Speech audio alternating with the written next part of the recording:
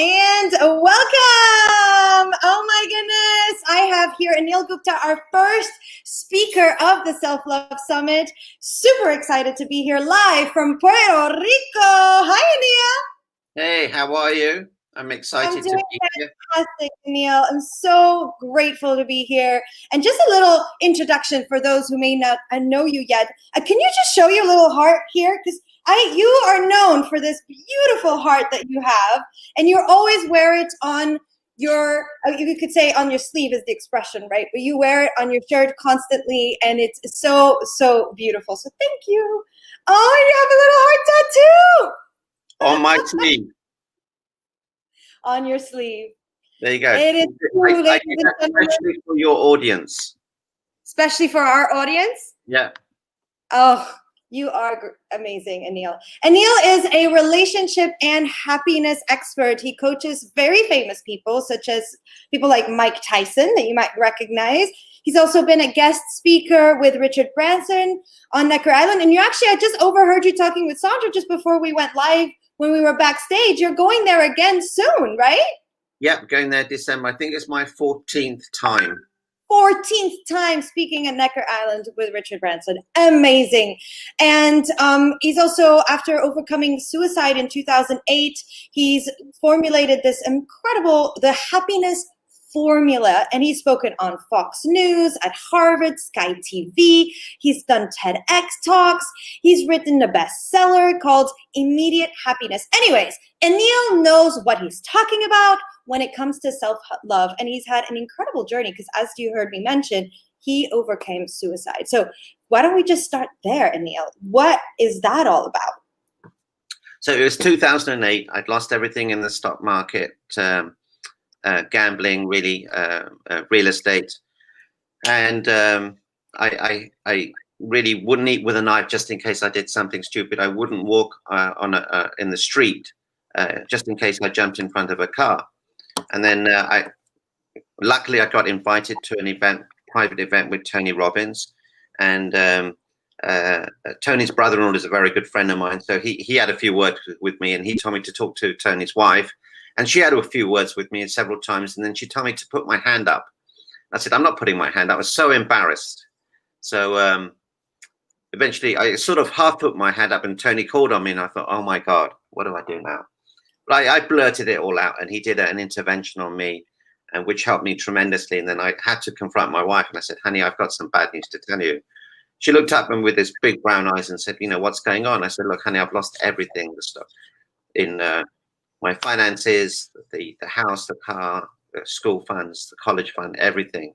And she looked up at me and she smiled. And I said, what's going on? Did you not hear what I said? She said, honey, I knew something was wrong. You were behaving strangely.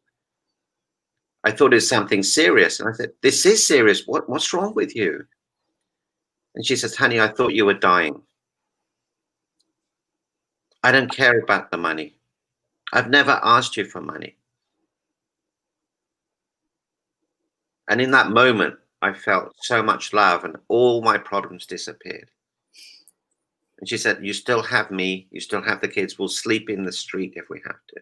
When you have love like that, when you have support like that, I'm invincible and have been ever since. It's the most beautiful thing. Love for others, love for yourself is everything. Love for others, love for yourself is everything. Can we talk a little bit about self-love? What does that mean for you? It means that you can look in the mirror and be happy with what you see. Be comfortable in your own skin, not beat yourself up. And honestly, you will always beat yourself up. You know, don't kid yourself, but don't live in that world. It's okay to beat yourself up and then tell yourself the truth is, I'm a lean, mean love machine. I love myself. I will get over this. I'm bigger than this. It's okay. See, we need the yin and the yang. We need the tall people to appreciate the short people. So when you're upset, it's okay. But the other side of upset is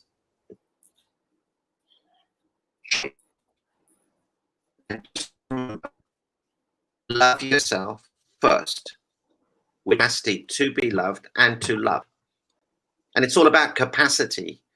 Increase your capacity, and you have immense capacity, way beyond you've ever imagined.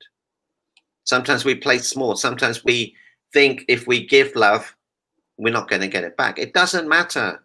Love is unconditional. Your self-love is unconditional. The love that you have for yourself is unconditional. You don't have to have a reason to love yourself. Just do it. Be it. So one of the things you said that actually, hi Yvonne. Oh my goodness, I love all the comments coming on. We have Sylvie, Carla Rose, Rick Martinez, good morning. We have Sev, Lisa, Yapit, Jill, Mona. Oh my goodness, love you ladies and gentlemen. There are some rock star people out there. All of the people you mentioned are love people and immensely loving, caring, giving. Yeah, so true. One of the things that you mentioned that was really a realization and hit home, and I think Sandra actually pointed it out in the comments, you will always beat yourself up. We need the yin and the yang.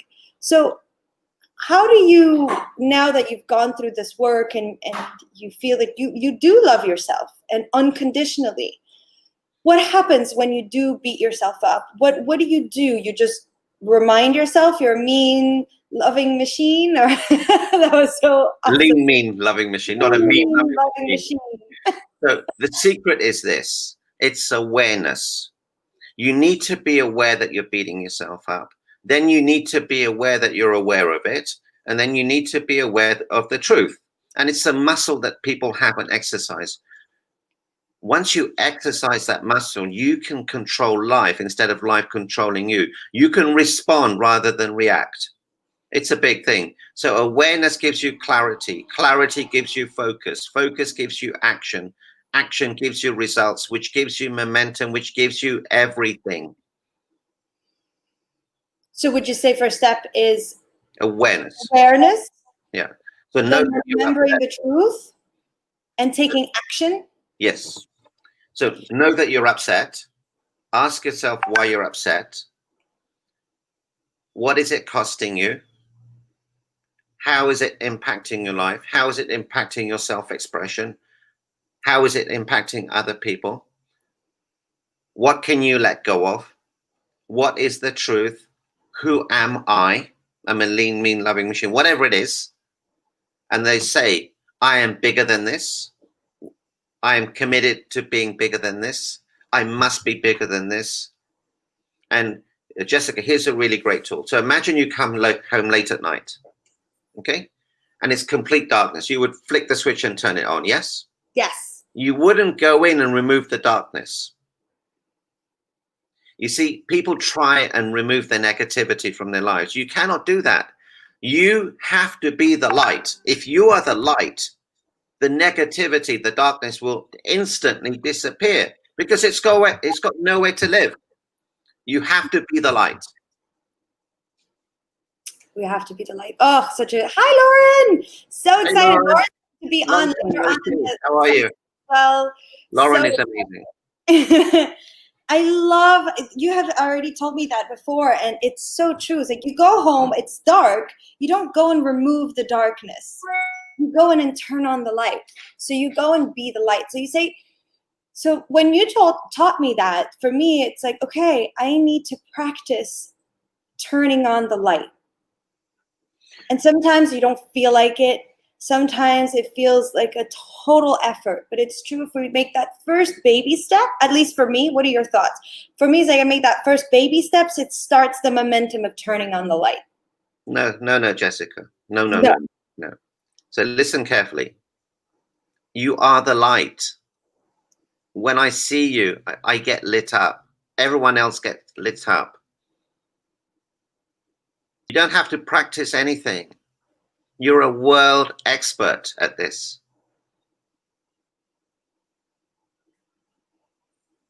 So the distinction is awareness and remembering.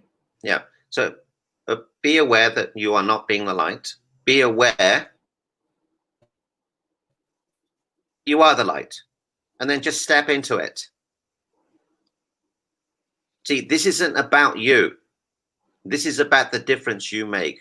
You have to remove the ego, the fear, what other people think of you, the stories, what you're telling yourself. You're not good enough. You're not smart enough. You don't belong. There's something wrong with you. You're not lovable. You're not worthy. You have to get rid of those stories by just being the light. Okay, so repeat after me. Ready? Yes.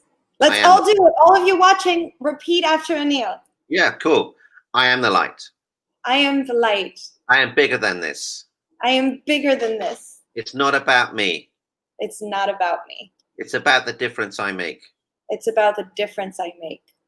I'm on a mission. I'm on a mission. I change lives. I change lives. I am unstoppable. I'm unstoppable. I can do this. I can do this. I can do this. I can do this. I am bigger than this. I'm bigger than this. I must do this. I must do this. I change lives. I change lives. I make an impact. I make an impact. People always remember how I made them feel. People always remember how I make them feel. I light people up. I light people up. I am the light. I am the light. I'm ready. I'm ready. I'm ready. I'm ready. I can handle this. I can handle this. I always have. I always have. I always will. And I always will. Yes! Yeah. I love me. I love me. I love me. I love me. I love me. I love me.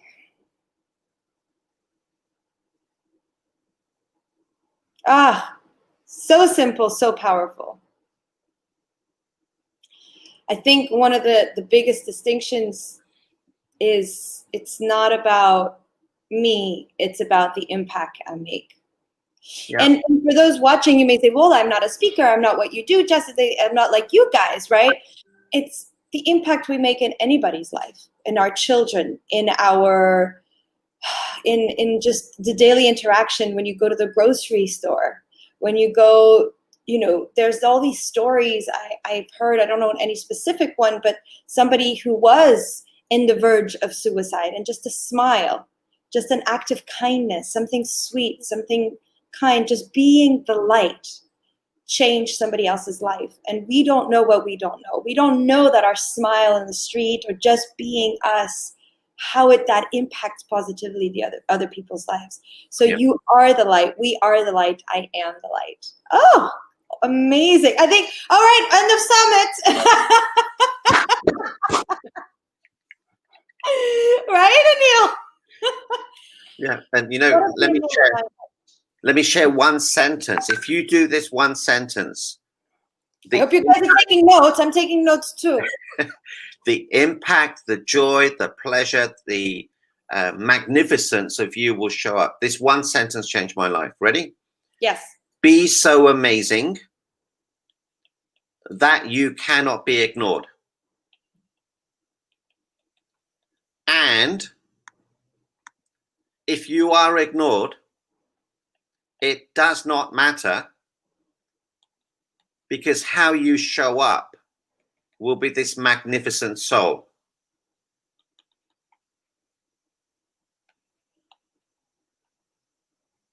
Because how you show up will be this magnificent soul. Everything changes. You show up differently, you show up more excitedly, more joyously. Your ability to give and receive will increase. People will always remember, wow, that was an amazing person I just met.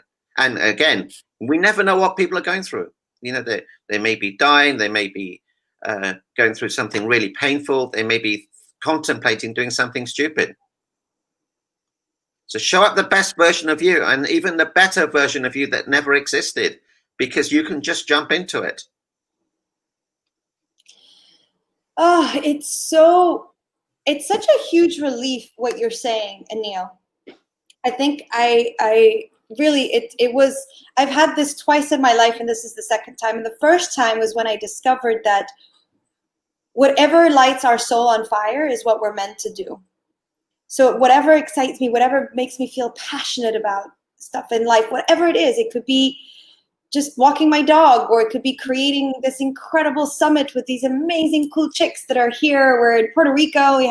We're all in different rooms and having you. And this is such a purpose-driven summit, and so, so grateful for you. That for me, when I realized that the passions that I have within me and that we all have within us are meant for us to live. Otherwise we wouldn't have them. Right? We're made so well, right? We breathe, our heart beats, it all happens for a reason. It all works. And so if we have a passion, and that was a huge weight lifted off my shoulders, where I'd like, oh, I don't have to decide. I just have to feel what feels good and what really drives me. And then now today, where I don't need to do anything to be the light. Because I remember last time we even talked, it was like, I'm when I go through challenges or I start beating myself up, I start going, okay, what can I do? What are the tools I can apply to like be better, do better, grow more, and even like be so amazing that I cannot be ignored. The thing is, the huge weight that you just lifted off my shoulder, and I think of those who are watching, and I really hope you get this distinction. You don't need to do anything. You just need to be the light that you already are. Oh, thank you, Anil. What a beautiful gift. And it is so true. Was it a journey for you? Was it a journey after you went through what you went through? You told your wife, I lost everything. You were really this close to suicide.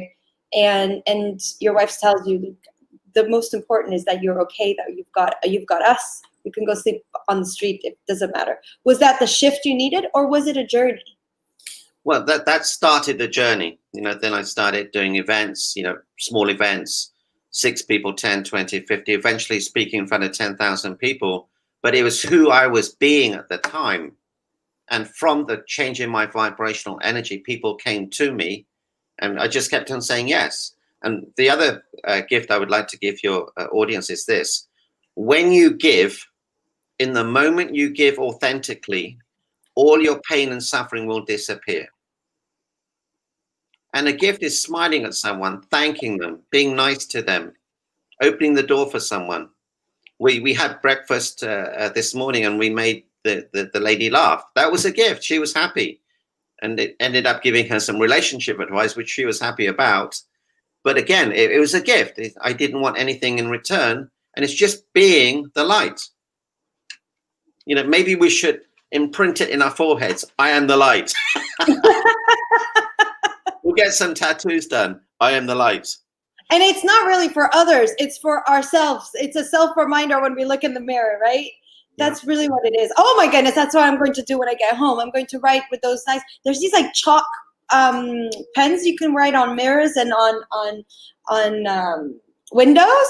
I am the light. I already am the light.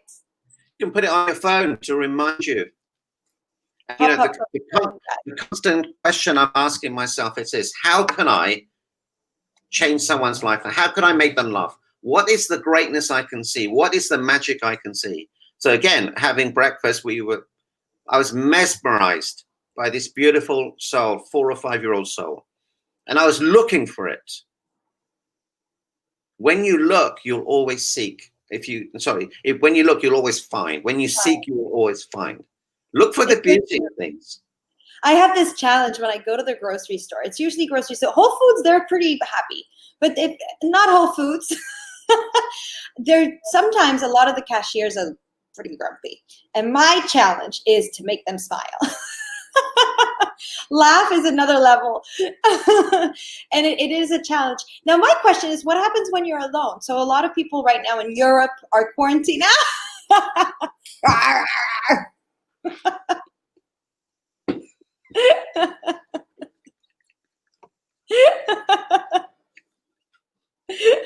love it. I always get a table. Oh gosh, you just switch your mask. Yeah, I what I can imagine is you're at the cashier, you've got that one, but you want the blue boring ones, right? And all of a sudden you're like, how fun! How fun! That's the other secret. Laugh. The more you laugh, the more energy you get, and you seriously. Don't take things seriously. How And beautiful. what other people think of you is none of your business. You know, don't worry what other people think of you. It's okay. Yes, it's okay. As long as you are being you, authentically being the light, sharing and giving. So a lot of people, Anil, right now, especially in Europe, are going back to lockdown. And some may be alone. For me, I know I realized as an extrovert, I feed off being around other people. Right now, I'm so in heaven with all these amazing, cool chicks. Hi, Angie! Amazing, cool chicks around. And it feeds me up. But I know that when I'm alone, I start overthinking, and I have all the negative self-talk can come. And so how do you, and we have Zoom where we can support each other, but when you're alone, when you're really alone and in your own thoughts, you just again remind yourself, I am the light, I am the light. Like, what is it? What advice can you give us? So it's not a lockdown. It's a self-reflection time. See, we have to be careful the language that we use. Lockdown, it means you're in prison. You know, no, it's self-imposed thinking time, working on yourself. So learn something, learn a new language, work on a new habit. If you decided to do one new habit every month, like I've been getting up at 4 a.m. It's difficult at first, but you get used to it. That gives me an extra, 12 weeks, 15 weeks a year. So work on a new habit every month. In a year, that's 12 new habits. In 5 years, that's 60 new habits. Can you imagine the compounding effect of that on your life? Learn something, go on YouTube, do something, work on something. And, we talk about social distancing. I don't believe in social distancing. It's physical distancing, what they're saying to you. I would become more sociable. Like today, we're having an event with our family where we honor the elderly people in our family. We don't wait till they die. So we've got about 100, 200 people honoring an 89-year-old woman today with stories and conversations. And we're going to record that so that she can watch it again and again and again and again. And this is what people do. They play old stories again and again and never sick of them. Why not create brand new, empowering stories that we can play back again and again and again? Oh, playing empowering stories. So that's by creating new habits? Well, it's just changing. It's a reframe. If, say, Jessica, if I told you a joke, you would laugh. But if I told you the same joke 50 times, you wouldn't laugh. But we play the same scenario. Oh, he did this to me. She did this to me. They did that to me. Or this happened. Just say, you know what? I'm sick of that story. I'm going to make up my own story. The day my child was born, the day I got married, the day this happened. I'm going to make of that. And I'm going to play it all the time. And that's the light. That's you being the light. You showing up in the light. So replaying the stories that bring us more light. Yeah. Write down 50, write down 20 accomplishments you made in your life, and go back to those moments and relive those moments. I promise you, you will feel amazing. Creating new stories that are empowering. So true. So true. And it's okay. And so you still beat yourself up, Anil? All the time. I'm not smart enough. I'm stupid. I could have done better. Why didn't you pick that up? I'm human. Everyone's human. And if anyone says they never beat themselves up, I don't believe them. But don't live there too long. It may be 3 minutes, 5 minutes. That's it. I don't need to do any more. But then I focus on, wow, this is what I have, my wife, my children, I looked at an apple yesterday and I thought, what a magnificent fruit this is. It gives so many nutrients and it's never thanked. I thanked the apple yesterday. Look for it, be it. It's easy sometimes because of some habits, I don't know why, but to go into forgetting how amazing our life already is and all the beauty that's already in it. And focusing on I don't know why we do that. We focus on the stuff that aren't so good. We look at the darkness. Because we're good at it. Yeah, we're good at it. That's the muscle we've developed. You know, we need to exercise 3 muscles. One is the muscle of giving. The other one is the muscle of being grateful. And the third one is we have to grow. If you do those 3 things, your life will completely change today. Don't wait. So 3 things you're going to give give? your time, your energy, your love, your commitment, your money. I can give you my account number if anyone wants that. The second G is you have to be grateful for what you have. And the third G is you have to grow emotionally, physically, spiritually, mentally. If you do those 3 things, your life will completely change. And whenever you're feeling sad, ask yourself, which of those 3 Gs is below the rest? Always work on the lowest G. Is it giving? Is it growing? Is it gratitude? And everything will rise. These are tools that you can immediately implement. I love that distinction. Always work on the lowest one. So the one that comes less easy for you. Yeah.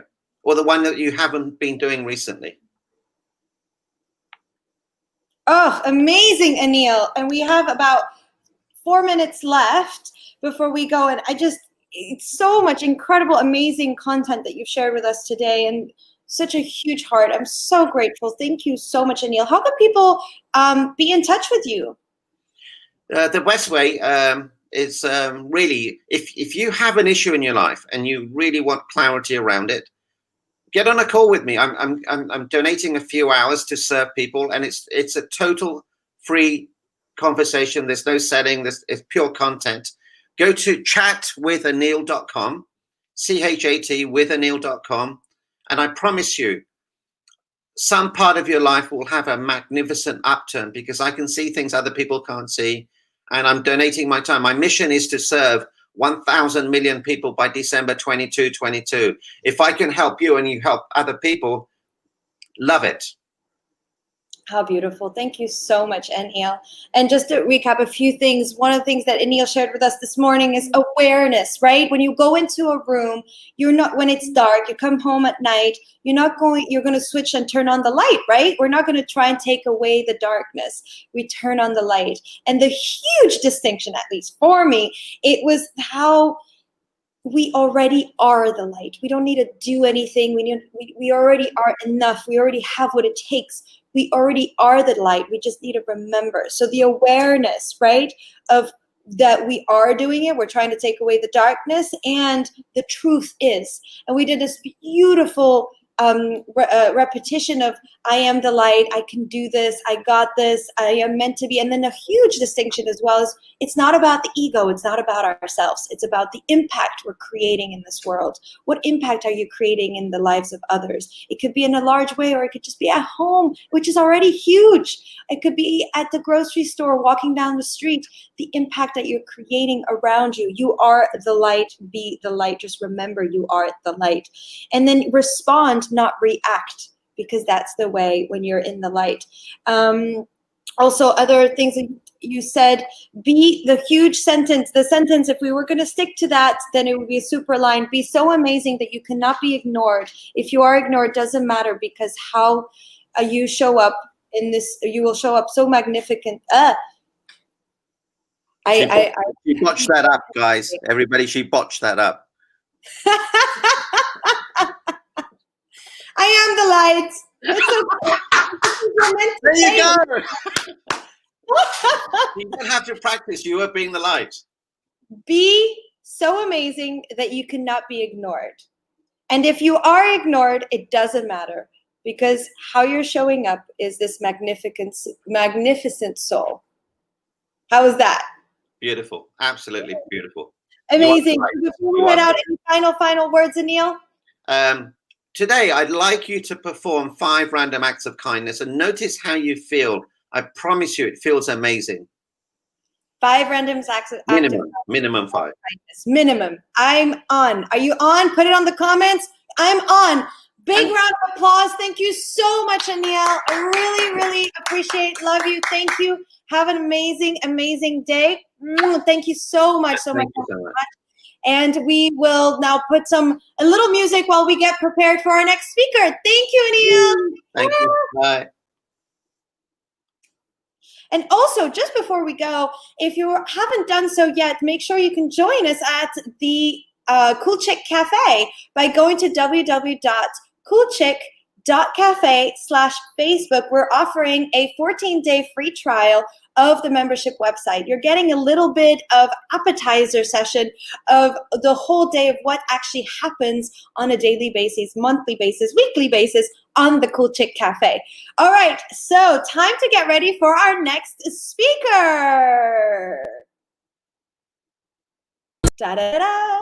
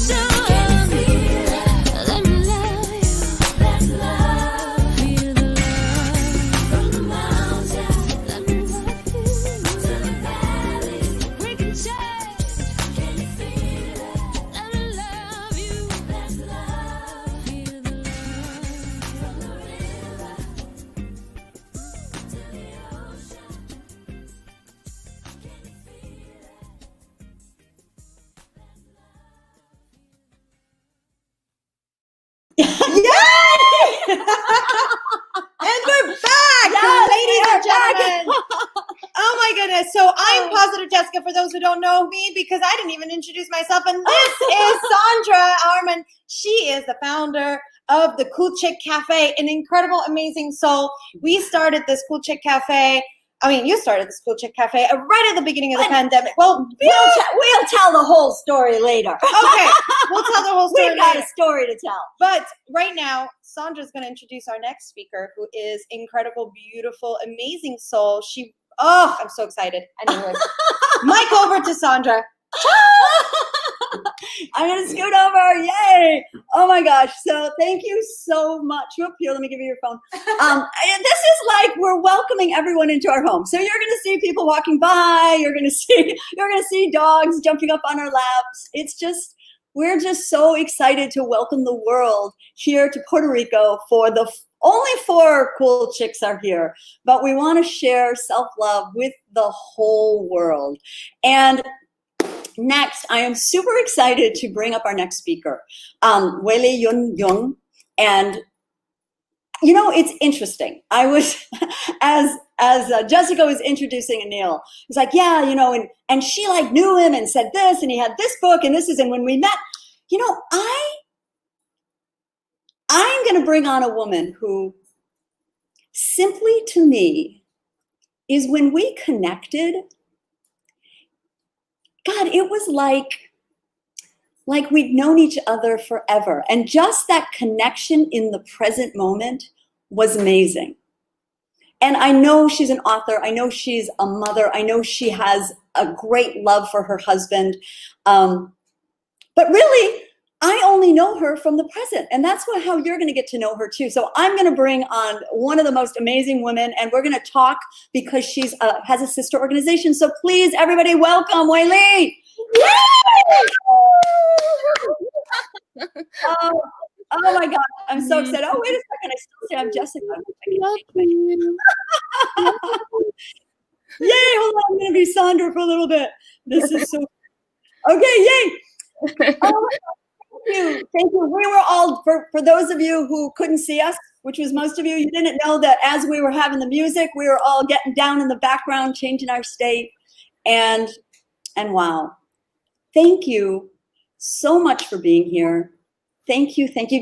And you got a chance, I saw you watching Anil. Wasn't he amazing? Oh, absolutely. Anil's like my brother, you know. When I first joined the Plaid, I called him because we both live in Orlando, Florida. And I said, I just joined the Plaid. Anybody in this area? Actually, I posted in the WhatsApp, in the group. And then he called me. That's how we met. So we met about 8 years ago. And his children inspired my kids. So yeah, beautiful soul. Beautiful, beautiful, beautiful soul. And we're getting people commenting, sending you love. So happy to have you here. Let's see. Sending you love, goddess resilience. Oh, goddess of joy. Yes. Oh my God, Serena, yay. Let's see who else. Here we go. So many people. I can't even keep up with how many people are saying hello to you. So happy to see you. All sisters. Yes, yes. Oh. You know, I think the way that I got to really connect with you is through your Athena Sisterhood group, right? It's a group that has thousands of women all over the world and is expanding, right? I think I saw that you're expanding into Europe now. Is that true? Yes, we started a French branch. Wow, that is so amazing. Can you tell us a little bit about Athena Sisterhood? Because that is kind of the topic that I would like to explore with you today as kind of two founders of organizations for women to support other women. I feel like there's an element of self-love that it would be fascinating to talk about. But before we get started, can you explain to everybody what Athena Sisterhood is, how it started, how they can join, and let us know a little bit more about that? All right, sure. Any sisters can join. So anybody from anywhere can join the sisterhood. And how it really started is really, it's my personal journey searching for sisterhood. Like I grew up, does not really have a girlfriend. I have a little sister biologically, but I don't have anybody who I call a sister who's my peer group. You know, I grew up really being very masculine, own my own business for many, many years. And then how it really started was this school called School of Womanly Arts. About 4 or 5 years ago, actually, I started to learn from Regina, our teacher. And there, a group of women, they just helped me, like really. Anil was talking about being the light. See, my goddess name in Athena Sisterhood is called Goddess of Light. But it's not going to be light all the way every day for us, right? Even though we have the light within us, but there's going to be dark moments. There's going to be dark emotions. There's no emotion that's bad, but those are dark emotions. So I found through my sisters, they were really able to let me become even lighter, because when I had those dark emotions, everybody was just holding space. You know, you don't have to worry crying into pieces. That was really my inspiration. I went to China to teach for a few years after my own company actually went through the whole bankruptcy, everything, right? Like my whole world crashed down. Then I came back to here. I said, what would I do? Like, I'm going to be 50 soon. I got to do something. There's a fire burning within me. It was going to be called the Doll of Love. So Athena Sisterhood is born of love, like the way of love. And then last December, we went to Assen to visit.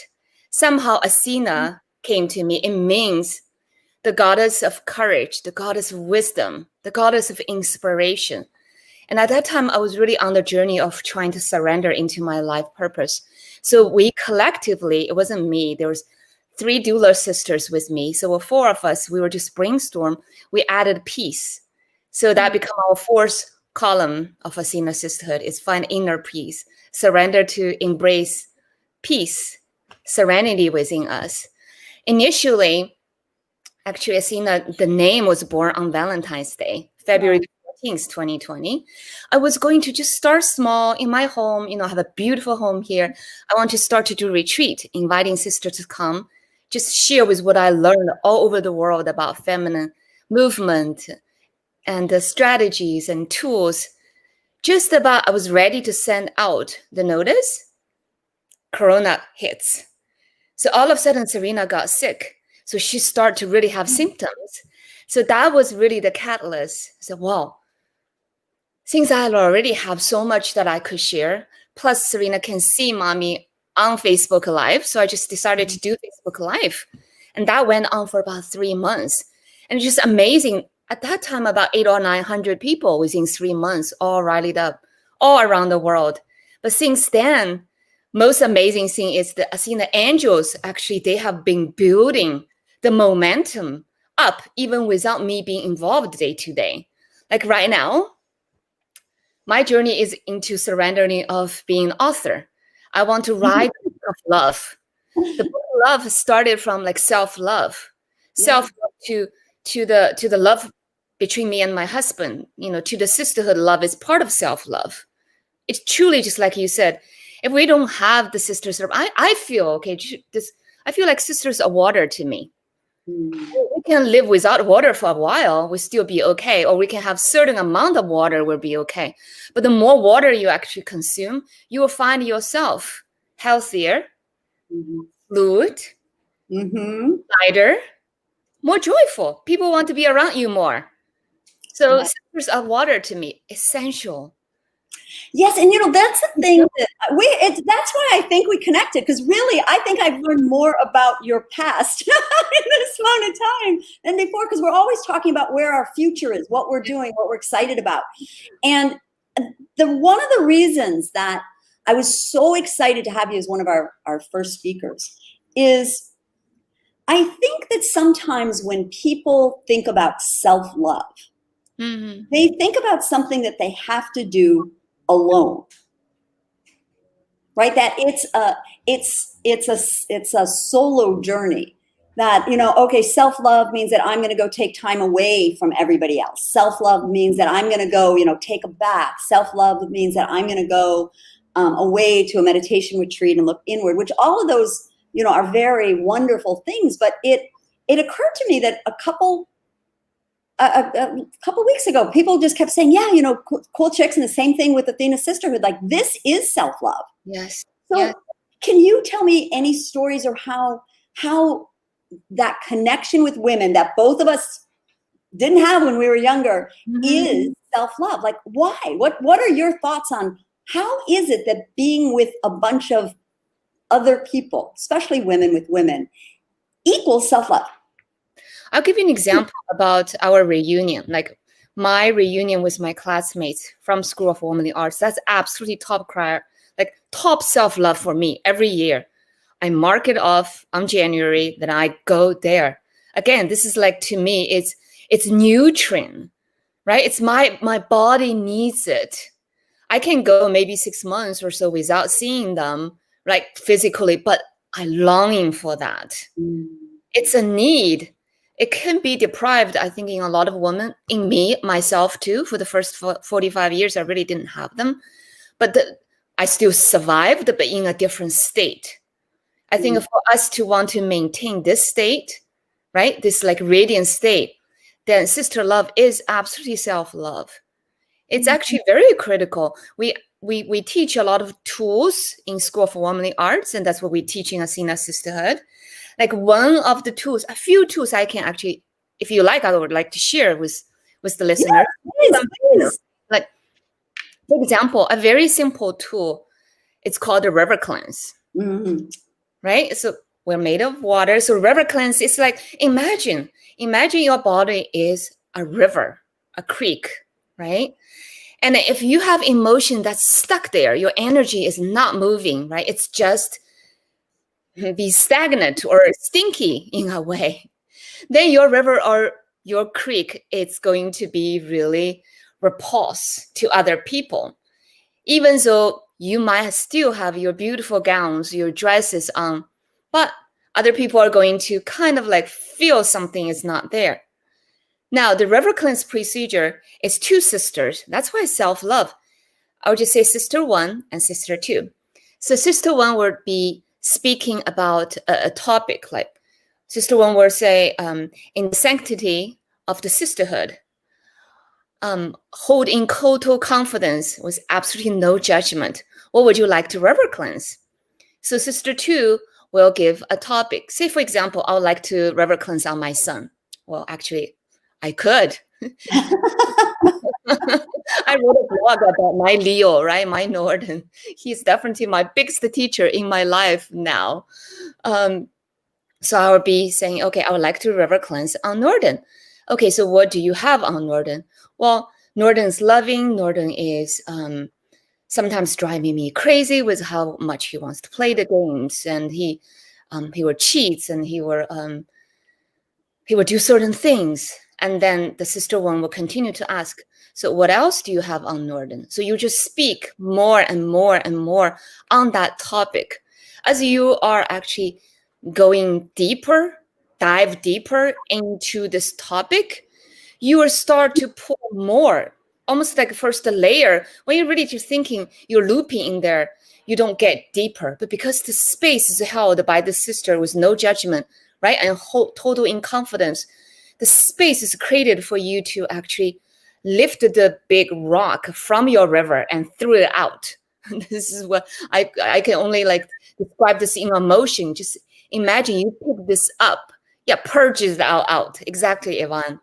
So purge everything out, like you're vomiting almost, right? Like it's all out. So by the time you finish doing that, probably for 5 to 15 minutes, that's what we recommend, a standard procedure. We call this a beautiful state sister. Your beautiful state sister will hold space for you. So you after the 15 minutes, and then she'll ask, so now may I have a trinity? A trinity is a brag, a gratitude, and then a desire. Because in the end, we want to have this sister who is in a like really low state, who was in a frustration state, who was in an angry state, come out with your help to a much higher state, meaning grateful, meaning like really have all these desire for the future, and also just in the present moment.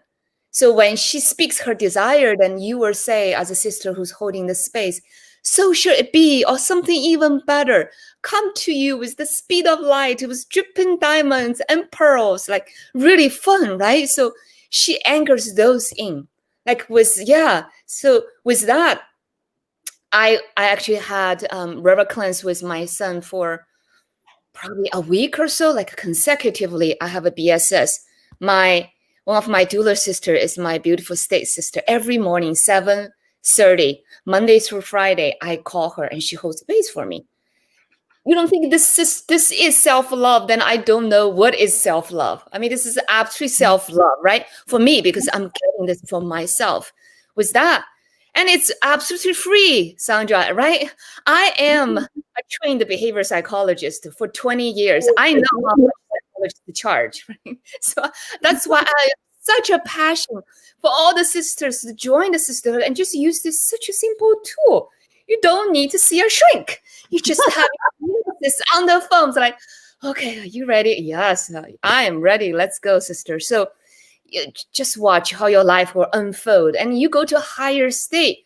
But then something else will come up, because we live in, it's never you will be in a state you're just so zen out. It's all zen and there's nothing will bother you. I don't know. I'm not in that state yet. I don't think I will. Right? Yeah, I think it's just how we are, right? It's the epic flow of life. But I do believe that we're going higher and higher up and going that way. But still, there's going to be downward times. And that's where we need a sister to help us to get that sister love, which is self-love for us. That's so beautiful. And I thank you for sharing how that all works. And we had said when everything got settled down that you were actually going to come teach the cool chicks how to do the river cleanses. Because when you told me you were doing it every day, yes, like, wow, what a way to start the day. Every day. Exactly.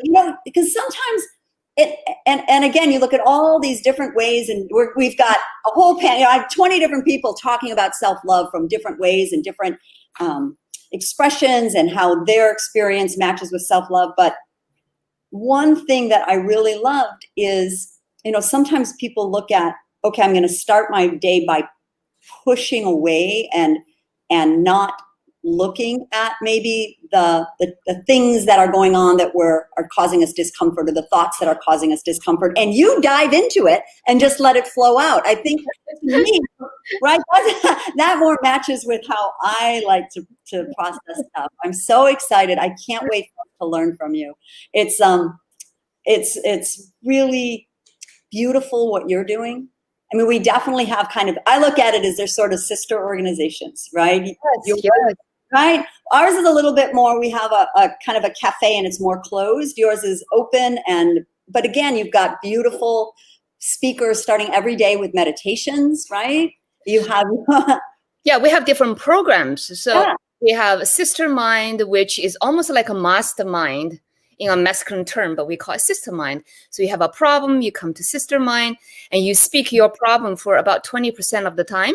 And 80% of the time, sisters just give you hallucinations. Yeah. It's not solutions, but just hallucinating, right? Take it or not, but it's all from love. And you walk out with like, wow, I have never thought about from this perspective.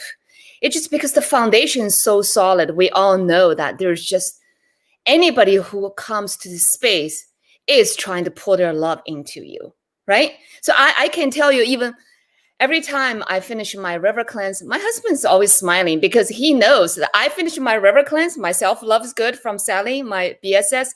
He doesn't get any of those. He's all good. Otherwise, I'll be going to him, right? So ever since I started river cleanse, I started in January, like right after our reunion this year. I started in January. That's how all these actually downloading starting as well. Imagine when you purge out these things that you don't want from your body, now you have space to create. When the sister's asking, now give me a trinity, right? And you speak about I'm bragging. Well, that's the past. I'm bragging that. I'm really grateful for the present moment, right? And then I'm going for the future. Then these ideas are starting to downloading. This has everything to do with the birth of Ascena Sisterhood. So absolutely, I couldn't say more about these tools. Then also on Sunday, we have the Wisdom Circle, which is sisters get together, again, practicing these tools. But I just spoke of one very simple tool, but there's the other tools. Sometimes there's more sisters holding space and ask the same questions in turns. And then you'll find, well, that's interesting because the whole group now we're doing the river cleanse on money. And then you'll find out this whole group has different way of thinking about money. I just learned so much from each sister. It's like almost we have different, we grew up all differently, right? We have different backgrounds. So each sisters bring their pearls into the sisterhood. And then we help them, everybody pick up and make their own necklace. It's a pearl necklace. That's how I see. Hello, Jessica. Hello. Hi, Light. I watched you yesterday doing the Facebook Live. I'm like, oh my God, I can't even help but typing her. Oh my God, your radiance just so bright. Isn't it amazing? All the way from Florida. You are in, yes, Puerto Rico. So bright light. Thank you so much for being on with us. Really appreciate you, everything that you do. So grateful that you're here with us. And yes, okay, we have to meet up in Florida. I live in Miami, so there you go. Oh, that's right. That's right. You guys are so close. I actually have one last question for you, and it's one more minute. Okay, one more minute. Have you found that being in this, how did Anil say it? Like we're in a reflection stage. Yes. That has helped you in any way to connect more with more women? Even though you can't have those retreats, have you found a silver lining in this? Absolutely. Think about it. Even though I have a pretty big home, I was thinking about 16 girls in my house should be enough, ladies. Mm-hmm. But because we went into this lockdown, all of a sudden my home opened up to the whole globe. Yeah. This is how amazing it is, right? Like from this and now there's limitless. Not only physical limitless, I think my even way of thinking has expanded so much, right? Before it was like, oh, I have to figure everything out. I only know so little. I really only know a little bit about what I know. But now with this unlimited thinking, There we go. We don't know where we're going to go, but we Yeah. know collectively we're going higher and higher. Thank you so much, because that's what I'm seeing too, is that we can now be everywhere, all over the world, connecting with women across the globe at such an intimate level that it's crazy amazing. So yay. Amazing. Thank you so much, Weili. We look forward to having you on many more Yes, times yes. with us at the Cool Chick Cafe. Thank Ladies and gentlemen, Weili, please give her some love in the comments. Please, please, please. We love you, Weili. Yay. Thank you. Take care. Love you. Love you, Sandra. Thank you so much. Thank you. Have fun. Bye. Thank you so much. Bye, Weili. All right, ladies and gentlemen. Here we go. Oh my goodness. And today we are full. The schedule is back to back to back to back. And we already have our next amazing speaker on the back end. But wait, don't go away. I'm not going away. We still have about 4 minutes. And so Oh, we have 4 minutes to tell you about this Cool Chick Cafe we keep talking about, right? Because you're like, what is this Cool Chick I know, Cafe?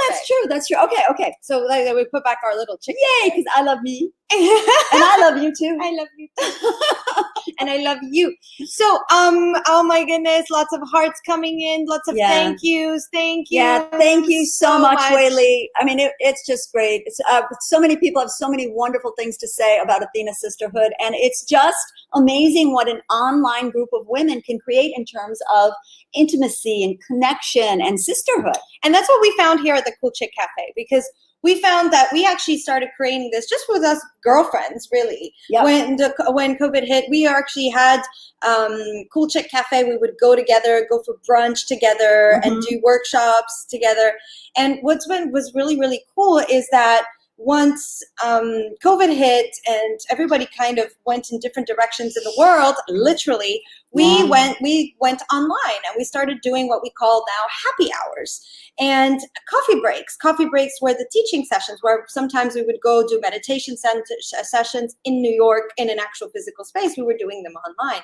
And Sandra was so brilliant at creating this online network of membership area where all the cool chicks could get together and start chatting and also have the recordings of all the teachings. And so we have the Cool Chick TV now that was born, and we have a whole collection of episodes on there and different topics with all the experts that we have that come speak to us. And we have the happy hours. Those are not recorded. Those are really to just show up and just be. And like I think you were talking about, it's really a place to just, that's really the best description. It's the place we can just, our feminine energy could just, and be. And sometimes the happy hours aren't that happy. They're just cry, tears, laughter. It's just a place to be and show up authentically you and be loved at no matter what. Sometimes your gift is just to show up. And it's so beautiful. And so if you haven't done so yet, we're actually offering, normally we offer a 1 week free membership so you can have a look, participate. But here today, in honor of the Self-Love Summit, we're offering 2 weeks free trial. So if you just go to the Cool Chick Cafe coolchick.cafe/Facebook, you can log in and have a look at all the recordings, everything that we have on there. And you just say that Jessica or Sandra invited you. And like, because it is a membership by invite only. We want to make sure that we're all aligned, the same values, same. And if you're watching us, it's because you are aligned. Well, and everyone here has pretty much been invited by somebody. Yes, right. Everybody watching has been invited by somebody who's been invited by somebody. And that's one of the fun things about what we've done at Cool Chick Cafe is because we can trace kind of the lineage. Yes. I can see, I know this person because of this person, because of this person, because of this person. There's like all these little family trees that are available for us to see. It's really incredible, and it's grown. We have women in Europe, we have women in Asia, we have women in Australia, and so we have happy hours different times of the day because to accommodate the time zones, and it's just so beautiful. And it is for ladies only, but I know that you gentlemen actually love that because every time, like Weili was saying, every time our cool chicks go to a happy hour or participate on something, a coffee break on the Cool Chick Cafe, they come out more radiant, more happy, more joyful, and happy wife, happy life. So the men love that we have the Cool Chick Cafe too. So head on over www.coolchick.cafe/ Facebook, and you will have the membership. You just fill in your membership and you have a 14-day trial. You can cancel at any time. We would love to join you, and you can also request a tour. Let's give that. I think we should give them a private tour. When you sign up, you can reach out and we'll give you a private tour. So either Sandra, myself, or another cool chick will show you around the Cool Chick Cafe. Yeah, I think that's a really awesome gift. So we'll do a one-on-one session with you once you sign up. All right, so next speaker, time to get ready. I know Angie, our amazing Angie Maserati, please give her some love on the comments, because this music is made by a cool chick. And Angie is actually next door, is lighting up all our music, amazing music, and it is her music. So please, while we get ready with our next speaker, who's already backstage, I see you there. We will put a quick 31 minutes song from Angie, and we'll be back with our next speaker. Sounds good? Sounds good. Love you. We'll be blessed and not cursed. In our hearts lies a thirst for His love.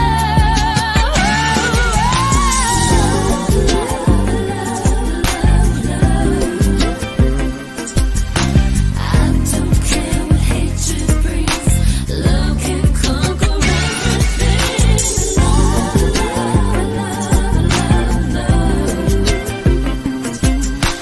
Can't you see what love can do? I know you can feel it. Hello, I'm back. Oh my goodness. All right, let's move this chair. Hi, Bodhi. I have my little puppy here with me too. Okay, so ladies and gentlemen, today I am so excited to introduce this next speaker. This next speaker has transformed not only mine, but a lot of the Cool Chick Cafes, Cool Chicks lives. One of our Cool Chicks, actually here based out of Puerto Rico, joined the Cool Chick Cafe a couple months ago, and she actually went to watch his recording, and it totally shifted her perception and created immense value just by watching this recording. He's live I already say he, so you guys know already who we might be.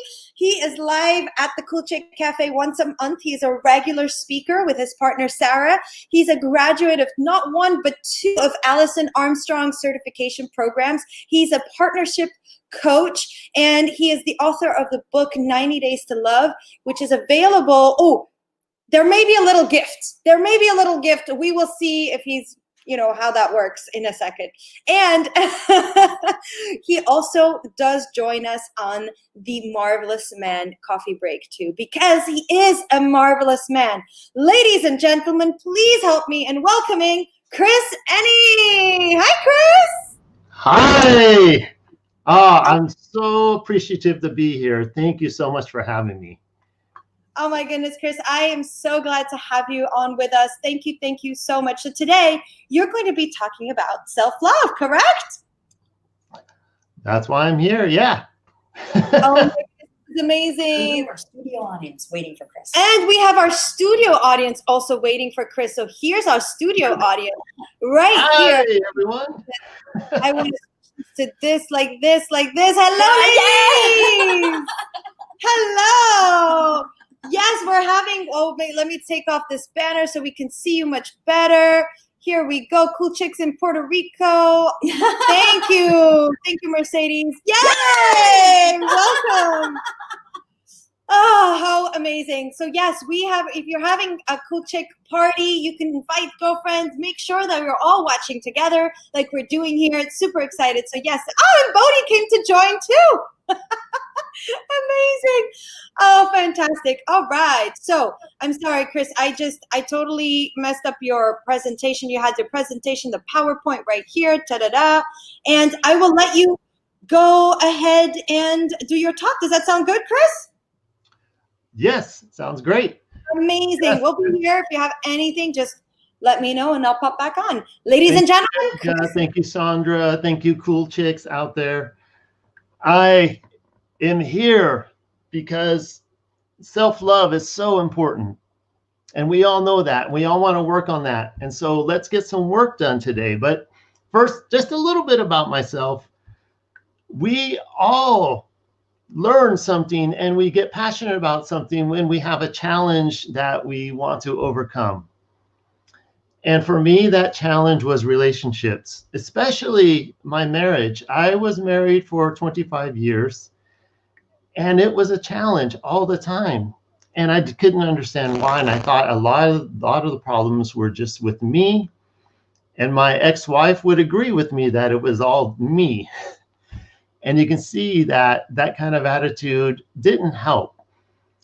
And what I started to learn in challenging myself to learn how to create a better relationship was how to love and how to connect. Those weren't things that I had learned as a child, and those weren't things that came natural to me. So I dived deep into really studying what that was. But a few things about other things about myself, like now I am within a great relationship, and I have a picture here of the love of my life. Yes, that's my piano. Yes, that joke was cleared by Sarah, the real love of my life. Here she is. That's my Sarah right there. We have an amazing partnership where it's not about perfection. It's not about everything working out, but it's just about us working together and having these shared goals to feel love and be love and experience love with each other all the time. So at this point, let's dive into some work. So if you have a notebook, get that out. If you don't, you can answer these in your head. It's no problem. Let's do some love. The talk is going to be basically two things: letting go of what's in the way of love. We're going to talk about that. And we're going to talk about growing the love that's already inside of you. So really looking at it from two different ways: getting all the stuff that's out of the way, that's in the way of love, getting that out of the way, and then allowing what's in there to come forth and grow and get bigger. So now let's dive into these exercises. And the first thing on the left side of your page is I want you to write something you think you're bad at. Something that you think is just something that you think is bad. And then on the other side of the page, something you think you're good at. Just whatever comes to mind, the first thing that comes to mind.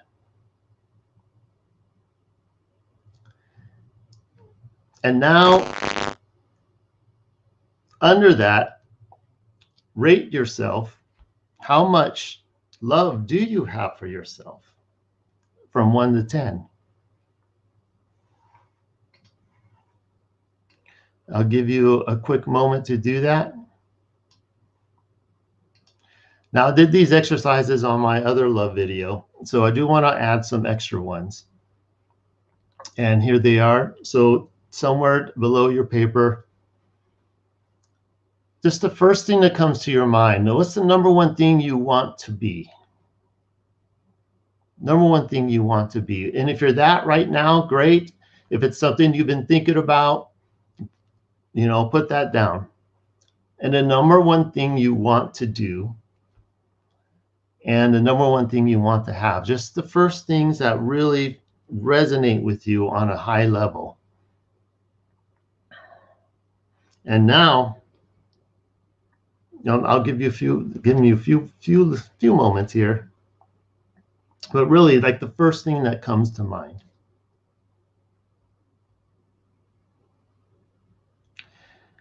And now, next to those, again, rate those from 1 to 10, where 1 is you're really far from that.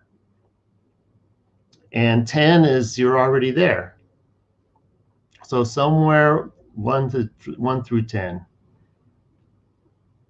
Just whatever you feel at that right now, where do you feel you're at?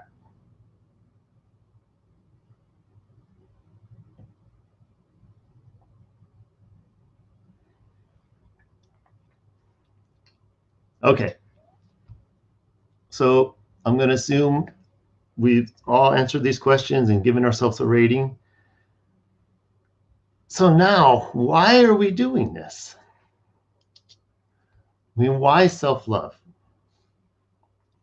Because we really all have some common reasons. I mean, we all just want to feel good. We don't want to have to worry about everything. We don't want to have to worry about our future or our safety, security. We want to know everything's all right.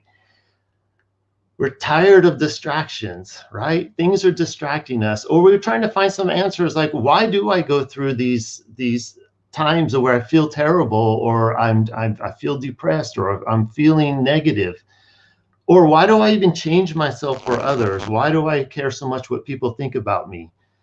And we just want to feel better. We want to live a purposeful life. We want to contribute. We want to have meaning in our lives and be happier. And also we want to have a great relationship.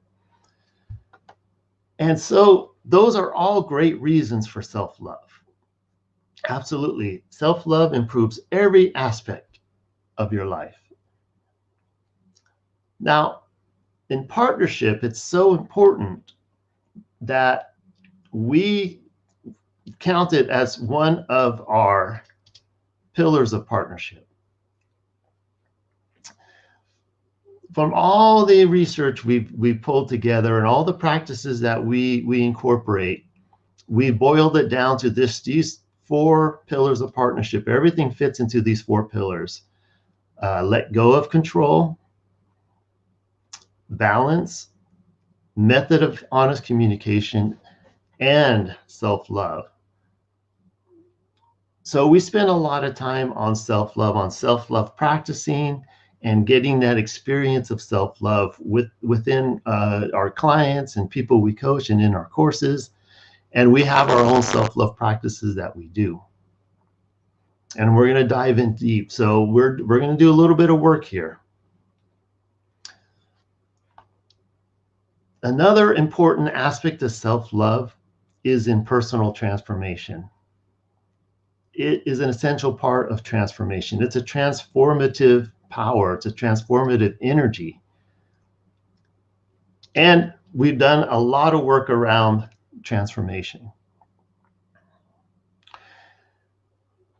Again, we've done so much research, courses, work on this that we have been able to boil this down into 5 steps. And most work you do out there, personal development work, it's all going to come down to really these same kind of 5 steps. And you'll hear this over and over again.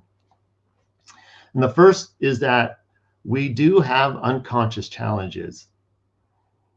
Those are there for a reason. And unconscious means, of course, we're not aware of them. So they live inside our brain, they live inside our memory, they live inside our neural pathways. We've picked them up since the moment we were born. Even prenatally, we've picked up stuff all the way to where we are now. And we have these challenges that we face, and we don't even know what they are. We just feel stuck.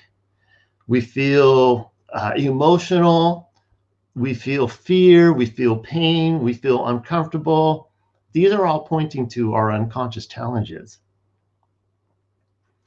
Then the next step is to become aware of that. And you've already heard today that awareness is an important part. It's really that initial step. And what you're becoming aware of is that unconscious challenge that's living inside of you, that's holding you back, that you can't break through. And then comes in self-love. That's why I have that little arrow there. When you become aware of your challenges that are living inside of you, and you begin to give love to them, mostly in the form of acceptance, you're accepting them. What starts to happen is you start to see a new possibility for your life. So you can see yourself healthier. You can see yourself in a very good relationship. You can see yourself in a fantastic career. You can see yourself surrounded by loving family. You start to see these new possibilities that we really all want, those common reasons that we all want to feel good. We all want to be accepted. We all want safety and security. We don't want these distractions. And we start seeing those new possibilities when we start to apply acceptance to our unconscious challenges. Then as we move towards that, we have to experience the pain, fear, or discomfort. That is literally what holds us back. And we'll dive deep into that by the end of this talk. And when you come out of that, you see a new truth for yourself.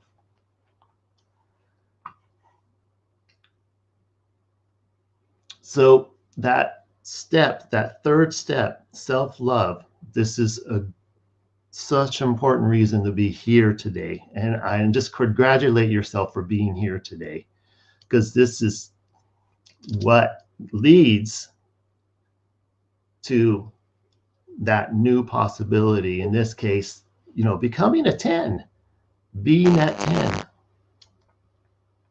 So first, let's talk about letting go.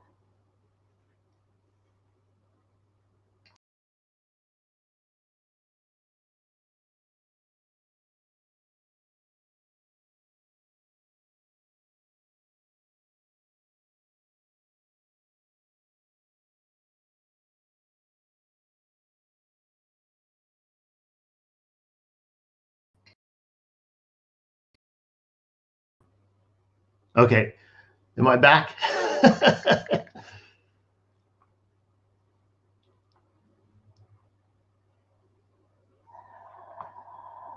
Technical difficulties, hold on here. I was talking on my own. I didn't realize my mic was off.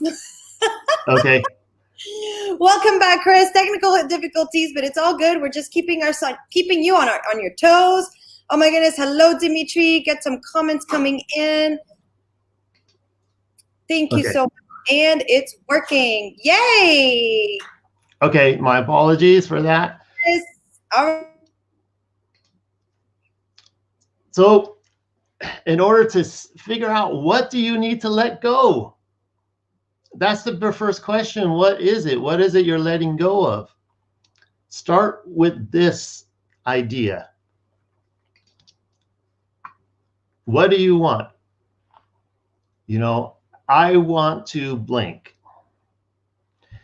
This is a statement of personal love. This is a statement of self-love. Not that you have to do anything, or you're supposed to do anything, or you ought to do anything, or you're expected to do anything. Someone expects you to do anything, or you believe you're supposed to do something. That is all primal survival. Once you start coming from that, that's all primal survival. And that's just going to kill your self-love. Self-love comes from who you are and what you value most. What do you really want? You begin to move towards that. Those unconscious challenges will get in your way, and that's when you get to move through them through self-love. So what do I mean by that? So look at the three answers you gave. What is the number one thing you want to be? What is the thing you want to be most? And how far are you there now? Or are you far from it? Or are you somewhere on your way? The reason why I ask you this is, like, do you know? Now, if you do know, great. You know, keep moving on that. If you're 10, what's the next 10? What's the next challenge that you can work through? But what's most important is really understanding who you want to be and who you are, and becoming that. And really, that's what self-love is about. Self-love is about who you are being. And self-love is about who you are becoming. Because in that journey to who you are and in that journey to who you're becoming, you're going to come up to the point where self-love is absolutely essential. And if you don't know, like if you had trouble answering that question, what do I want to be most? It's going to take some courage to come to that. And I really do believe one of the most courageous acts is to really choose what we want to be and go for it.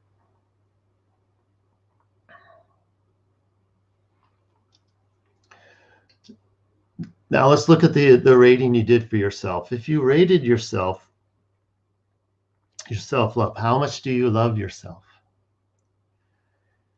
If you gave yourself less than a 10, it's time to really dig into why that is. If you gave yourself a 10, fantastic. You know, now what's next?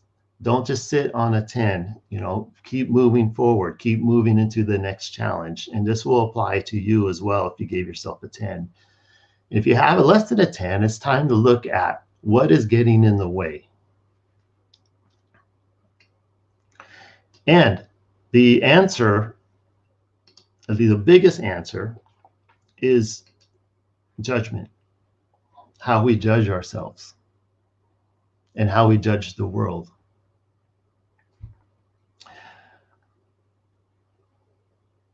Go ahead and look at those answers. What do you think you're bad at? It really didn't matter what you put down. What's important is that you see that that's a judgment. It's judgment based upon something that you believe and how you show up compared to that. So under every judgment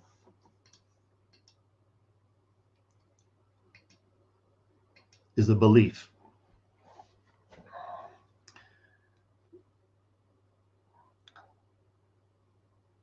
What we believe determines how we're interacting with the world. And let me give you some examples. I was coaching a woman, she's in her 40s. She was struggling with the relationships, going from relationship to relationships. And I'm happy to say now she's in one of the best relationships of her life.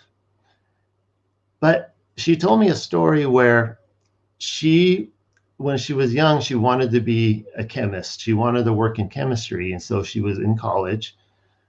And a chemistry professor told her that she wasn't smart enough to be a chemist.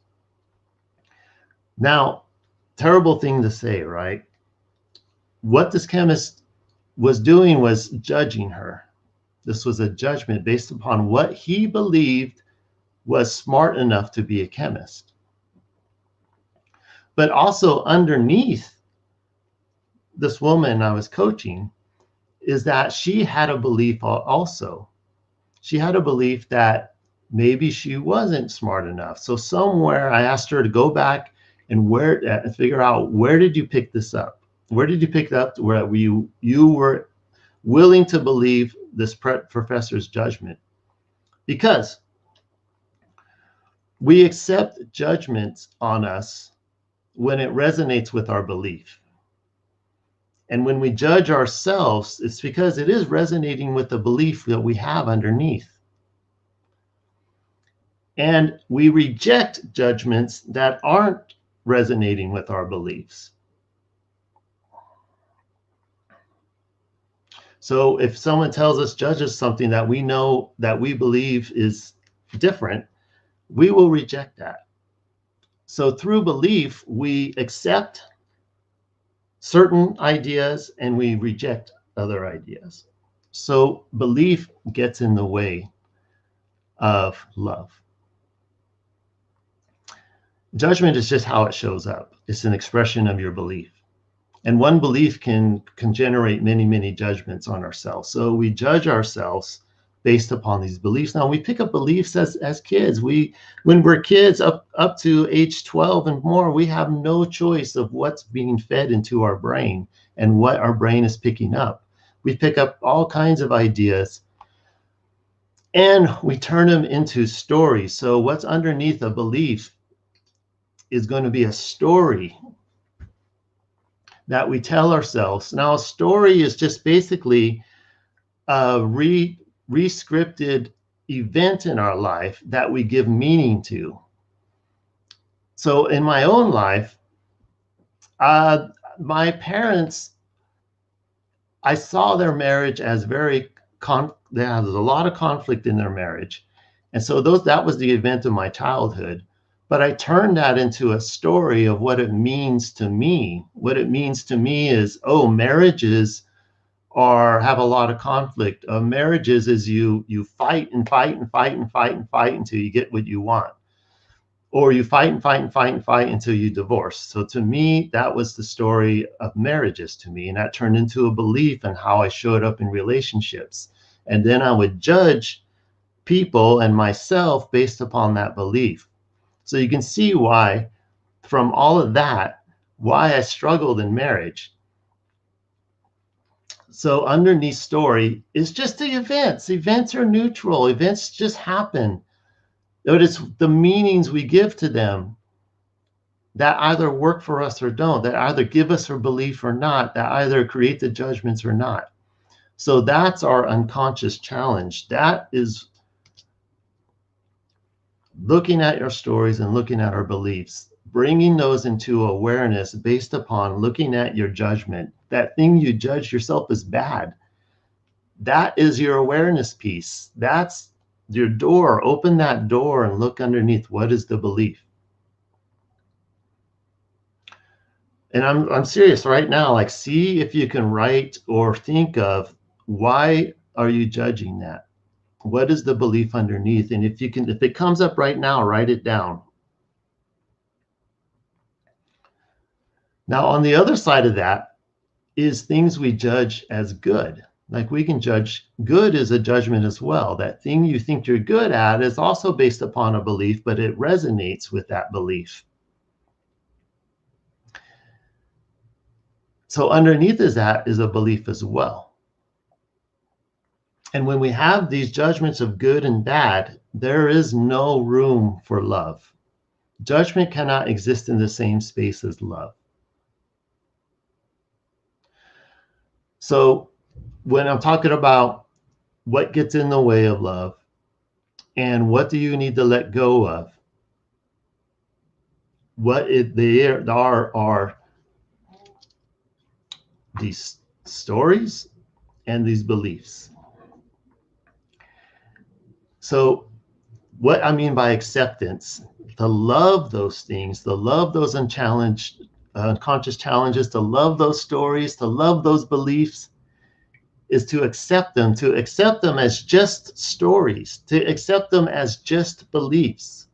And when you see it, that's just a belief and that's not how the world works and not how the entire world works. That you can start to see a new possibility. So for the young woman, I mean, the woman when she was young, and she got told that she wasn't smart enough to become a chemist, I challenged her to love that and accept that was a belief she took on. And when she was able to do that, now she could see, oh, I am smart enough. And that helped her now to be able to develop different skills and knowledge into creating a relationship that she can also see, hey, I was smart enough to be a chemist. I'm also good enough and smart enough and all of that to be in a great relationship. She started seeing all these new possibilities for herself. So when you apply love to your beliefs, the judgments disappear. And now in that absence of judgments, love can come in and fill in. So accepting that you have beliefs, accepting that they're from stories that happened in your life, you see new possibilities for yourself. And that will create more love within yourself to now go out into the world and create what you want. That's the beauty of it.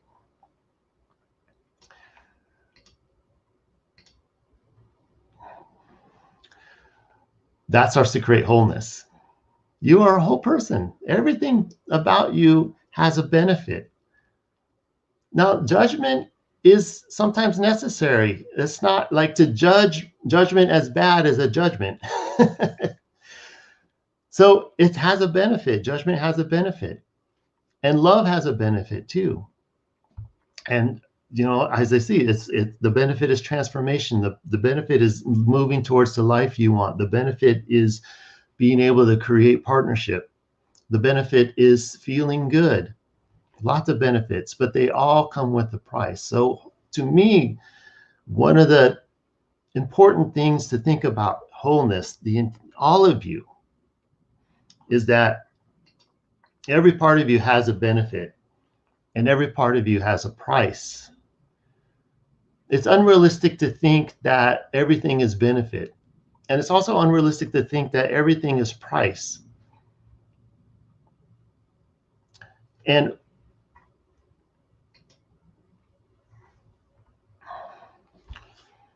the next important question is, what do you value most?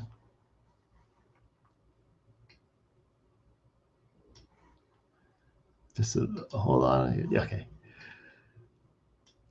What do you value most? This is a super important question, because value is going to come up in what are the prices you're willing to pay for love.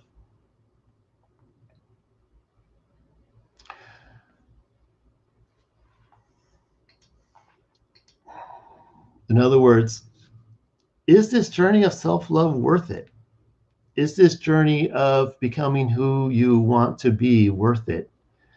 Is this journey of who you are and moving into your next 10, is that worth it? And you have to look at the worth it calculation. Is it the price that you're paying worth the value that you get? Like, if you're constantly paying a price and not getting value, you're going to feel like you're in constant challenge. You're going to feel, when you're paying a price and getting a low value back, you're going to feel cheated. You're going to feel down. You're going to feel frustrated. You're going to feel all these emotions, which are telling you that you're paying too high of a price and not getting the value you want.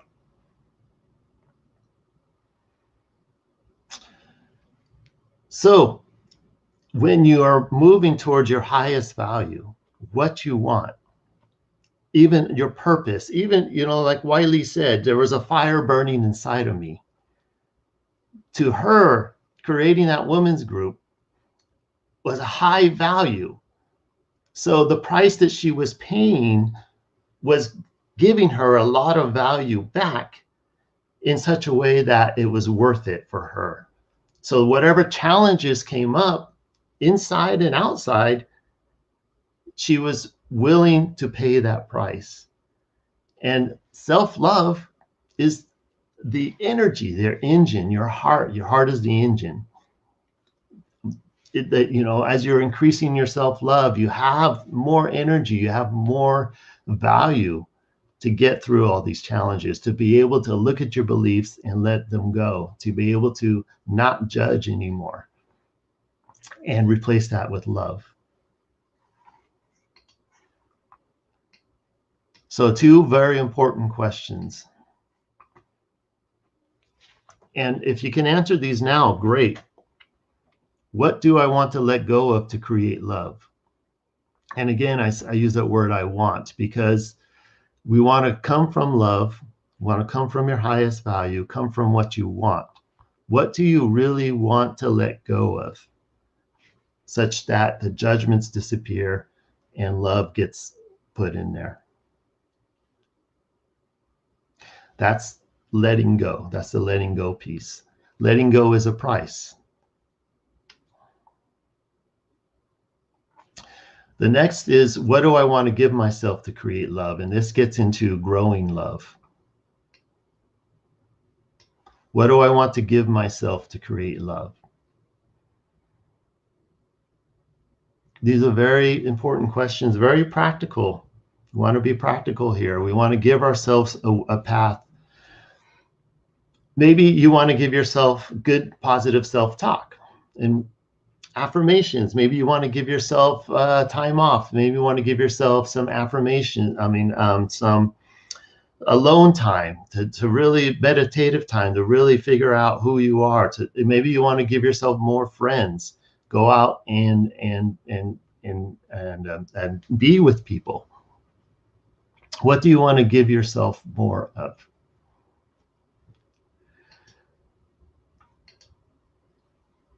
And we talk about growing love.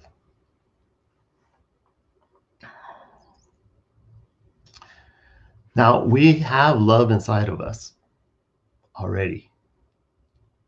It's there.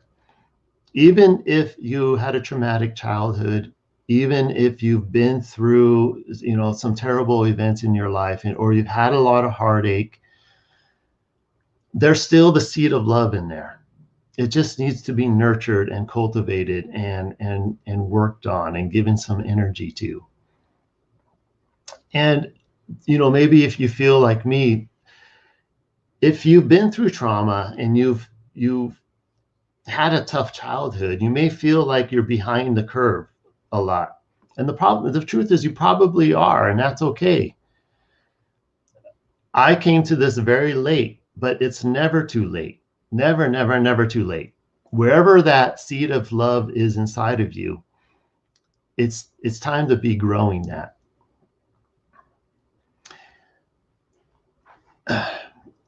And because this is really about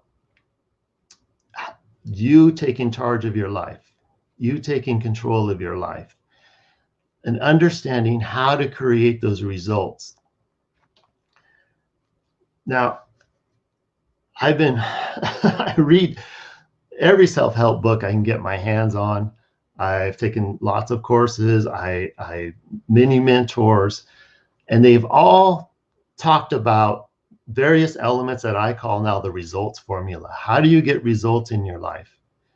And this always boils down to these same few elements. So no matter if you go out there and you read books, and I absolutely read some great books about love, take some great courses, talk to your friends, everything they're going to tell you is going to boil down into this results formula. So the first thing is your mindset. You have a certain mindset.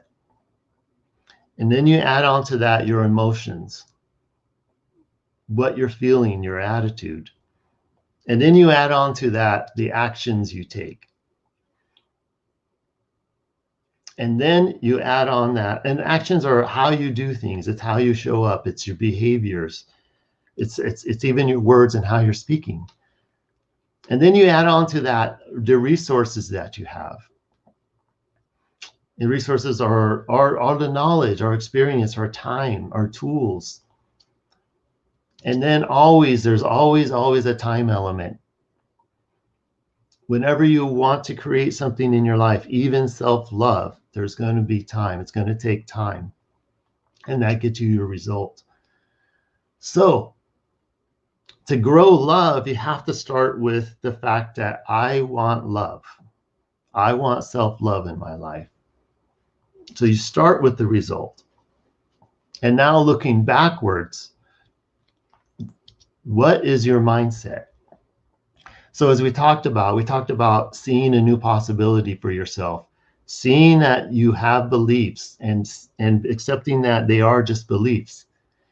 That gives you a new possibility, and you start to create a vision for yourself. You have to see yourself as a loving person surrounded by love. Then you have to bring about the emotion. Now, we've all felt love. We've all been there. At least you've all fallen in love. Just take a moment to think of a high level of love that you had. Think of someone that you loved so much, and just stay in that emotion. See, you can bring up that feeling. It's there. And then the actions that you take, these are your highest values. What is most value to you? And always keeping in alignment with that value. The deeds you do, what are some deeds of love that you can do? We talked about giving. We talked about gratitude. We heard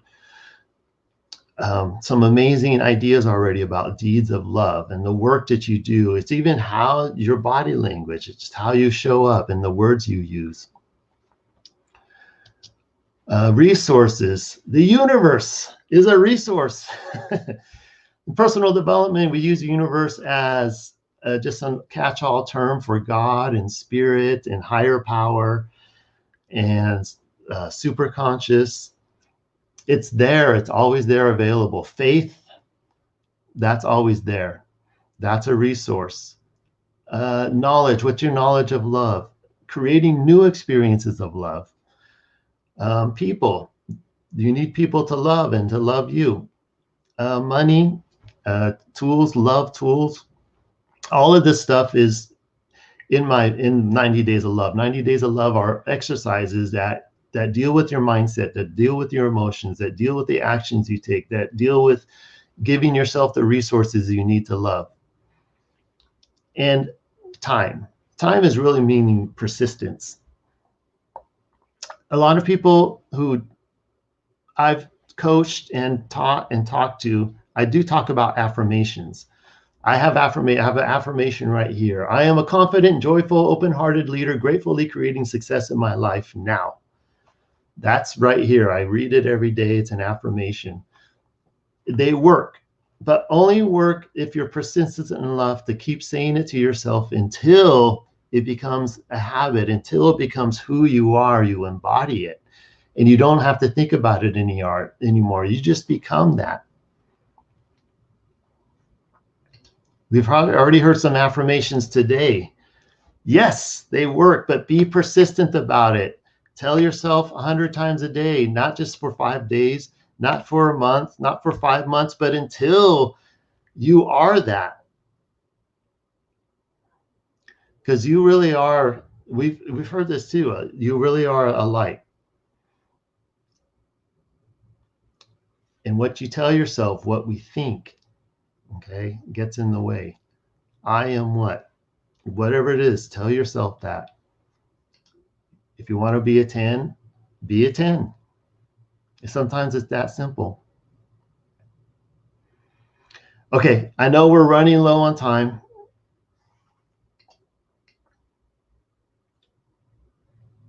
So I'm going to skip ahead a little bit.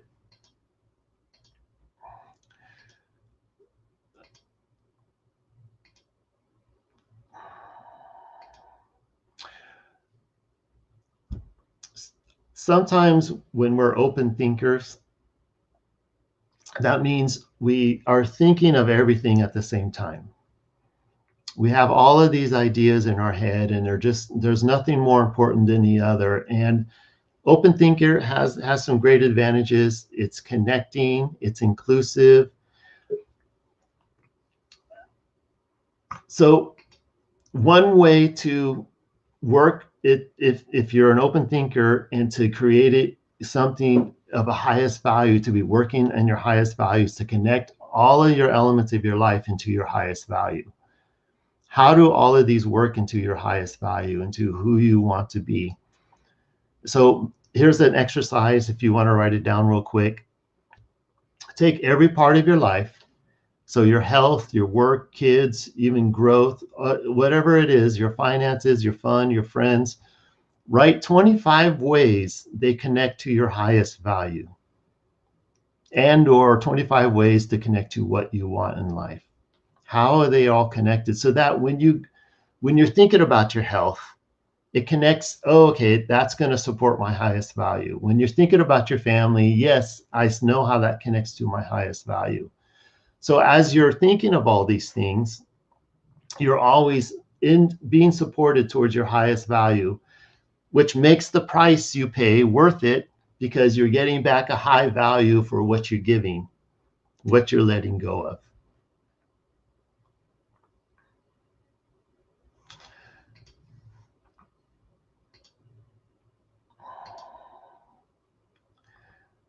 So there's a summary: let go.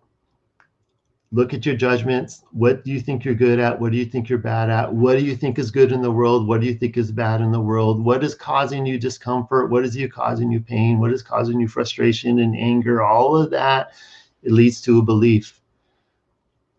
bring that up to your awareness, accept it as a belief with your wholeness, look at your highest values, be open. And then as you move towards a new possibility, you're going to go through pain, fear, and discomfort. It's like that's the wall, that's the box. Be willing to go through that pain, fear, and discomfort as you move towards a 10. And as you get there, you will find a whole new world that has opened up for you.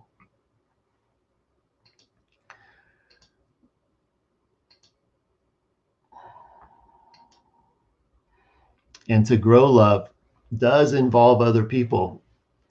To grow love does involve your immediate family. To grow love does mean that you need people in your life.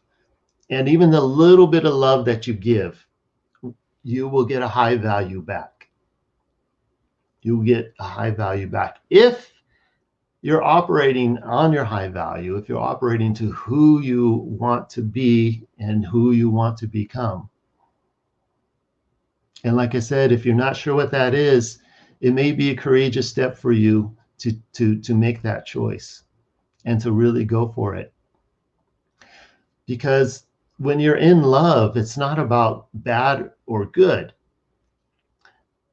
Like, for instance, I have a really good friend here, and she loves to sing. But she doesn't because she's in constant judgment that she's a bad singer.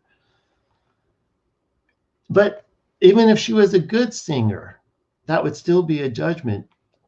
Sometimes just sing because you love to sing. Who cares if it's bad or who cares if it's good? You shouldn't care. If that's what you love to do, that's what you go for. Sometimes it is that simple. So yes, go for it.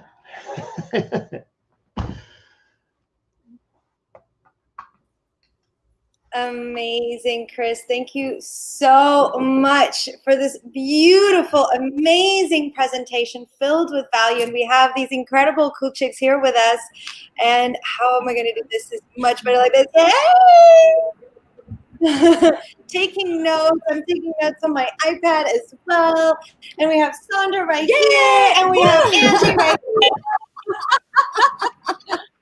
All the cool chicks right here. And amazing comments. Thank you so much from Sev, from Yvonne. Thank you, Chris.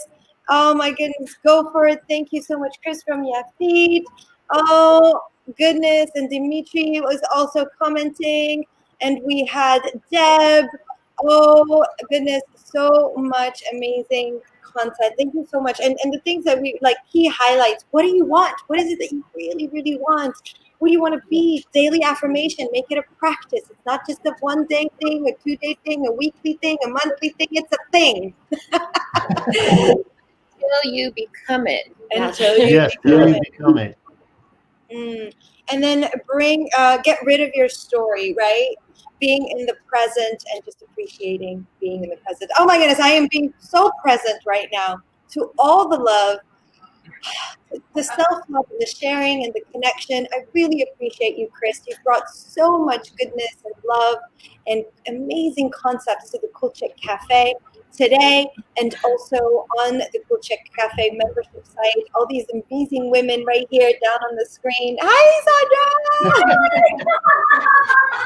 Oh, yay! So fun. Yes, look at all of you having so much fun. Amazing. That's what it's all about. Yes, love actually, that's what love is to me. Love is when you are present. Love can only exist in the present moment, and love will get you there. Like when you're loving something, you're really seeing for what it is, and in that moment right now. Definitely. And that's the great thing. That's another great thing, right? That's a transformative power of it. It totally is. Chris, any final words? Anything before we go? What would you like to So for starting today and the next 5 days, you can go on Amazon and download the ebook 90 Days of Love for free. If you got 5 days though, that's it. So get it done. What a beautiful gift. Very powerful exercises, yes. And Sarah and I have started a new Facebook group called Relationship Success with Chris and Sarah, with all this information plus coming so much more information. Like I said, self-love is just one of the pillars. There's so much more. And what we want for everybody is relationship success. By getting the results that you want. It's based on what you want, not what we want for you, but what do you want? What do you want your relationship to look like? What do you want your life to look like? It's time to go for it. 100%. And so, Chris, how can people get a hold of your book? Go to Amazon, search for 90 Days of Love, or / 90 Days of Love or something like that. It should be on, I think if Sandra, you're going to have a gift packet or something like that. Yes. What we're going to be doing is make sure that you have, if you're watching this, that you have joined the group, the Self-Love Summit by the Cool Chicks, because we're going to be posting for everybody that is there all the information about the speakers and all these yummy gifts that they're giving away free just for being part of the group and for being here and sharing. So make sure, in addition, you are signed up for the Facebook group. Yes. And the Cool Chick Cafe. Yes. So if you head on over right here to the Cool Chick Cafe, coolchick.cafe/Facebook, and get your free membership to the Cool Chick Cafe, we'll make sure that you receive an email with all the information and make sure that you have Chris's book. I also put on the comments how to get access to this book. So going on Amazon and search for 90 Days of Self-Love and you should find it. Thank you so much. 90 Days of Love. 90 Days of Love. Yes. I actually wrote it right. I said it wrong. I wrote it right. So half right. Fantastic. Thank you so much, Verena. A huge thanks from Nikki. Huge thanks from Sev. All the cool chicks going in. Donna.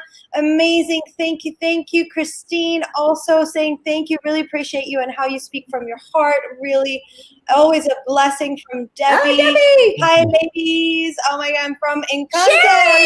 Yes. Hey, Sherry. We're all here. Debbie, Sev. Oh my goodness, amazing, amazing feedback. You are a light. We appreciate, we love you. Thank you so much, Chris. And we'll see you again on the Cool Chick Cafe on the membership website.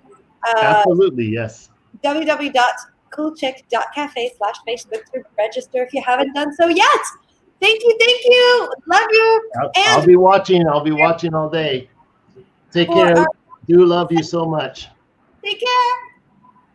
The way you treat me with respect just turns me on.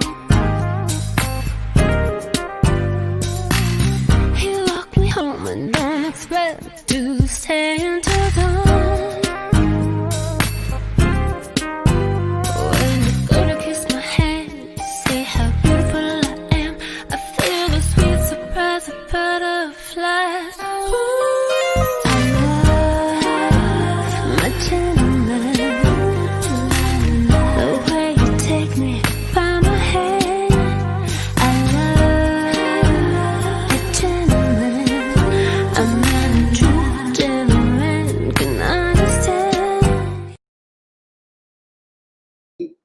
All right, we are back. Woo, woo, woo, woo, woo. All right, coolchick.cafe/Facebook. This is Angie Maserati. So that beautiful voice that you're hearing, ladies and gentlemen, is Angie. How you doing, Angie? Yes. And you know what? That song that you just heard called Gentleman, it's absolutely written from a place of self-love. The way you treat me with respect just turns me on. It's just about love, seeing each other. Just like Chris said, you reflect and you see what you had, how it worked for you, and then knowing you have the power within you to create the relationship of your dreams, but you got to sit down and really figure out and affirm what it is you want. And those are the things you learn at the Cool Chick Cafe. So we're going to be announcing our speaker in about 3-4 minutes. But in the meantime, we really want to tell you a little bit more of the Cool Chick Cafe and why we've put together the Self-Love Summit and why we put together the Cool Chick Cafe. And it's really funny because is it funny? I don't know. That's a weird expression. It's great that we've created this. And Angie, I did not know Angie until a couple days ago in person, really. I'm so happy to know you. We all got tested. If you're all Yeah, yeah, wondering, yeah. everybody got tested. We're all negatives. And we're all hanging out in the same house, not going anywhere. So we can do hugs. Oh, that is a big thing nowadays, right? It's like, oh, you're not wearing masks and you're giving hugs. That's weird. We're taking our precautions. We hope you are too. And so, yes, we didn't know each other. And we have connected at such a deep, loving level. And I'll let you talk a little more. I do a lot of talking, hence I'm hosting because I talk a lot. She's really great at it. And her mind works fabulously, which I glitch a little. I find that growing up, I don't know about you, but growing up, I had challenges having girlfriends. I was always more attracted to being friends with the guys because I felt like they were more friendly and it was safer for me to be friends with the guys. However, it's not the same connection as we could have and depth that we can have with other women. So I miss that and I've craved that. And I've developed that over the years with Sandra. Hi, Sandra. Come say hi. I'm here. I'm still here. So I've known Sandra for some years now. We've grown a beautiful connection. And what's really amazing with the Cool Chick Cafe is that Angie, we connected online when the Cool Chick Cafe got created. And Angie came on through another cool chick, and we didn't have any connection whatsoever. And we've been a couple months, we've been chatting and doing the Cool Chick Cafe. The way it's set up is really to create these really deep connections. Oh my goodness. And we have some amazing women giving us some love. Miss you too, Sam. More cool chicks. And it's true that we create such a deep bond with women all over the world. And the whole fear of being friends with girlfriends totally disappeared because the Cool Chick environment, cafe environment, creates a model so that we can really be authentically ourselves and connect at a much deeper level with authenticity and love and care. And it just feels so good. So I appreciate you. Thank you. And now we met, what, Wednesday? We came, when did I come? Friday. I don't know what day it is. Yeah, We you came came Friday. Yeah. We came Friday. You came Thursday. It feels like a week, and we've been together, and it's so easy. It's such a flow, and we're like sisters, and we love each other so much. So that's what the Cool Chick Cafe has brought to me. What about you, Angie? Well, that's what it is. It's a network of it's a network of support where you really can show up as you are. You don't have to fear a judgment or being on any, and a lot of times there's like a level, or if your bag doesn't match your shoes, you're somehow on a different level than other people. So it's just a come as you are. It's truly supportive, and I would have never thought that you could find the most beautiful friendships on a digital platform. But I swear to you, the energy comes through the screen. I mean, these people have like touched my heart and touched my life. I mean, 2020 has not sucked, and it's because of the Cool Chick Cafe. I look forward to filling my cup with this knowledge, these little tidbits of love. I want to call them like tricks and whatever. They're not tricks. They are magical.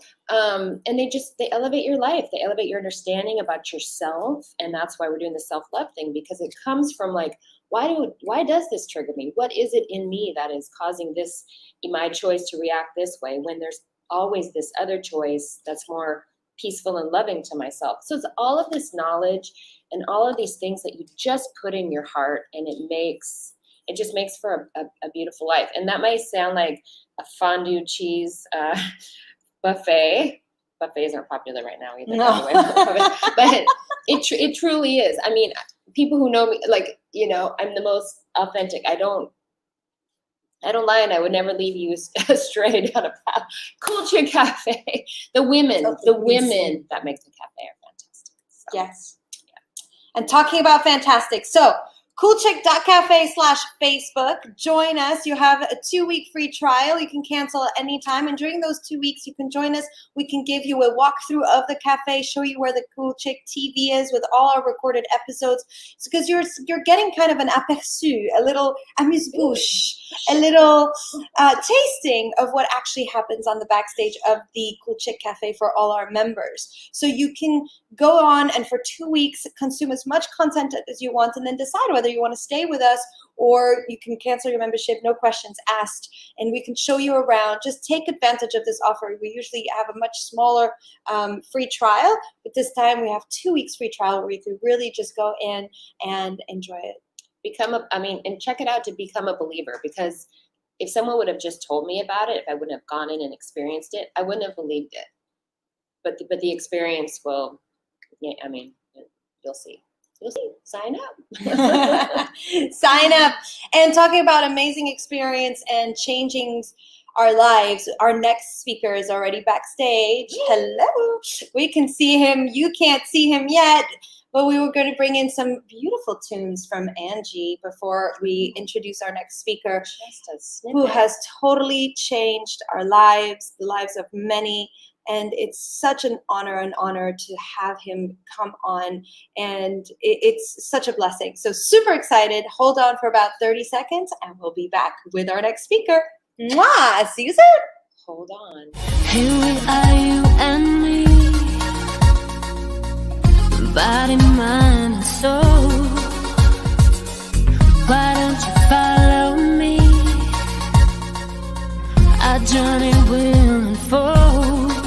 'Cause I'm focused, I'm steady, I'm ready, and I won't let you go if you promise that this passion will stay burning and will never go cold. Hey! I'm not Jessica. I'm Sandra. Oh my gosh, I'm going to change my name. Not that I don't want to be Jessica often. Oh, so thank you everybody who's here. And I am so excited to introduce our next speaker. And a lot of you gals, in fact, a lot of the gals, well, I'm going to see if I can bring them in here. A lot of the gals here.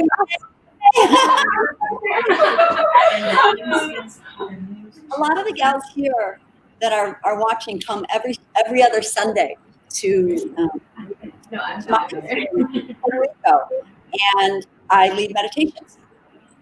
And I know I tell the story about our next speaker in a couple contexts. One is, this is where I met Richard. I was very resistant to anything that had to do with mindfulness or meditation. And it was because of this speaker that's coming on next that y'all are here in our homes, all these cool chicks in Puerto Rico, and really actually everybody here. It's all because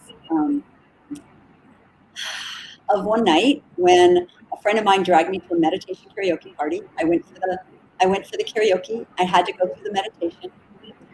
And let me tell the rest of the story here. I went really begrudgingly because I always said, I can't sit still for 10 days, for 10 hours a day, or whatever it is that I had in my mind about meditation and mindfulness was. And I went in not expecting anything, and as I said, very resistant. And a monk dialed in from India. And we had a lot of technical difficulties, so it wasn't like everything was always smooth. But in the shortest amount of time, he led a short wisdom and a short reflection and awareness of breath that absolutely changed like something in me. It changed my sense of self. So when I think of self-love now, it's not from a limited space of, like here inside of this like tiny meanness. But he was able to somehow expand my concept of who I was. And that 30 minutes, I think, was all we spent, massively changed my life. I left that night, the next morning, waking up with a friend saying, hey, you have to come over early because I want to be able to pour this whatever I have into you. And we were having a great conversation the other night about this, but it's like, it doesn't actually work that way.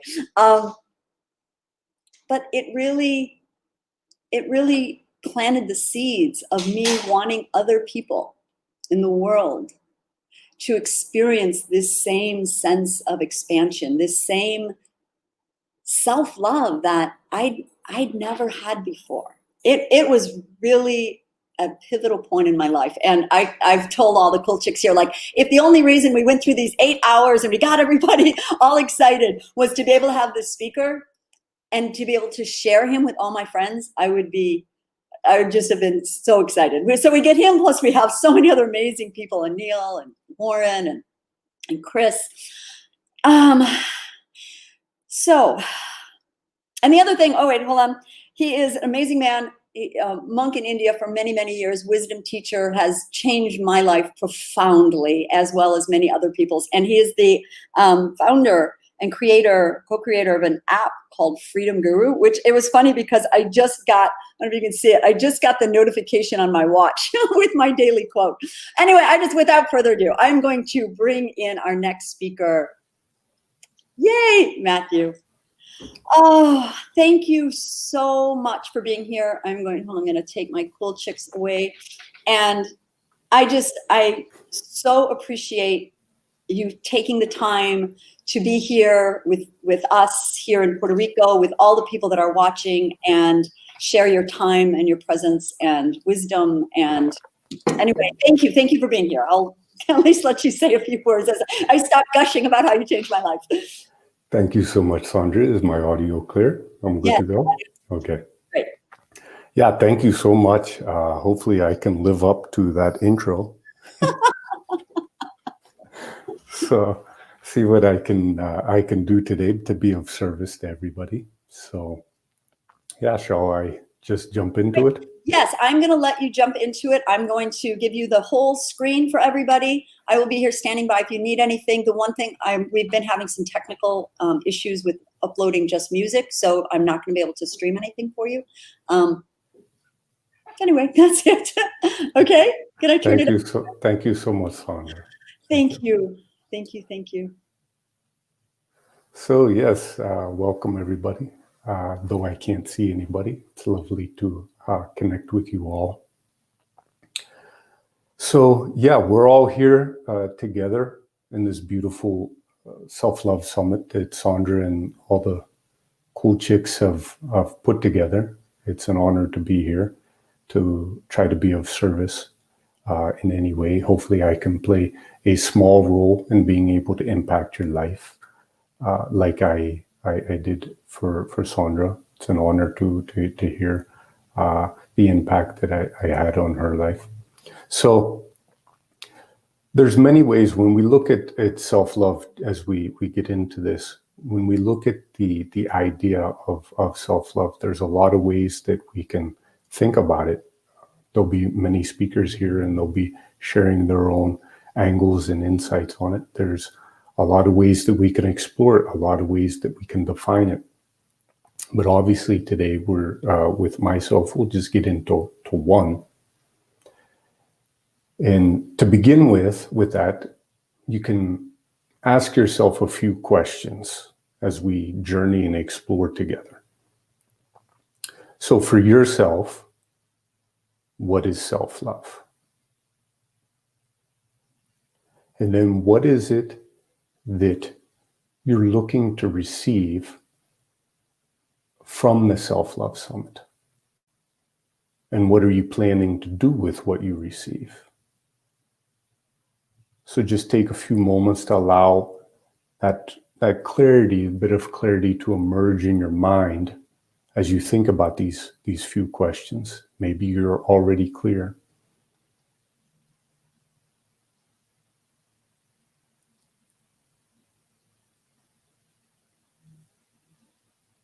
As you think about these questions, there could be a variety of things that come up in your mind for what it is maybe self-love means to you, or what it is that you're seeking from the summit. Maybe it's something around your physical well-being. Maybe it is something you need to do in regards to your diet. You need to improve your diet, maybe to take care of the body a little bit better, to exercise, to set right sleep or get better rest.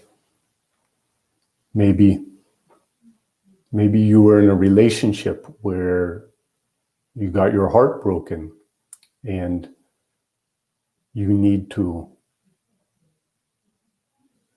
mend that broken heart and allow yourself to open back up to love. Or maybe you faced a failure, you had a failure in which you need to overcome, and you need to nurture a sense of self-confidence within. Whatever all of these aspects of self-love may be for you, when we explore this, when we look at it, whatever came up in mind for you, is there a common thread that runs through all of these, no matter how we explore the idea of self-love, the experience? Is there a common thread that'll run through all of it, one that can act as a foundation on which we can build and which we can expand daily and as well as lifelong? A common thread that will give us the momentum to move towards what it is that we want, whatever that may be for you, because for each of you, it may be something different at this moment. What is it that's going to give you the momentum to move towards what you want, or what may cause you to procrastinate or even stop you from moving towards what it is that you're seeking? So if you take the example of maybe it is you need to nurture your physical well-being in some way. What is it that's going to allow you to move? What's going to act as that force to move in that direction, whatever it may be, around diet, around exercise, whatever it is? What's going to act as that driving force towards that? What's going to help you sustain the momentum that you need? What's going to give you the momentum that you need? What is going to help you make the tough decisions that you have to take to act in alignment towards that? What is it that's going to help you to break any bad or destructive habits that you have? So what can act as this common thread as we kind of explore this together? It would be your state of being. How it is that you feel within your inner experience. Because how you feel on a day-to-day is going to determine what you do on a day-to-day. So taking an example, the days where you may feel a little bit stressed, we tend to also notice a dip in our energy. And on those days, if it is that you need to work towards eating better, the days that you're stressed and you're having a dip in energy, it'll become more difficult. You'll struggle to remain committed to what it is that you need to. You'll want to give in to those bad habits. You may give in to eating something that gives you a sense of comfort or gives a sense of pleasure to you because you're already feeling uncomfortable within. Maybe you have a routine that you need to do. Maybe it be physical therapy that you were advised to do. Maybe it's a yoga routine to bring flexibility and suppleness to the body. And if you're preoccupied with any type of inner disturbance, you may end up giving up your routine. Whereas the days when you're feeling free within, you're at peace, you seem to have all the energy and capacity to easily do what it is that you need to do. If you don't address your inner experience, it's definitely going to affect how you sleep, because when you lay down at night to take rest, the mind is going to bring up all the things that have been bothering you. And that affects your ability to take sleep, to fall asleep easily and to rest soundly. A lot of people will speak about how the mind is being very active.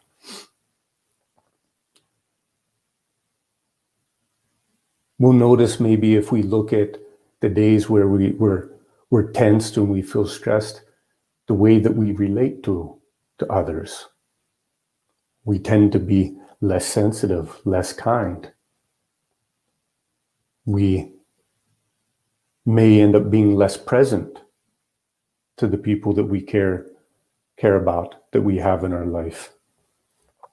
What happens when we're feeling that tension, that inner disturbances, the way that we relate, the way that we experience starts to narrow.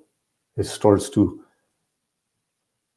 cause us to move within ourselves and become more limited in the way that we experience and the way that we relate. So you may end up engaging in some type of distraction as a result of that stress or as a result of that tension, and you end up being absent in the relationship. When we're stressed, when we're disturbed, when we're bothered about something, however you want to qualify that, whatever word you want to use, we tend to take poor action even when we know better. And the same goes for self-love. When we neglect to care for our state of being,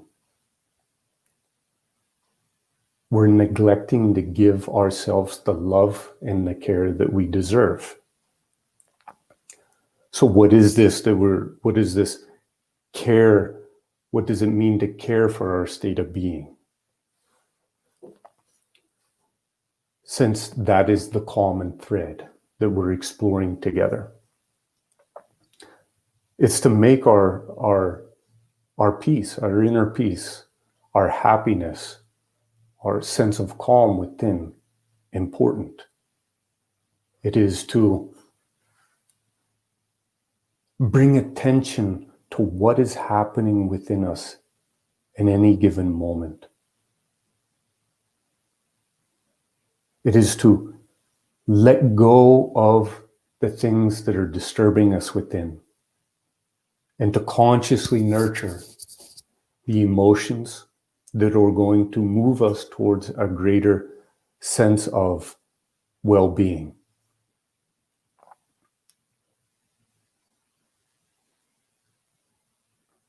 Why is it that we should care so much about our state of being? Well, very simply, it determines the quality of every one of our experiences, but it's also that common thread that determines what we do and how we act. It'll shape the way that we act in all our experiences, the actions that we take, and all our circumstances, including the important ones. So it's very important that we are able to value and care for our happiness, because when you're going through life, each one of us in our day-to-day experience, this journey that we're calling life as we move through it, you don't just mindlessly go through your experience without any attention to your inner experience. You don't just mindlessly give in to anger. You don't mindlessly give in to sorrow, sadness, frustration.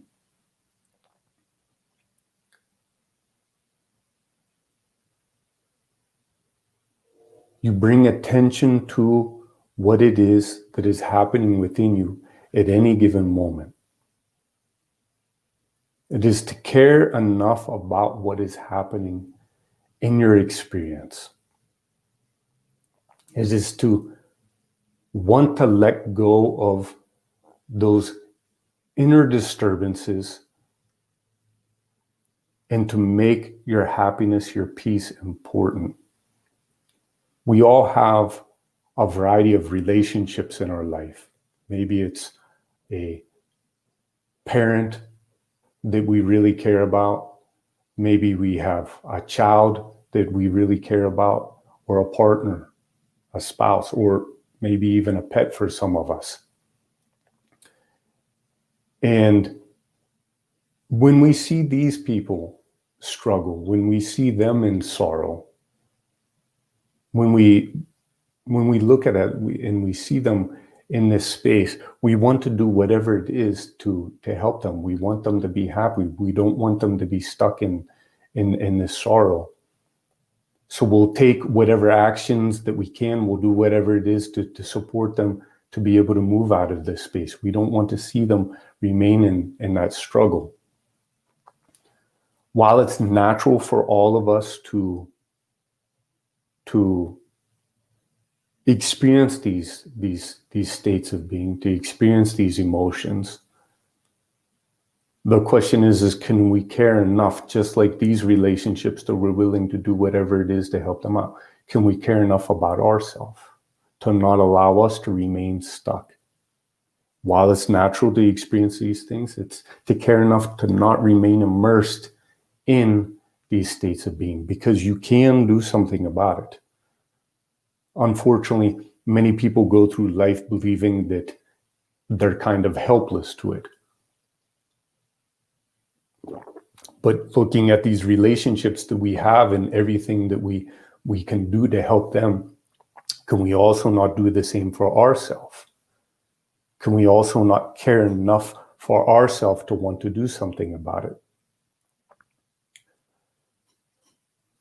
Life throws all types of twists and turns, challenges in our day-to-day experiences. And depending on what those circumstances are as they unfold, we may feel even righteous or justified about feeling angry or upset. Or you're trying to achieve something you really want, or you actually need to achieve it. And in that process, you fail to really bring attention to your state of being. You just believe that, well, this hard work is obviously going to cause stress, so it's inherent. So you fail to bring any attention to it. But regardless of what is happening in our day-to-day experience, externally, in our life, as we move through it, can we still care enough to bring attention to our inner experience, to make our peace, to make our happiness important, to care about how we feel in every moment, every day of our life? This is an act of love, of self-love. So if I take myself, for example, as Sandra was saying, I was a monk. I've lived as a monk for quite a number of years. And I've been doing this work since I was a teenager.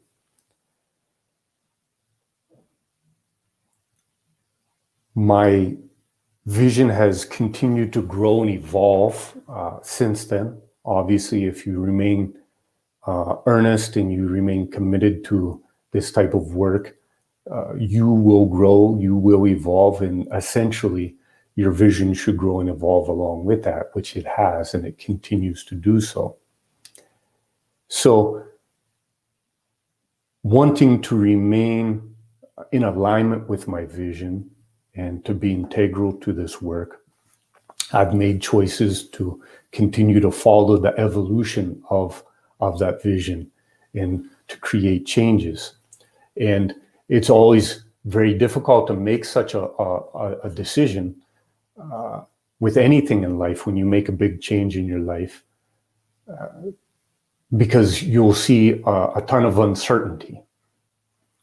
And it makes it very difficult, having lived as a monk where you have little to no resources, to make such a big change and to want to follow what it is that you know is calling you, you know what is true. So looking over the past year, making such big decisions in the face of all this uncertainty. And then you have circumstances with the pandemic that we've all had to face since the beginning of this year.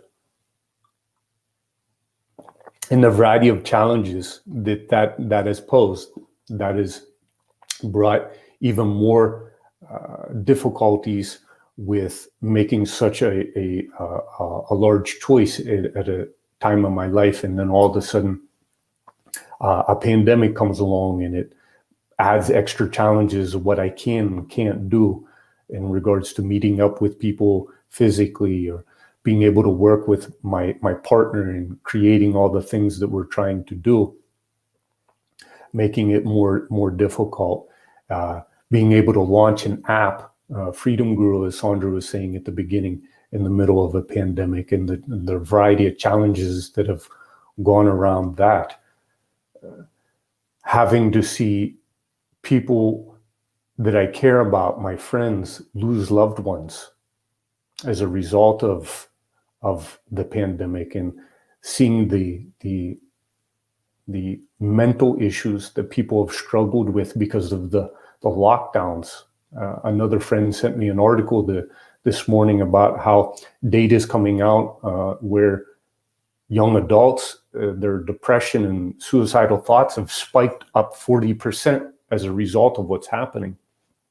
So all these things have been going on over the past year, people losing their jobs, and having lived as a monk also, when they give out stimulus, I don't get any of that because of how I've lived previously. So all these things add to stack up as the challenges that you have to face externally.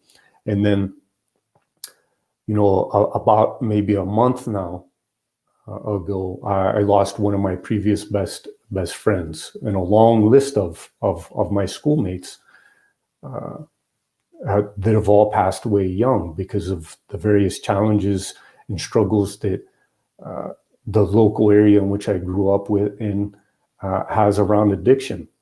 And it's not just in the local area, it's an epidemic that is there across the United States as well as other parts of the world. So having to deal with those, having to deal with supporting friends who are also going through personal crisis, severe personal crisis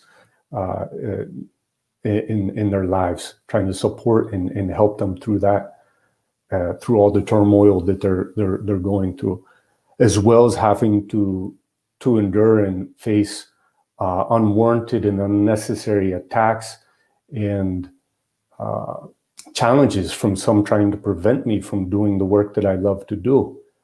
Seeing the country in so much unrest and division is particularly challenging because everybody you talk to, everybody you care about is so worried what is happening, what is going to happen. So when you look at such a challenging year that we've all maybe have faced with certain similarities, and other things will be unique to each one of us, where is it that we find ourselves at the end of a year? Have you ended up being more anxious, more upset, disturbed in some way? Or have you come out at the end of the year, as we're edging the end of this year, being more happy, more at peace, more focused, which may even sound like a contradiction. Like, is that even possible? And that the answer to that question really lies in what it is that you've done with your state of being. What you've done within your emoting, what you've done with your thoughts and your thinking, what you've indulged in, the questions that you've repeatedly asked yourself, the meanings that you give to all the circumstances and situations that you're faced with, and the stories that you weave out of all of that.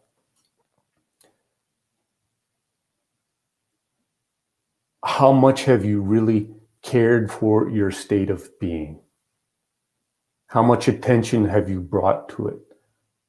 Have you given it due justice? When it comes to the realm of what lies in our hearts and our minds, it's a place where nobody else can go but us. And that really goes to show how much it is that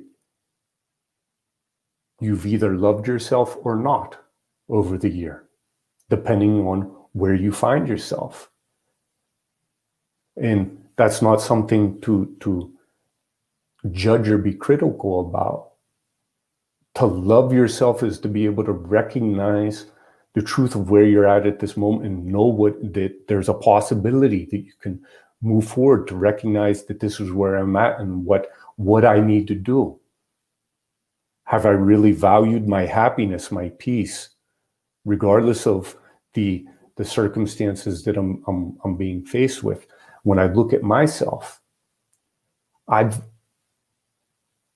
if you will, remained virtually unscathed, despite all the things that I've personally had to face over this year. I'm more clear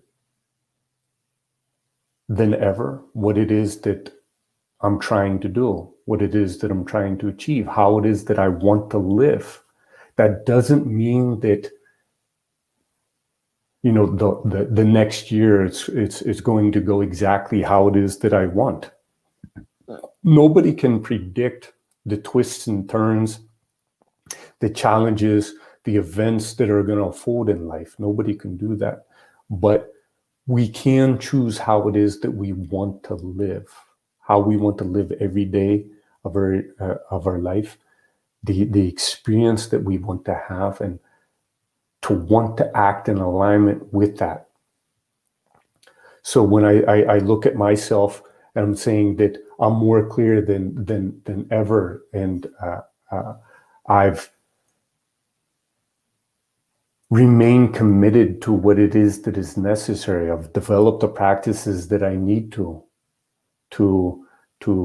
remain in alignment with how it is that I want to live, and to how I want to act on a daily basis from that space.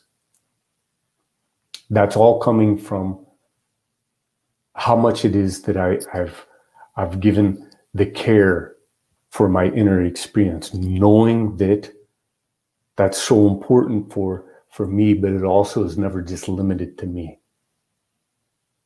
My inner experience is never just limited to me, because I'll act from that space on a day-to-day. It'll impact my relationships, whether I'm able to support and help others when they need help and support, to give them a shoulder that they can lean on, to help them move towards the transformation that they may be seeking in their life. So this is something that it is that we can all do, that we can carry in our hearts. Have we lived in alignment with what it is that we're seeking? Have we lived our best? Are we doing our best? Are we acting in alignment with what it is our vision is? Are we moving towards that self-love or that vision that we hold for ourselves? with clarity, with connection, and to give ourselves this opportunity to live this way is self-love. When you look at the past year, whether it been my example or your own, nobody's going to blame you for giving in to anger. Nobody's going to blame you for maybe giving in to anxiety or frustration. A lot of people have, and unfortunately, the statistics are coming out that mental health is on the decline in a variety of ways. It's a serious challenge, in which I'm very grateful for such a summit like this, where myself and all the other speakers, as well as the hosts, we're all trying to come together as a family, as a community, to be able to provide the support that we all need, every one of us, to continuously nurture our well-being and to nurture one another's well-being, so we can collectively move in that direction. While nobody's going to blame you, it seems to be the norm, and with all the circumstances that we're being faced with, to be frustrated, to be upset.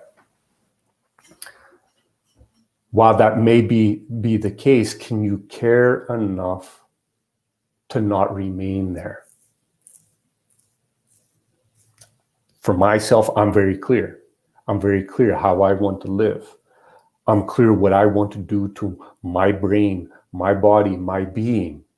So I'm not going to just mindlessly give in to such things. I'm going to do whatever it takes, follow the practices, apply the wisdom, to where my state of being is constantly being nurtured, to give myself the self-love, the love, the care that I deserve, that we all deserve. Regardless of what circumstances, I'm clear I cannot control life circumstances, but I am in control about what's happening within me, and how I respond and how I act from that space. I've allowed my lifestyle to adapt to the changes in life. I've allowed my vision to evolve with the flow of life, and I continue to remain committed to the practices and everything that is necessary. What we have to understand is love is not a one-time decision. Love is never static. It's not something that you just do once. It's something you have to want to get back to time and again. Like a gardener that gives so much attention and care to its flowers and its gardens. Can we do the same within ourselves? We have to want to get back to that self-love time and again within ourselves, to weed out the things that aren't moving us in that direction of self-love, of the greater well-being, of the happiness, the peace that we're seeking, and to nurture the things that we really want and that we need. The joy, the laughter, the love, the compassion, the greater sense of connection. We're our own gardeners. Can we care enough about our own state of being? What is happening as we move through our day-to-day experience? Tend to that garden. Give ourselves the love that we deserve. So I know Sandra said that due to some technical difficulties, we can't stream any music, which is fine. We're going to do a small reflection now. So it's up to you if you would like to do it with your eyes open. It's always helpful that when we do a reflection, you close your eyes. It's not a mandatory, but it's helpful because what is happening is you're allowing your attention to move inward. You're directing your focus, you're directing your attention inward. You're cutting off any of the external distractions that you have so you can really connect to what your inner experience is. Since that's what we're exploring together right now is the common thread and the various impacts that it has. So I suggest that you close your eyes, but again, it's up to each one of you.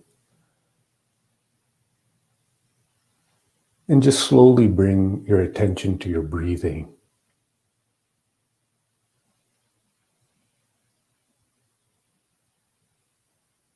Just for a few moments, recognizing this breath.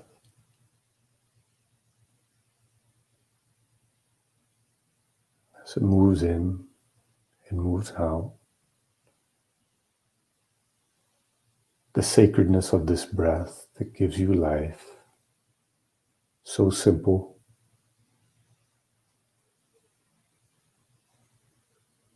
But yet so beautiful. Just take a few moments to be with the breath and settle into yourself.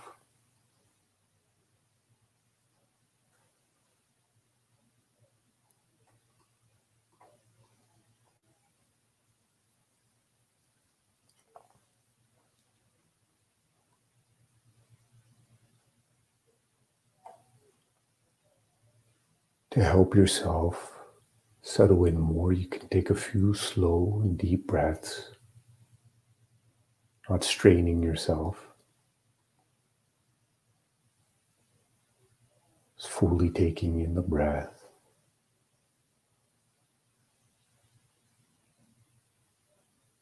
Slowly allowing it to exhale. Allow maybe any tension that is there in your body to relax.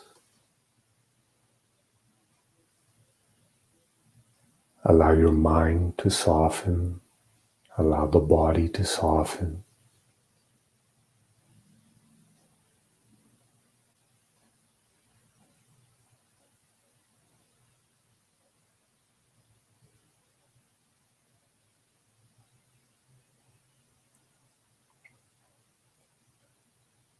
And as you settle into the space, as you settle into your inner experience, just reflect back over the year.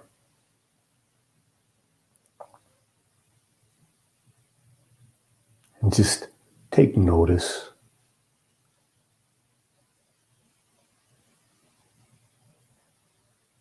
of all your experiences and notice where you have not prioritized your state of being, your inner experience.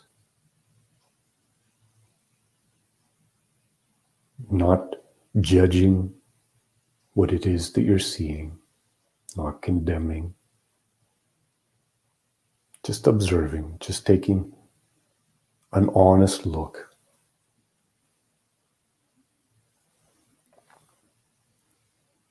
At all the moments where you have not prioritized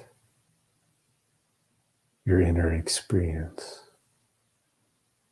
how you felt.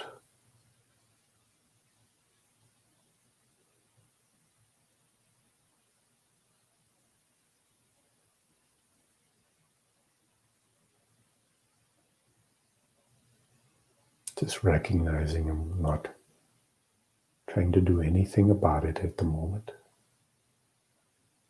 Just observing each moment.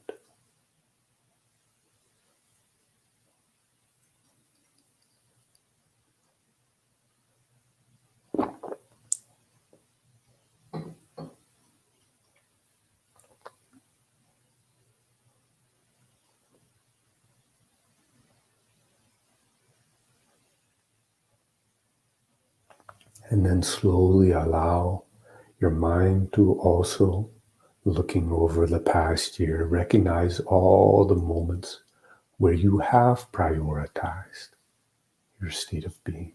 You have brought attention to cared for it.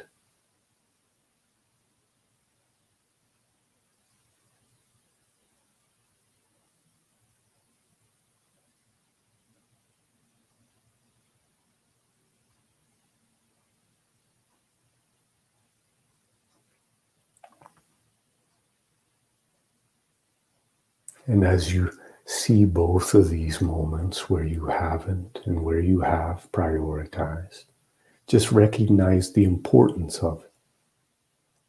Making it a priority. Making your state of being a priority. How it impacts so many aspects of your life. The things that you do or you don't do. Your relationships, your overall experience. Just taking a few moments to recognize the importance of that.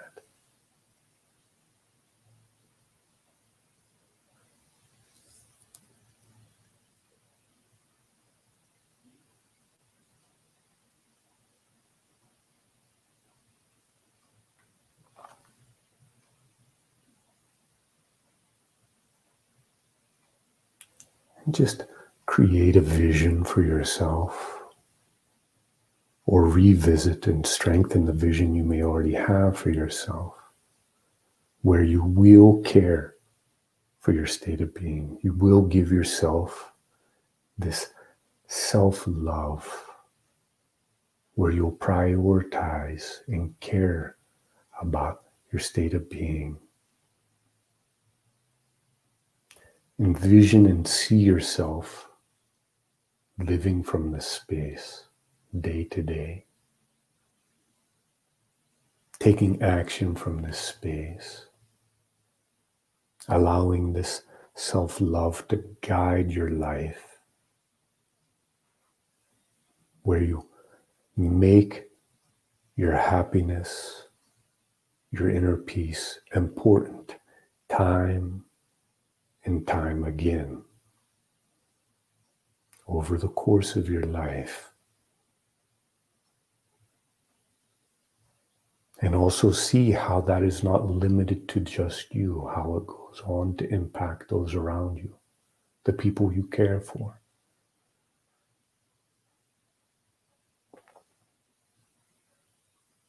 Connect to this vision. See yourself living in this way.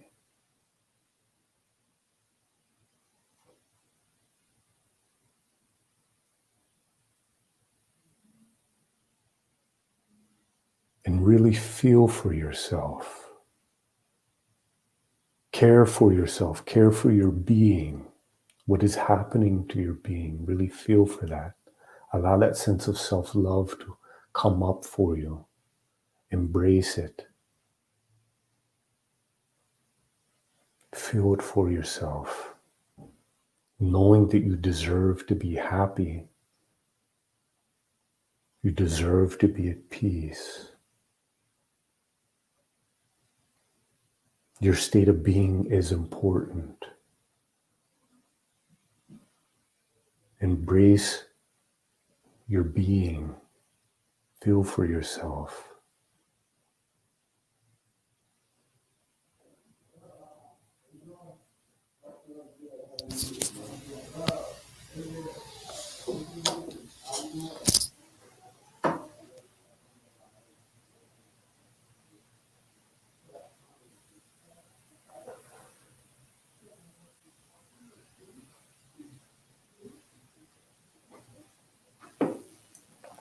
And then connect to your truth.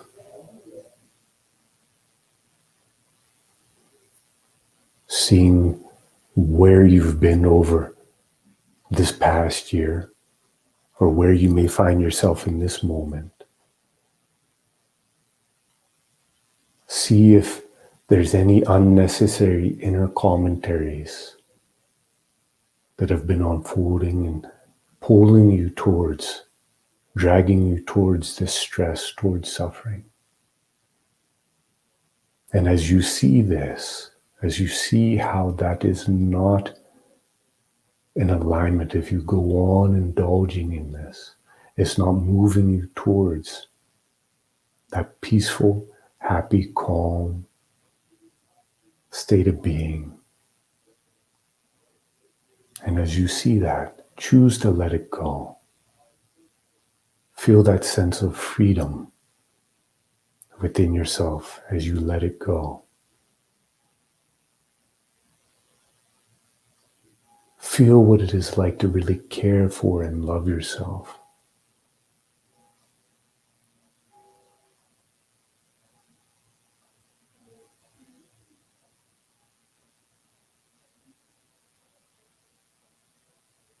Know that holding a vision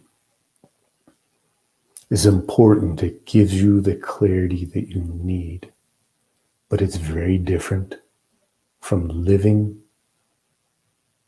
or practicing it. You have to put in the effort to nurture yourself.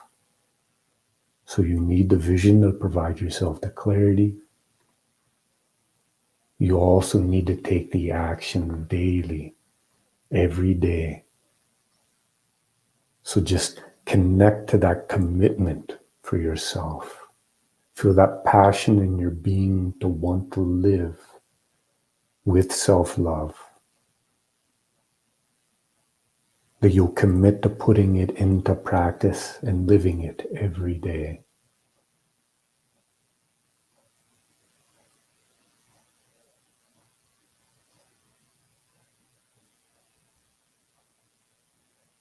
And when you feel that in your heart, you can take a slow, deep inhalation. Allow a gentle smile to come to your face, feeling the beauty of that in your being, knowing what it is you need to do, knowing that you can do it, knowing that you're committed to it. And when you're ready, you can gently open your eyes.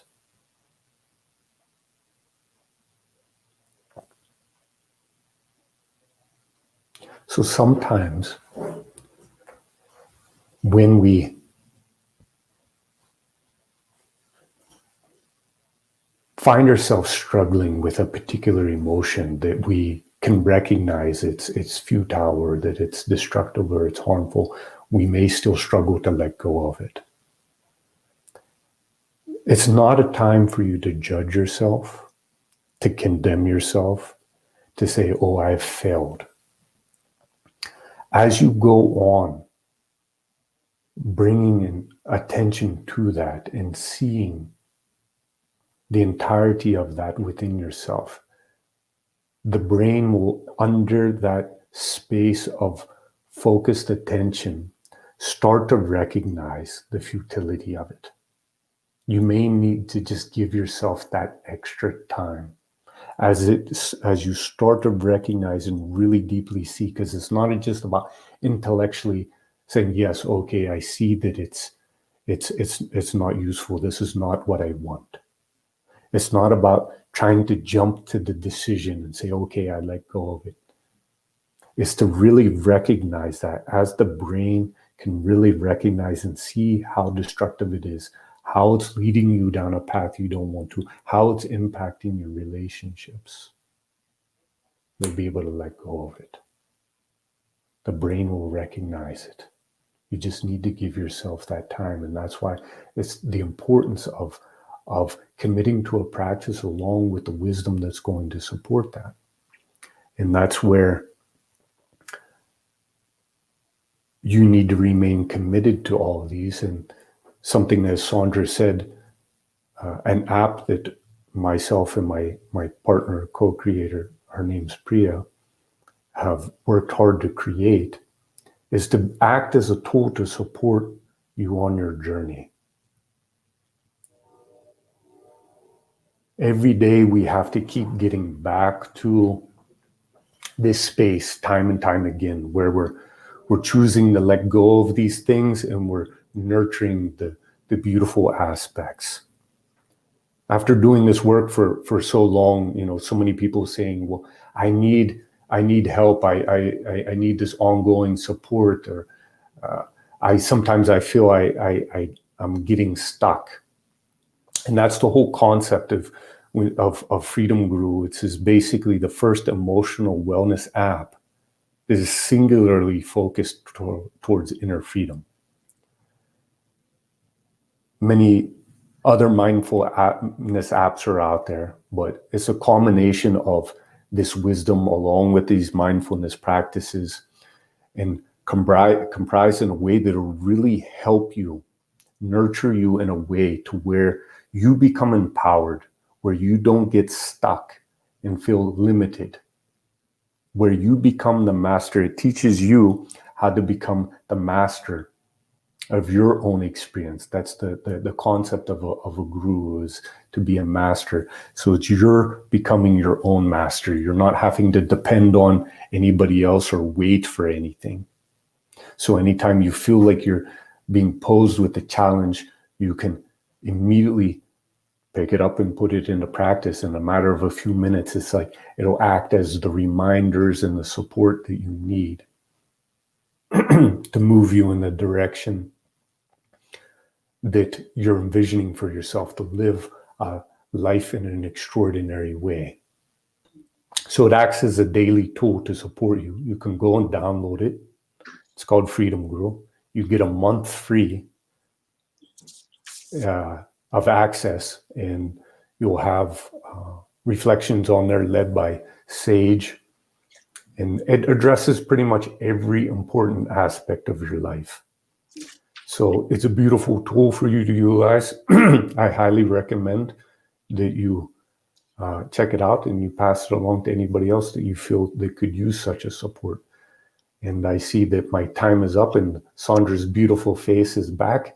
And I really want to thank you for this time. Oh, thank you so much. But I wanted to give my when I talk about Freedom Guru, there's a lot of different apps out there for meditation. And one of the things that I hear a lot is, oh, I love this fill in the blank app because it helps me fall asleep. And yes, I always talk about Freedom Guru is it helps me wake up. It helps me, right? It helps me wake up to what's going on inside me. It doesn't put me to sleep. And so it's not, when I talk about it, because it's an amazing app, I love my daily wisdom. I love the stories. I get it on my phone, on my watch every single day. I was getting it. So it's a beautiful app. And when Matthew mentions that Sage, it's Sage Robbins, Tony Robbins' wife. They're collaborators in this product. So for those of you who are followers of Tony and Sage, you'll get to see some of her meditations on that app also. It's a beautiful app, Freedom Guru. You can download it today, get a trial for 30 days. Really just try it out. It's beautiful. There's something for everything that you're not experiencing freedom, whatever area of your life, whether it's your emotions, whether it's your finances, whether it's your relationships, whether it's your health. Download it for a month. You can't even go through everything. And the daily, I'm a big fan of the daily wisdoms. The other thing is, Matthew, if you want to join Matthew's Facebook page, I put in your full name, so it's Matthew Ottenberg. You can follow him, and as things happen, will you update us? Yes. I'm so grateful you were here. Angie was next to me, just listening to you speak for the first 10 minutes. Lowered my blood pressure, my heart rate slowed down, my breathing slowed down. I had tears flowing down my eyes, and it really was not even what you were saying. It was just being with you, even virtually online again. And I would love, if you update any of us on anything you're going to do live or events or other things on your Facebook page. And I will certainly post it. I would love to, have you continue to guide our cool chicks as you can. Wow. Thank you. Thank you so much. Yes, you can join me on Facebook. I'm new to it, so please be patient. I'm learning how to use it. A lot of things are being built that are not released yet. A variety of courses and so many things that myself and Priya are developing really be able to give this support to help people go deeper. So as and when those things are being finalized and released, I'll be able to update it on Facebook and keep you all informed. And it's always nice to have some nice friends on Facebook. So And there's beautiful people who are joining in the whole time. I know you couldn't see them. Nubia and Charles. Thank you, Sandra and Matthew. Calming and loving, feeling full of love and blessed. From Anthony, and these people, I don't even know you. We have Sev, who I think you might remember. I met her. Sev, I met her with you. yes, I think I definitely remember Sev. The photos are a little small, so Oh, sorry. Yeah, we had Anthony was saying he loves Freedom Guru. Richard is logged in from wherever he is. hello, Richard. He kind of left because we took over our house. Anyway, I have my photo up on Facebook now, so you can see who I am. So please become my friend. I know. What we were saying is we were trying to put together speaker stuff. I had this perfect picture of Oh, thank you so much. Then and please download the Freedom Guru app and experience it. It's amazing. Thank you for being here, Matthew. Thank you. What a joy. This is Angie and 3 of your cool chicks that are just big fans. And Thank you to all the cool chicks. Hold on, I've got a whole bunch of cool chicks here in the other room. Let's see if I can bring them on to say hi. They've been Hello, ladies. We've Nice all to see everybody. awesome. Oh yeah, that's how you do. We're learning. This is a very nice view. I can see people now. Yeah. It makes it easier to connect. Yeah.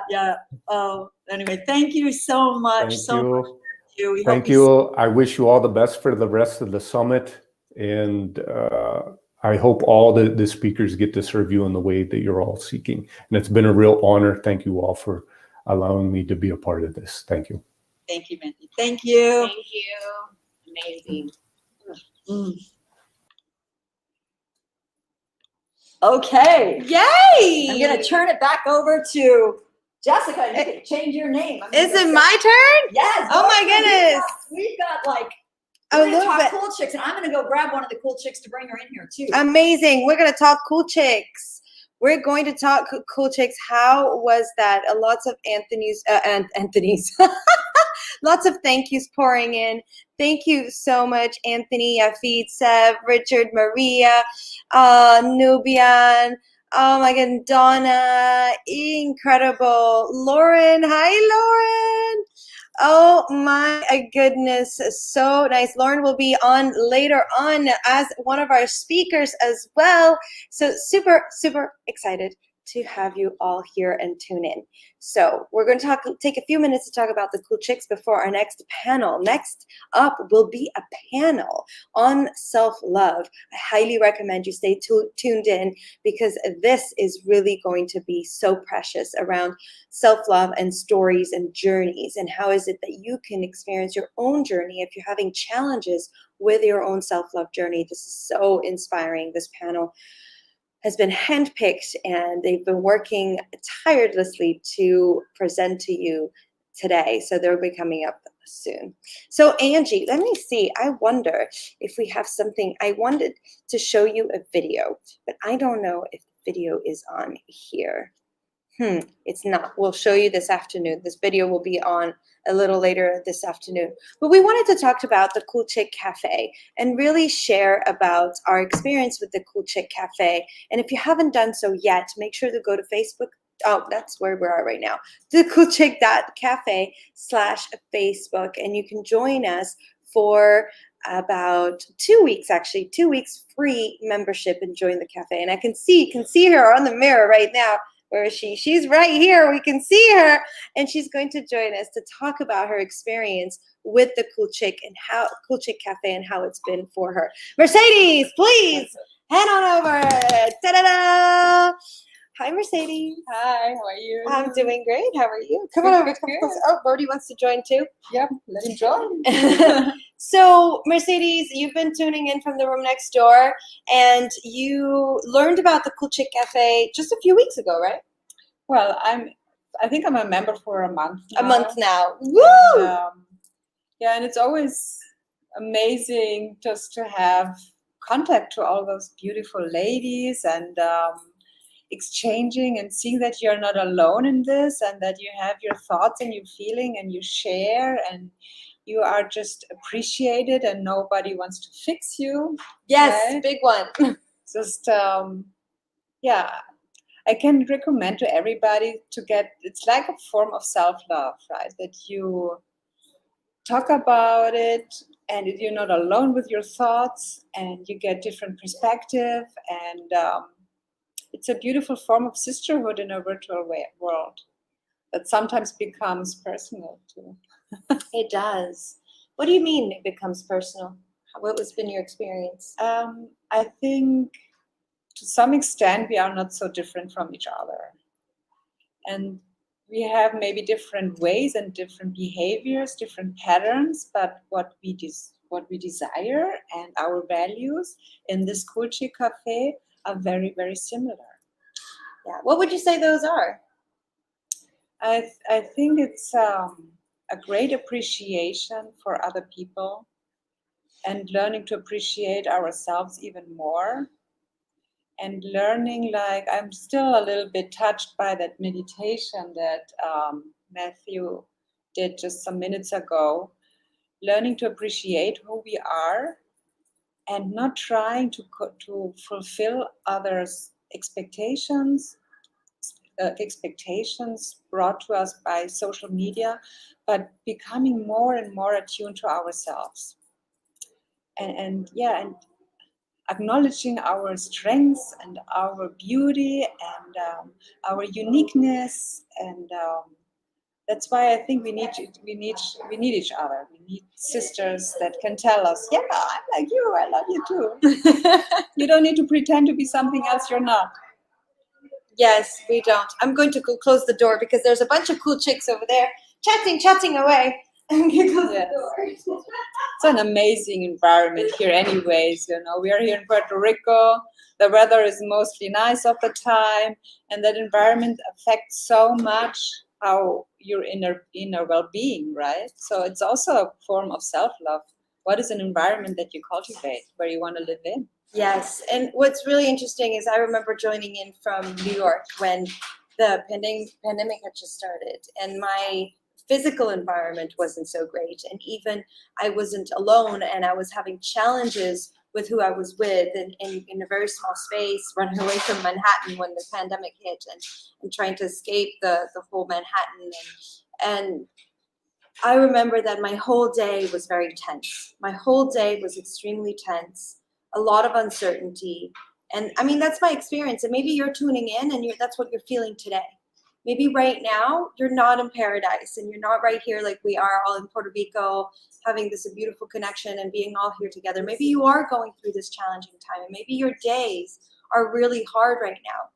And connecting for me to the Cool Chick Cafe and coming on to the happy hours and coming on to the coffee breaks and connecting to other women at a heartfelt and soul level really brought that to my life. It made me come up for air. It felt like I could finally breathe, even if it was just for an hour, even if it was just for half an hour, once a day, twice a week, whatever time that you want to be on the Cool Chick Cafe. You can tune in, log in, watch the recordings, but we have a lot of lives coming on, and they're like Zoom calls where you come in and you can participate, you can ask questions during the cafe, or you actually do participate and express yourself during the happy hours where you're really there just to pour your heart out and just share and just be received.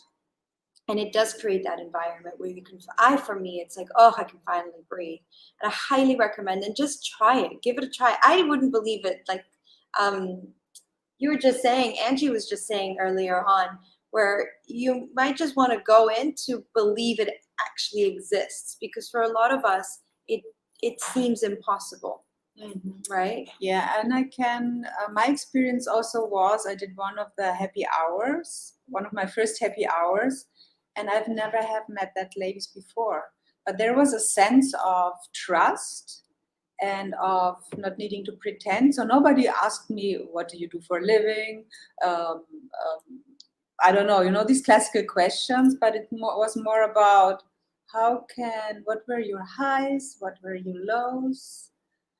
Questions sometimes about that we would attune more to our inner state.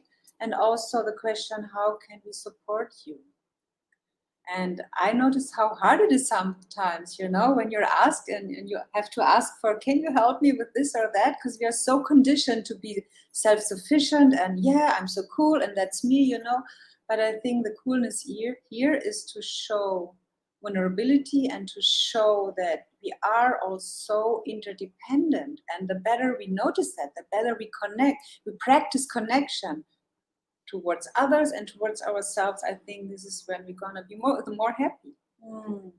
It's when we're gonna be more happy. Yeah. It's not about what we're doing, it's about who we are. And for me, what was incredible is seeing women that I love and respect and I admire so much in the world and what maybe they are doing, or because I've known them or I know of them, show up in an environment where they are themselves vulnerable. And I see that, wow, they also hurt. Wow, they also have lows and highs and they are vulnerable, and sometimes they are messy, and sometimes they show up no makeup, right? We see a true and raw side of other women where, for me, it allows me to go, wow, I can also be like that, and it's okay. It's okay. It's okay not to always be on. It's okay to just be myself, and I'm always loved. So it's a beautiful reminder. It's a great practice. Yes.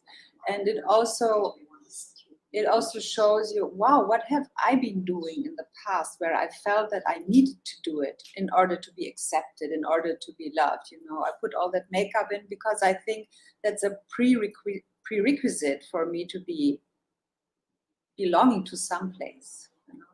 But I feel that sense of belonging is something we have to cultivate, and this platform here helps you to get there. Have you been in other women's groups before? What do you mean? Like this type of thing. Have you done that before? No, but I have my own women's group here. You have your own women's group here. And we take some of what we learn in the Cool Chicks Cafe and we apply it directly in the group. So for instance, that self-love experience that Chris Ennie had, I just copied it, one part of it. I didn't invent the wheel, right? I just copied some of his knowledge and expertise and applied it to my group, my women's group here, and they loved it. Because it brings awareness. You start thinking, oh, why am I not in a 10 if I could be on a self-love scale? Why am I in an 8 still? It's missing. And what's beautiful about the Cool Chick Cafe, I'm saying self-love for the past 2 weeks. The Cool Chick Cafe is that you can take what you learn, and those are coffee breaks. So that Mercedes was talking about are coffee breaks where for half an hour, we have experts in their area that come and teach us on a subject. So Mercedes talked about one that Chris Ennie did, and then you can talk about it and share it with your girlfriend, share it in your own group, share it in your community. And that's what we want you to do. If you don't want to join the Cool Chick Cafe, that's fine. Head on over to and do your own. It's just that we have a platform, and just do it. Right? The happy hours are so powerful where women come together and support each other. And the coffee breaks where you get knowledge and you can take that and then share it with the world, or just learning for yourself. Or sometimes you need a little self-love, you tune in. I love doing that. I go into Cool Chick Cafe in the TV and I just tune in and have that in the background. And it feels so good to be listening and repeating, right? So for example, right now, if you want to be listening to the recordings of today's Self-Love Summit, we're going to be chopping up sounds such an aggressive word. We're going to be, chopping up. I can't find a better word. The different speakers, the different sessions, we're going to separate, and each individual session will be posted on the Cool Chick TV.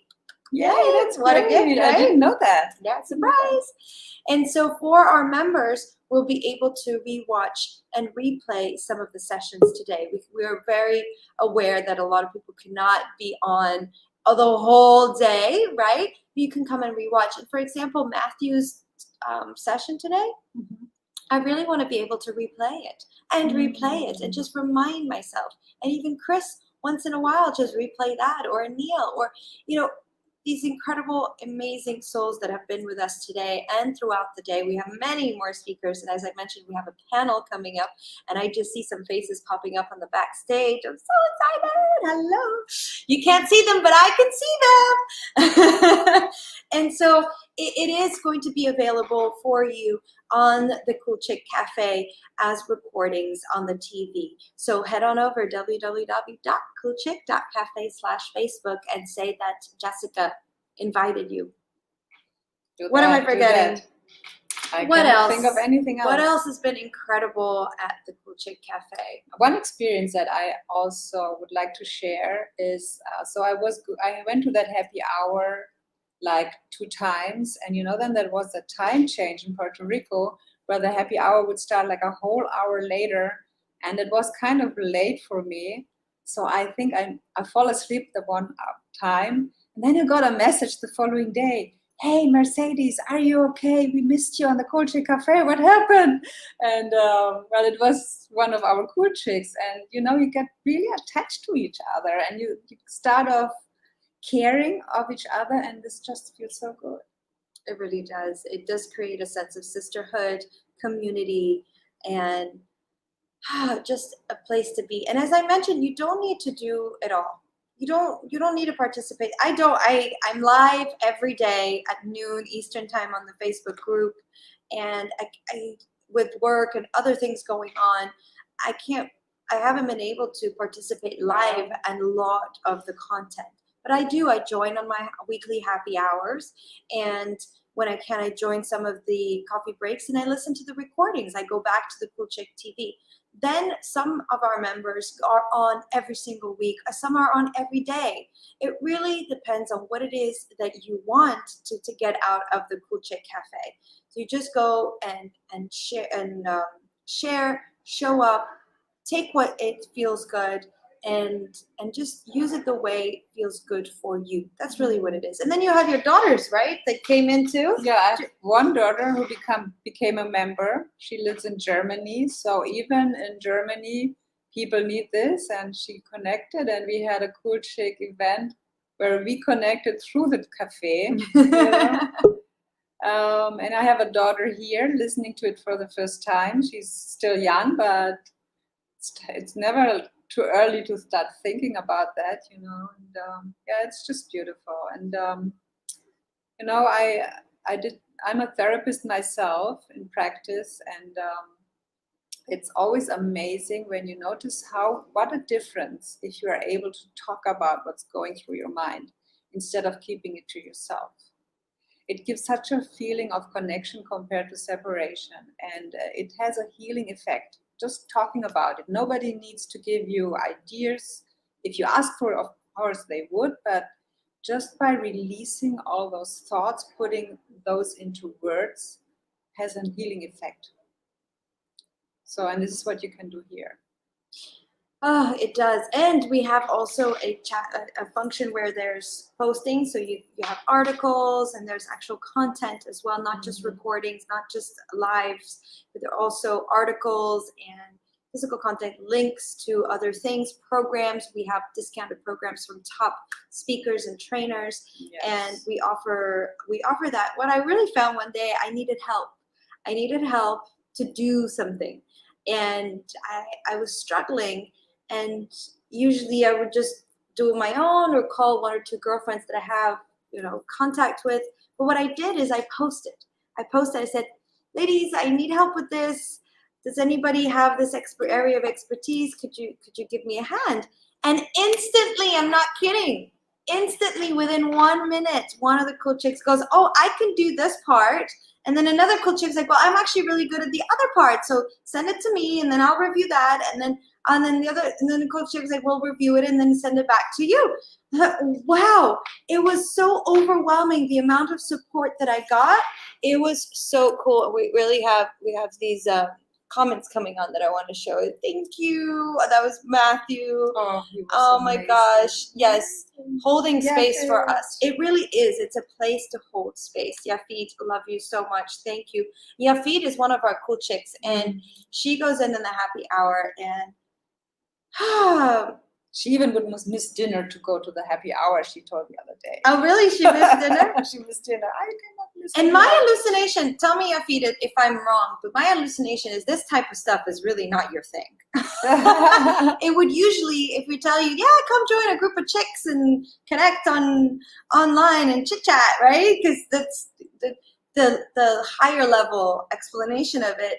A lot of us would be like, yeah, I don't know. I have so much to do, right? That's one thing. I have so much to do. Yeah. I have already way too many calls. And then he's like, lol. I did and it was worth it. She missed dinner and it was worth it. And so my thought process is I have way too many calls already. Everything's online. I'm so tired of it. And two is, so I don't have time for this. I don't have time. And three, it's just going to be one of those where you're sitting and you don't really have anything to do, or it's like, it feels like it's dragging on. You have to go. All right, hold on. I just have to get that. I mean, Mercedes has a call coming in. Bye. Thank you. Love you all. Come in, join us. And Yafit is like, no, I wouldn't. That's how special it is to me. You are to me. Oh my goodness, you're super special, Yafit. And that's what it is. It is a group where normally we wouldn't be joining. A lot of us wouldn't join, and there's something special. I still don't get it yet. I know that the format is made so that we connect, and there's a certain magic to it where when you join the Cool Chick Cafe, it just feels like home. And I highly recommend when you do sign up, make sure that you do get a tour of the cafe. Hi. Yay, Sandra's back. Yeah, I'm back. I was just saying, Mercedes is gone. Yeah, Mercedes had to get a call. Okay. And I was just talking, well, Yafit was joining us. He's like, no, I wouldn't have joined. This is how special you are to me. And another cool chick saying, Yafit, you're so beautiful. And it's so true. Like a lot of, I would have said, I don't have time for this, or this is going to be another one of those calls. And I've heard you say that. I was like, oh, I'm so done with videos. Right? I'm so done with videos. I'm like always on video. I'm so done with it. No more Zooms. No more Zooms. And for some reason, I don't know what it is. The Cool Chick Cafe, it's different. Yeah, it's different. Well, one is, I think for me, like so many times you're doing, you're on videos nowadays, for those of you who are like over Zoomed, like you have to be all set up, you have to have your makeup on, you have to be like ready, right? You have to be like on. We come as we are. PJs, workout clothes, on the couch, no makeup, my hair looking like this. Eating a lot of chocolate. That was one of my phases. Wine and chocolate. Yes. And no judgment. No judgment. Your feet's usually in her garage trying to stay warm because it's cold in Minnesota. And actually, we've got a few minutes left. We have Angie's trying to get a special treat for us. Oh yes. Yes. Let's see. Is it on? Is it ready? I don't know. Let's see. Let's bring Angie on. Hi, Angie. Hi, Angie. Oh, we got to unmute you. No. There we go. Hi. Okay. Oh, we're having a sing-off later, let me tell you. Okay, I'm going to share my screen, and I'm going to see if I can play this video. Wish me lots of luck. Here we go. And boom, and boom.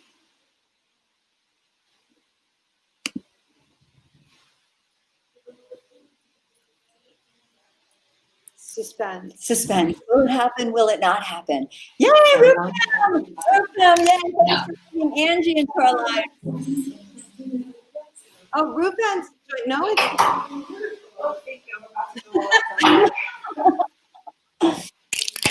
We love technology. We love technology. We wouldn't be here.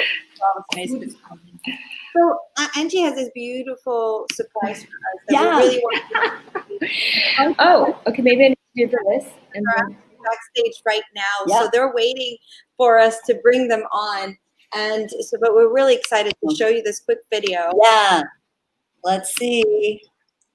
Here we go. Yay! Awesome! Amazing. And I'm a cool chick. Normally, this means you're trying to be something you're not. But here at Cool Chick Cafe, just being who you are, wherever you are at in your life, makes you cool. We will support you.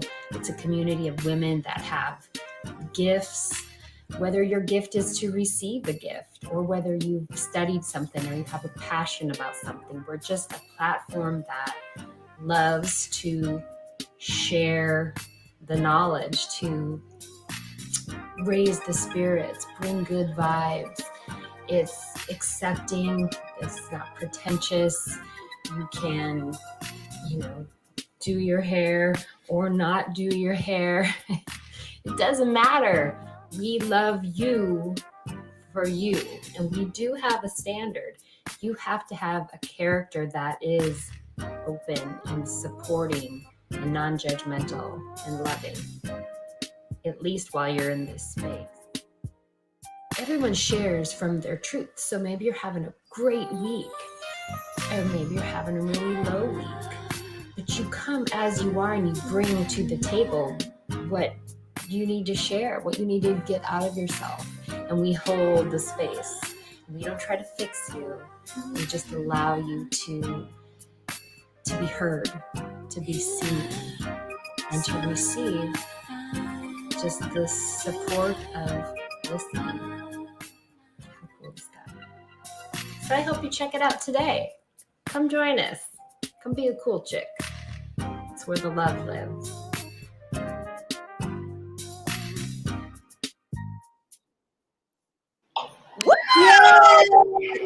That was great.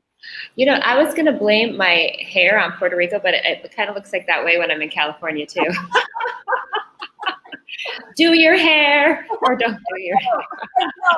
We come always. Awesome. Amazing. Thank you so much. Thank you, Sandra.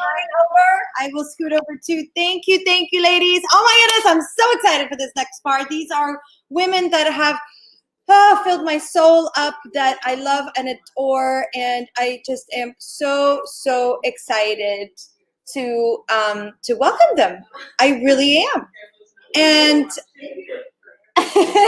they're all chit-chatting over there. It's amazing. This is what happens when you bring a lot of feminine energy together. I absolutely love our time together. So these next girls that are coming on are incredible. And I'm going to just introduce you to one, because as I mentioned, it is a panel. And these are my dearest, actually, wow, they're my dearest friends ever. Really, to my heart. I love you. I'm looking at you. I'm looking at you. That's over there. She's here. And I'm going to introduce you to my dear friend, Lisa. Lisa, who is such an incredible soul. She is multilingual. She speaks 4 languages. She's a freaking rock star. She's a family medicine physician and medical director, and was in the front lines in New York City during the COVID pandemic. She's an awesome rock star doctor, right? Like, rock star. She cares super deeply about people. About helping them, and doing so from a totally holistic place and non-judgmental place, right? Sometimes doctors are very into their knowledge, and that's it. With her, I feel like everything is open. Everything is a possibility. And at the same time, she has such a strong sense of self that it couldn't be a better person to do this segment, because she truly has an incredible self-love story. She really does. And she is passionate about growth and personal development. She's always working on growing and on being the best version of herself. She walks the talk. She really does. She's an inspiration to her friends, to her patients, to anybody really that gets in contact with her, and you'll understand why now that you're going to hear her speak. I've actually personally witnessed her journey. We've met a few years ago now, and I really witnessed her whole journey. She was already at a beautiful place, and she teaches me every time we talk, and she inspires, and she's all about growth and transformation from such a loving and caring space. She's got a lot of wisdom and so much joy, and she just wants to help everybody else have it too. So without any further ado, please help me welcome Dr. Lisa Young. Hi, Lisa. Hi, oh my God. Thank you so much for that incredibly beautiful and heartfelt introduction. Thank you. I love you too.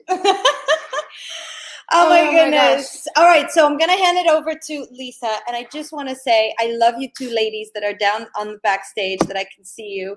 I absolutely adore you, love you, and I am going to be watching from the other room because this is going to be, I'm not allowed to swear, so the shizzles. Oh my gosh. All right. Thank you again, Jessica. And thank you all for joining for this segment and for the self-love summit just in general. This part is called the self-love story panel. And for me, I actually came up with this idea because it occurred to me that all over the place in society, we hear so many love stories between two individual people. And why don't we hear more about the love story and the only relationship that we have for our entire lives, which is the one that we have with ourselves. And so in this segment, we will be sharing our personal experiences in the hopes that that will spread more self-love and hopefully inspire everyone to take a little bit of a closer look at their own love relationship with themselves and hopefully nurture that and really honor themselves more than they ever have before. So as the first part of the segment, I am going to share my own personal story. And to be honest, I'm feeling very vulnerable and exposed, and I'm just going to put that out there. And a little uncomfortable, and I'm going to do it anyway because I hope that it'll help somebody listen. So here we go. Forgive me if I grab some tissues. Okay. So one of my very first memories in my entire life, I was in kindergarten. It was my first day. My parents had dressed me up. I was so excited. I thought, I'm going to meet new friends. It's so exciting, right? And I go in all dressed up by my family, and I walk in, and the first thing I notice is that I look different than everybody else. Little me didn't know, but I was really the only non-white person in that room. And I was already feeling kind of like I stood out like a sore thumb and self-conscious. The next thing I know, this girl in my class, I still remember her name actually, came over to me and said, you know, you don't match, right? And 5-year-old little me was completely mortified. I wanted to run away. I felt ashamed. Ashamed that my family dressed me up, ashamed that I didn't know better and I let them.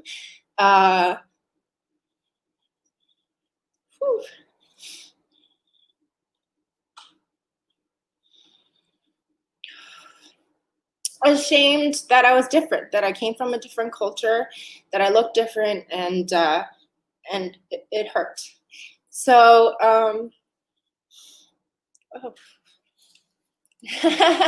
I'll get through it. Just give me a moment. And really, like, now looking back, I realized in that moment, what I learned subconsciously was actually being different. Being different was bad. I learned that being different might mean that I would get hurt and not be loved or accepted. And so little me essentially learned that, or I learned to adapt. And I learned that the best thing I could do to be safe and to be loved and to be to be accepted was to be invisible. So I did everything I possibly could to please others, to do what I thought others wanted from me, to blend in, to be agreeable. I adapted. Oh my God. Like I did what I thought everybody else wanted. I got really good at it, actually. And I really had no idea who I was or what I really wanted. And actually, the first couple decades of my life, I spent my life basically checking off the boxes and doing what I thought everybody expected and wanted from me. And that included working at my parents' restaurant and then studying super hard. And really, I got all of my love and my sense of worth from achieving. I won awards, I won competitions, I was a National Merit Scholar, I graduated from college, summa cum laude, I got accepted early to medical school, and I did everything that I thought and I was taught should make me happy and should make me successful. And then during residency, I hit rock bottom. So as many of you probably already know, residency in itself is very hard. Endless hours of work. And on top of that, I basically, over a series of months to years, discovered that I had a really rare, literally 1 in a million medical condition where I had masses in my knee. And all of a sudden, I found myself going to appointments during my lunch break and skipping lunch and trying to be a full-time resident at the same time.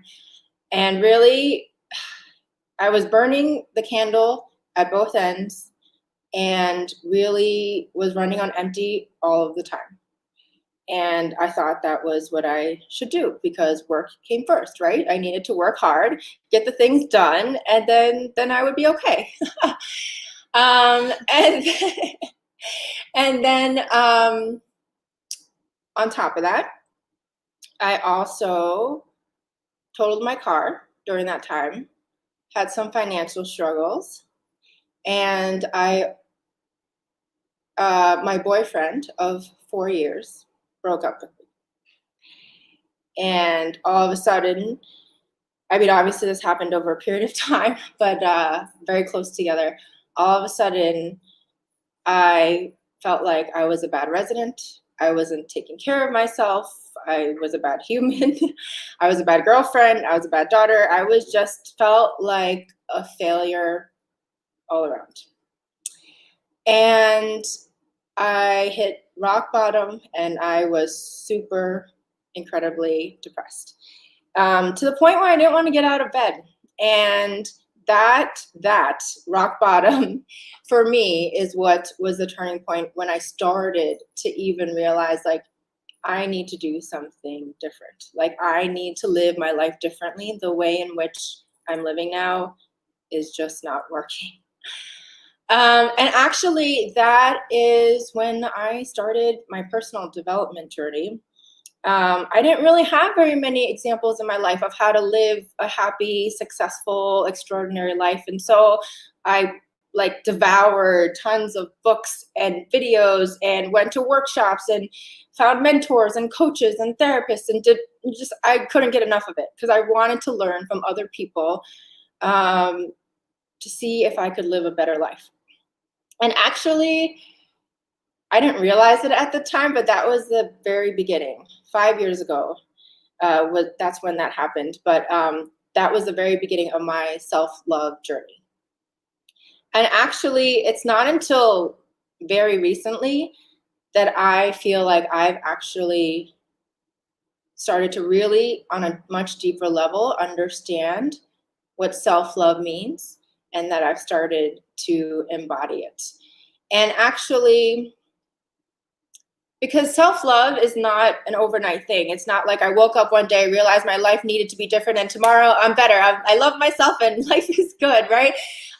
So it's been like hours and I don't even know how many hours I've spent on personal development, but like I joke sometimes that I've gotten a second degree in personal development, but it just took many hours, and I was passionate about it, and just really like step by step by step, working on me being happier, working on myself, and then figuring it out one by one.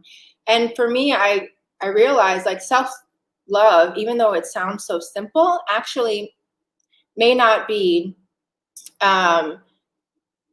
it actually is a process. It's a journey, because self-love also means self-awareness, and then self-acceptance, and then sometimes self-forgiveness, and then also self-faith and self-love, and the ability to self-belief is what I meant. So two very recent, actually very recently, I've had two major life moments that are pivotal moments where I essentially had to choose between self-love or doing what others expected or wanted from me. One was about 1.5 years ago, and I was engaged to be married in May. And it was April, and suddenly, well, not so suddenly, but gradually, I felt this pit building in my gut and my heart that told me that this was not the relationship for me, even though he was a really great guy. And as this pit and this feeling got stronger and stronger, my mind was like, no, but he's a great guy. Your family loves him. He'll treat you well. And, you know, things are fine. And maybe you're, only special people get to have those extraordinary relationships that you really want. And you're being too idealistic, or, you're not that special. So really, why don't you just keep doing it? And you're going to get married in a month. It's all planned. It's all paid for. Like, just don't rock the boat, right? I'm happy to say that with all the work that I did over the years leading up to this, I eventually got up the courage to choose to love myself first, to follow my heart, and I called off the wedding a month before. And even though that was incredibly hard and painful, it was absolutely the right decision for me and for everyone else involved. And I'm so happy to say that I'm still good friends with him. I still think he's a great guy, and I am happier than I ever have been. And I've been living my best life since. So that was one. And then the second pivotal moment where I was faced with a really big life choice was actually incredibly recent. So as Jessica mentioned, for the past 4 years, I've been a primary care physician, and more recently a family medicine doctor, and more recently a medical director at a federally qualified health center. So basically serving the underserved in New York City.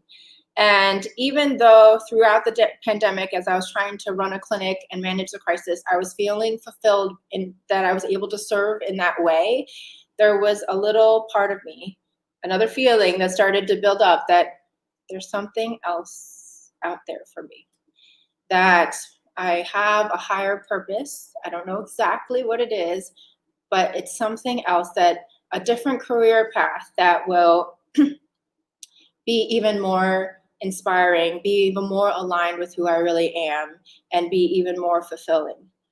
And at first I thought, I'll figure it out on the side as I'm being a medical director and running clinics and stuff like that. But I realized that that's not possible. And so very recently I took the huge leap of faith to quit my job as a medical director, as a doctor, and basically trust that I will figure it out. And I am still figuring it out, because that last day was only 1 week ago. Really my plan, everybody asks me what my plan is. My plan is that I am going to just trust my heart, my instincts, and and see where that leads me. Follow what inspires me, what lights me up and brings me joy, because I've realized through now experiences that the more I do that, the more life is just unfolds so beautifully and perfectly, more better than I could even imagine. And that actually is what has led me here just 1 week later with these amazing, incredible women, co-creating the Self-Love Summit and sharing my story with you guys here. So with all that said, now that I have shared my life story, I would love to invite two amazing and incredible women that I am so honored and blessed to be able to call my friends who have been so graciously agreed to join us today. So the first, I would love to introduce Sève Jonas. I believe I pronounced that correctly. She, to me, oh my God, she just exudes. When you meet her, you'll see this. She just exudes so much love and joy, and you would never know it, but she has had such an incredibly challenging childhood. And instead of playing the victim or feeling bad for herself, she has instead chosen to use her story to inspire and help other people.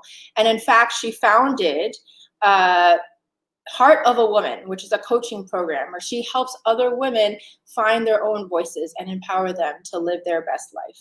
And she's also written 2 incredible books in French that were named Never Give Up and Live the Life of Your Dreams, as well as The Power and Heart of Feminine Energy. She not only has she been so accomplished in sharing her story, she's incredibly giving and loving, and she's a senior leader with Tony Robbins research company, and also is highly involved in helping out an orphanage in Uganda, which is called Window of Life. So please, without further ado, please help me welcome Sève. Oh my God, hi Sève. Thank you for being here. Thank you so much. It's such a gift to just being here with you and with all of you.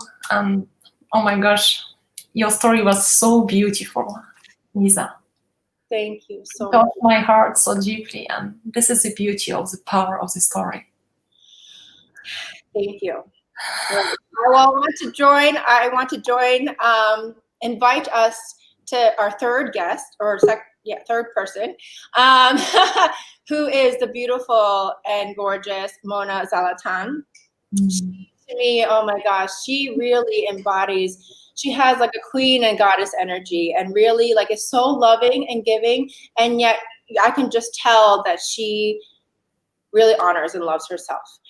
Mona is a self-made millionaire in her 30s. She's a real estate investor, businesswoman, sales master, and has put herself in a place where she is able to retire in her 20s, which I don't know about you, but not many of us can say, I don't think. She's ranked 15 out of 20,000 best salesperson in all of Salesforce globally. And not only has she made all of those accomplishments, but she's also very giving and loving and actively involved in Underground Railroad, which is an organization that helps rescue children from sex slavery. So without further ado, Mona, please join us. Yay! Hi, everybody. So happy to be here. So happy to be here. And thank you for sharing your story, Lisa. It was amazing. I think I could speak for everyone when I say that we're so very proud and excited for you and what is coming up in the future. Yeah. Oh my goodness. Thank you, ladies, so much. And I'm just looking at the time. We have about 5 minutes or so, but I do want each, so about 10 minutes total. I just wanted to ask you a few questions if you don't mind sharing. So first, through my own story, I realized that self-love is really a journey filled with ups and downs. And it's not until recently that I realized, looking back, moments in which I did not love myself. So if you would mind sharing some moments in your life that you feel and you realize now that you were not loving or prioritizing yourself. And what did that feel like? Sev, would you like to share first? Yeah, of course. And it's exactly what you said, Lisa. It's not loving ourselves. This is what we practice when we want to just respond to the environment around us. It's exactly where I've been during so many years in my life, and especially in my very young childhood. And I really would love to share with you this moment, because this moment really was so painful in my life. I was growing in orphanage. I was living in a space of guilt, of shame, not having the same possibility to be like other children. When I was going outside of sometimes in the street, I was seeing people with their parents, and I was always wanted to be like them, wanted to be like these children. And I was always telling myself, one day I could have that, but I didn't know how. I was just living in that space of emptiness. And it developed in me this moment of, it was something that I recognized during all this period, that I was bringing inside of me this pain of shame, of guilt. I was responsible for my little brother. I have to take care of him. My mom, she was so many times fighting with alcohol, with different men, and I was be caring of her. And sometimes I feel so vulnerable, but outside I wanted to show everybody that everything was going okay, that was okay. But inside of me, I was empty.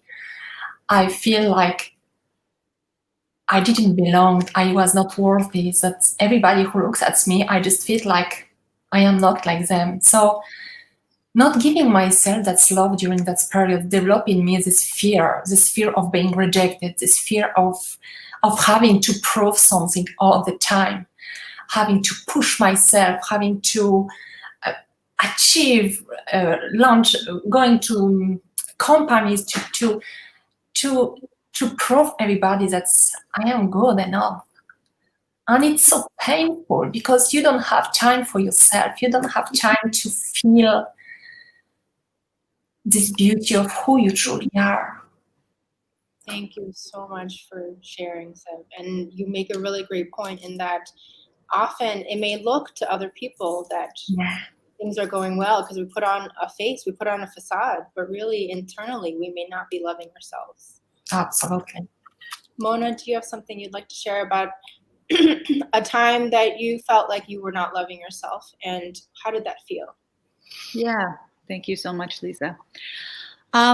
First of all, I think it's important for us to know, what does it feel like when we don't love ourselves? Like, we talk about it so openly like that, but to me, one of the main signs that you know that there's really an issue is if you cry.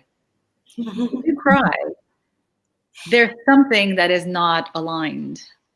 Yeah. And you need to look into that. You need to look into your heart to see what it is that you're not aligned. And on the other side of self-love is rejection. We're just scared of being rejected. I've had the privilege of being taught self-love at a very young age, but on a day-to-day basis, there's things that come up, things that will show up that you'll have to choose self-love. And if you're asking me for a recent situation, I can tell you just last week, my boyfriend works in the house and he works everywhere in the house. He's on the phone, he's running around, and I don't feel like I have a quiet space in the house. And I support the cause and the mission that he's working on. I never say anything. I'm very supportive, but it came to a point where I said to him, you know, I really feel like I need a space where I can have some peace. And to me, that's self-love. To me, that is choosing yourself, because you're going to show up as a better person for the other person and for the world as well. Absolutely. Thank you so much. Give me 1 second. Thank you so much, Mona. It's so true, because self-love is not actually selfish. It sounds like it would be selfish, but really I've realized that, as you're saying, the more I love and honor myself and fill my cup, the more I actually can show up and give to others. And I'm giving my best self, not just the rest of myself, right? Right. And so something that I realized, and I'm just wary of the time at the moment, but part of, for me, I'd like to share, it's a lot of these decisions. Some people say, like, well, how could you possibly make a decision like that? I can't believe, that you made such crazy decisions. It does come off as crazy at times. And really, like, it's a hard decision when I'm in the moment and I think that I will disappoint others or I will hurt others. And yet, what helps me make these decisions in moments is that I think about, what would my life look like if I continue to live this way? And specifically, if I continue to not honor myself or love myself. For me specifically, that would look like I would be overworked, burned out, probably married to someone who I didn't feel like was the one, even though he's a great guy. And I would be constantly probably wondering, what if? And it basically got to the point where I thought, I can't do that. I can't regret and wonder what if my entire life. I just can't. And on the flip side of that, what has helped me is I realized that looking at what, if I did love myself, if I did, give my dreams a chance, what could my life look like? And to me, what self-love has done for me and honoring myself first is actually, my life feels so abundant right now. And I actually, even though there is uncertainty all around me, I don't have it all figured out and lined up, I actually have learned to be comfortable with the uncertainty outside of me. And actually find, instead of looking externally for validation, find the certainty within me, the belief that I will figure it out. No matter how hard it gets, I will get through it. And so if you ladies could take a few moments to share what self-love has made possible for you now and in the future, that would be lovely. So Mona, if you would like to start. Sure. For me, self-love, it's different for everybody. For me, self-love was being independent financially, and I'm very happy to have achieved that. It was something that I wanted to feel like I can have stability on. And it also permitted me to meet somebody that was so friggin' amazing. And it's putting boundaries. It's putting boundaries about what works for you, what doesn't work for you, what's important to you, and what is not important to you. Because sometimes the other person might think that they're filling your cup and you're like, I don't even care about that. I love you, that's awesome, but what I care about is this. So by having self-love, it's being aware and being super conscious every single day of making choices. It's giving to organizations. It's not judging people. Sometimes on Facebook now with this movement that we're doing with my boyfriend, there's people that, they'll say all kinds of things, and it's not hating and not judging and having compassion in your heart and loving them anyway. And it's eating well, and it's being kind to your partner, and it's choosing you. It's all these little things that have made it possible for me to live the life that I am living now, that I'm very happy with. Oh, thank you so much, Mona. And it's so beautiful to see you and your boyfriend and have such a wonderfully inspiring and beautiful love story. Oh, thank you. Thank you. I'd like to speak for about a minute for just what self-love now has made possible for you, and then we will wrap up our segment. Oh, it's amazing, Mona. Thank you so much. It's, for me, self-love, it's exactly about what you said. It's all about bringing yourself presence, the gift of your presence in this world daily. Just by being present to you, being aware of what truly matters daily, and nourishing daily this little seed of courage, this little seed of progress, of just authentically showing up and just nourishing that part darkest part and lightest part of your soul, because we all have inside of us. Until today, I have these days or are more challenging than others, but because I nourish them daily, I chose bringing some little moment of joy, of appreciation, meditation, connecting with nature, practicing this moment of connection with other women from that space of authenticity. This brings me my space, and only from that space I can bring to someone else, to my children, to people around me. Just this is for me the meaning and beauty of self-love. Just this presence, awareness, because in that presence it's your soul voice. It's a voice of your presence, of your gift being here in this world. That's so beautiful. Thank you so much, Sev, for sharing. I could talk to you ladies for forever, and I wish I could, but we need to keep on time. And I just want to thank you for sharing your stories and sharing your perspectives. And I hope that someone has found our stories helpful. And I just want to say, I think what I've come to learn and what you guys are sharing is that self-love is a journey. It's a daily thing that we need to practice. And it actually takes courage. Courage is to love yourself. And it's not selfish, and actually in turn will allow us to be our best selves and give more to the people around us. So with that, thank you all for tuning in. It's my cue to be up now and for invite our next speaker. So thank you so much. I love you, ladies. I love you. Love you guys. Bye, everybody. Bye. Bye. All right, I'm jumping in. Thank you so much, lady. I have to say hello too. I love you. Love you, Mona. Love you, Sev. Thank you so much for being on the Cool Cafe, being our amazing cool chicks and joining for the Self-Love Summit. You are an inspiration, and I love you deeply. Mwah. I love you too, girl. Bye. All right, Angie, do we have some music until we introduce our next speaker here at the Cool Chick Cafe? Yes, Sandra?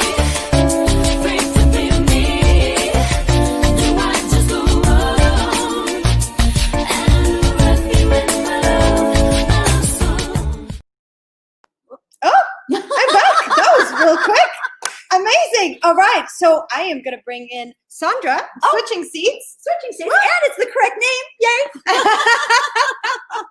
Hi, everybody. Again. We're having a lot of fun. So Yeah. Sandra's going to introduce our next speaker. I love where she's calling in from. I'm a little biased, though. Oh. And yes, I'm biased. Where she's Oh, calling well, in of course. from. Yeah, sorry. Little secret, because I'm from all over the world. So I love you. Thank you. Tune in for the next speaker. Oh, a little before we announce her, and before, if you have children in the room. Oh, right. Thank you for remembering that. That you do not want to be swearing around, because we're gonna be swearing a little bit. We're gonna switch up the energy a little bit, and there'll be some cursing. Is it cursing or cussing? Is it? I think both. Oh, I think it can be I both. call it cursing, cussing, all that sort of stuff. It's a no holds barred, and it's a different energy. So I'm so excited. Oh, yay! That's so awesome.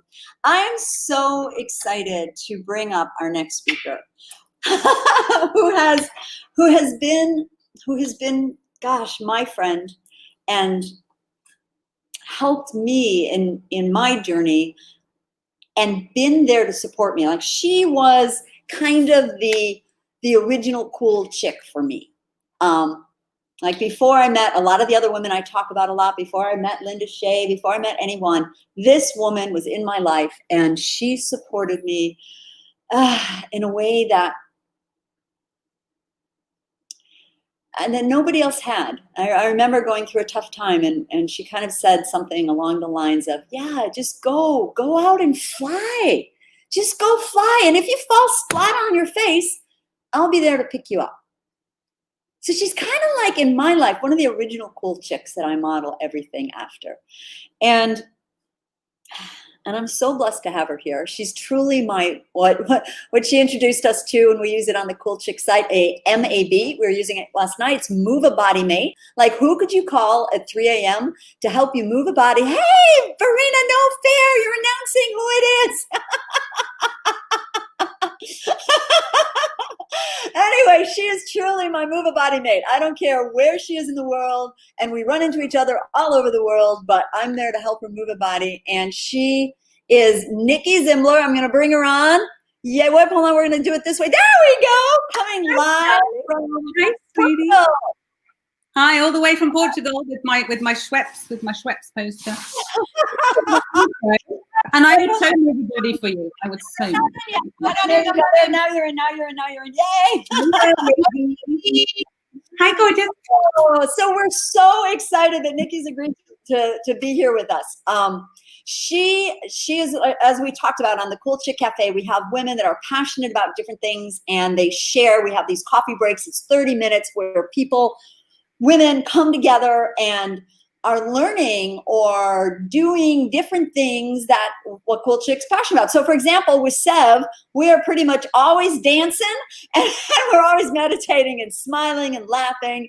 I generally will have a panel of men that I bring on and I interview all these marvelous men.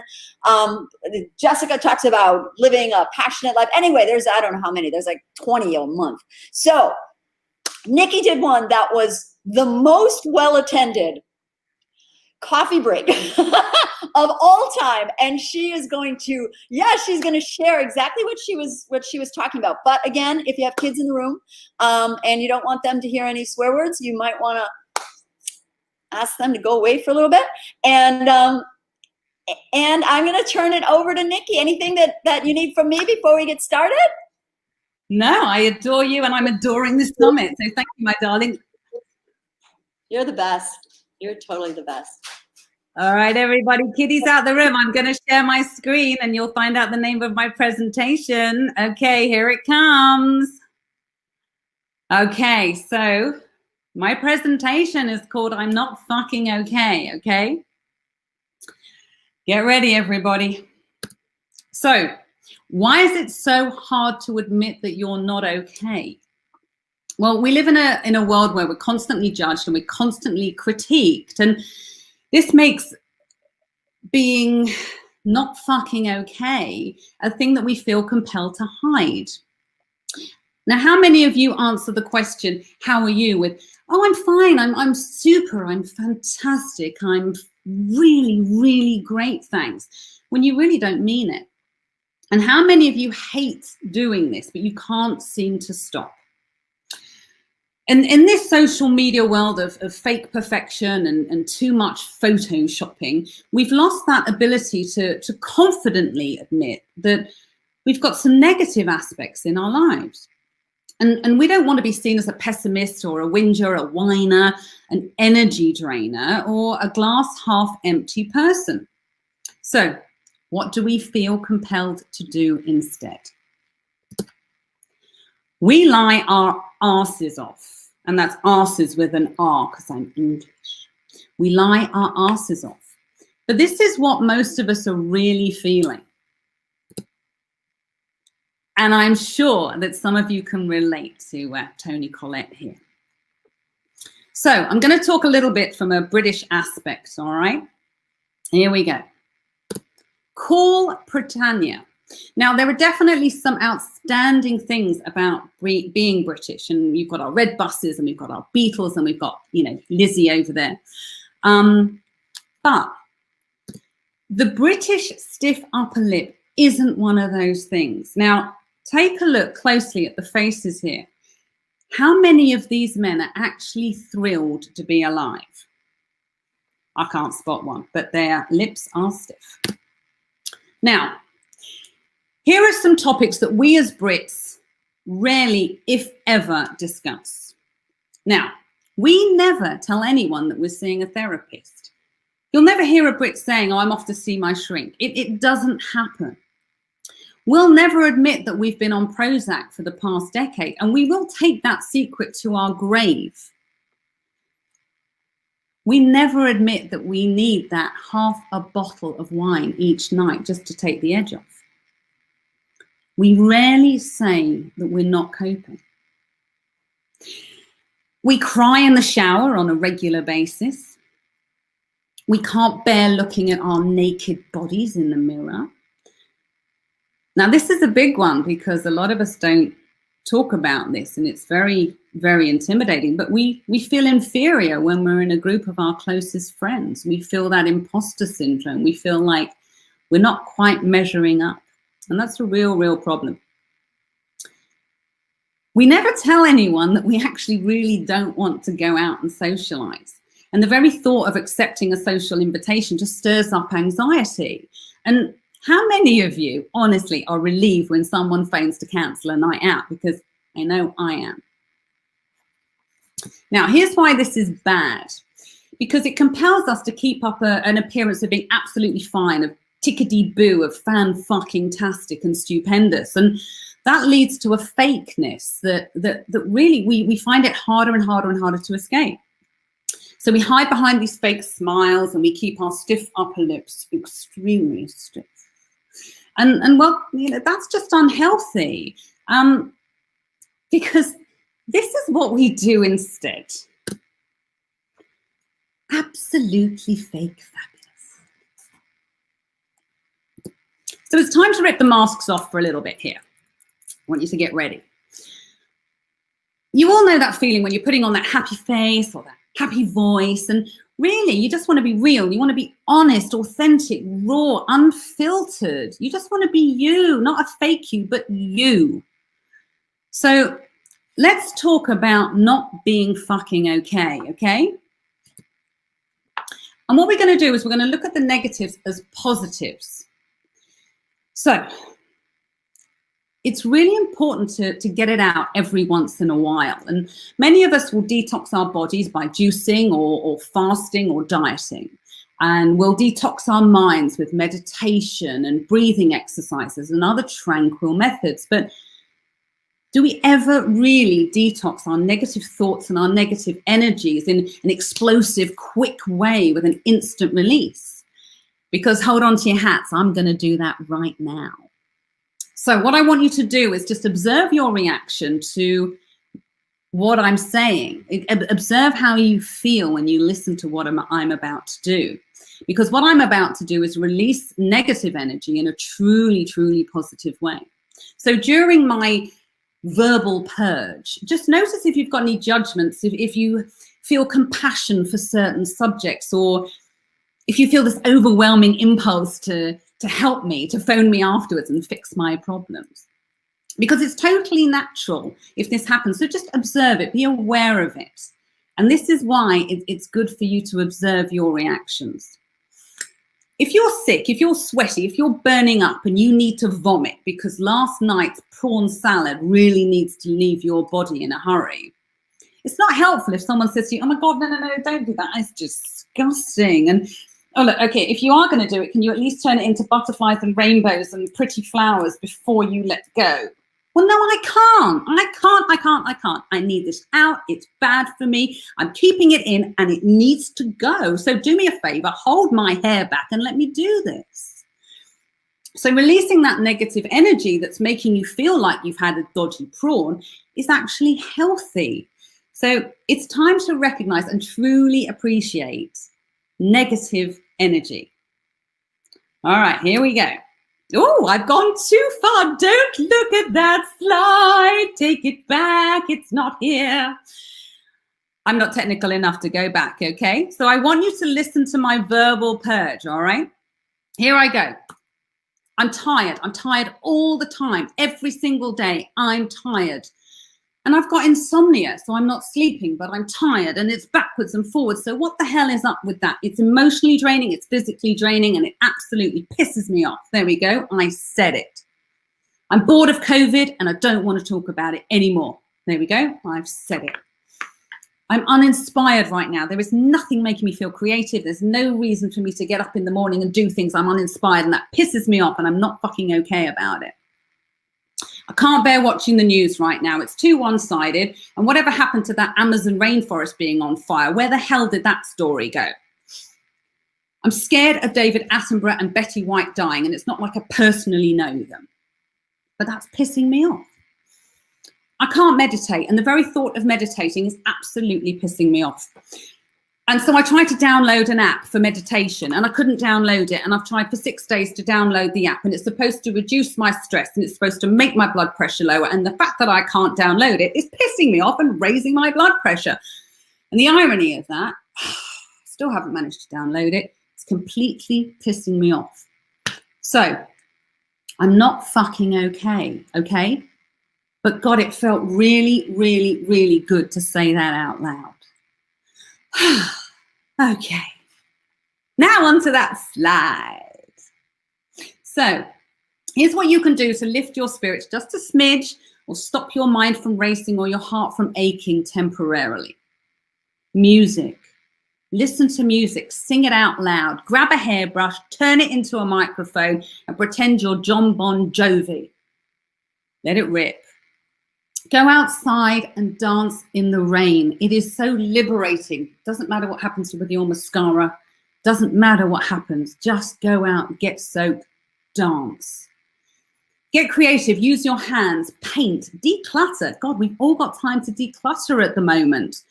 Get rid of all those 400 pairs of shoes that you don't need. Declutter. Go and fix the wonky shelf. Go and write. Just go and use your hands. Get creative. Exercise, do yoga, do one of those 4 billion YouTube exercise videos. Go for a run, even if you've never run before. If you go outside and run and you last 3 minutes and you feel like you're going to cough up a lung, you will feel that endorphin release and you will feel that sense of achievement, and you'll forget all about the fact that you're going to cough up a lung. Do that and just have that sense that I've achieved something today and I've done something good for myself.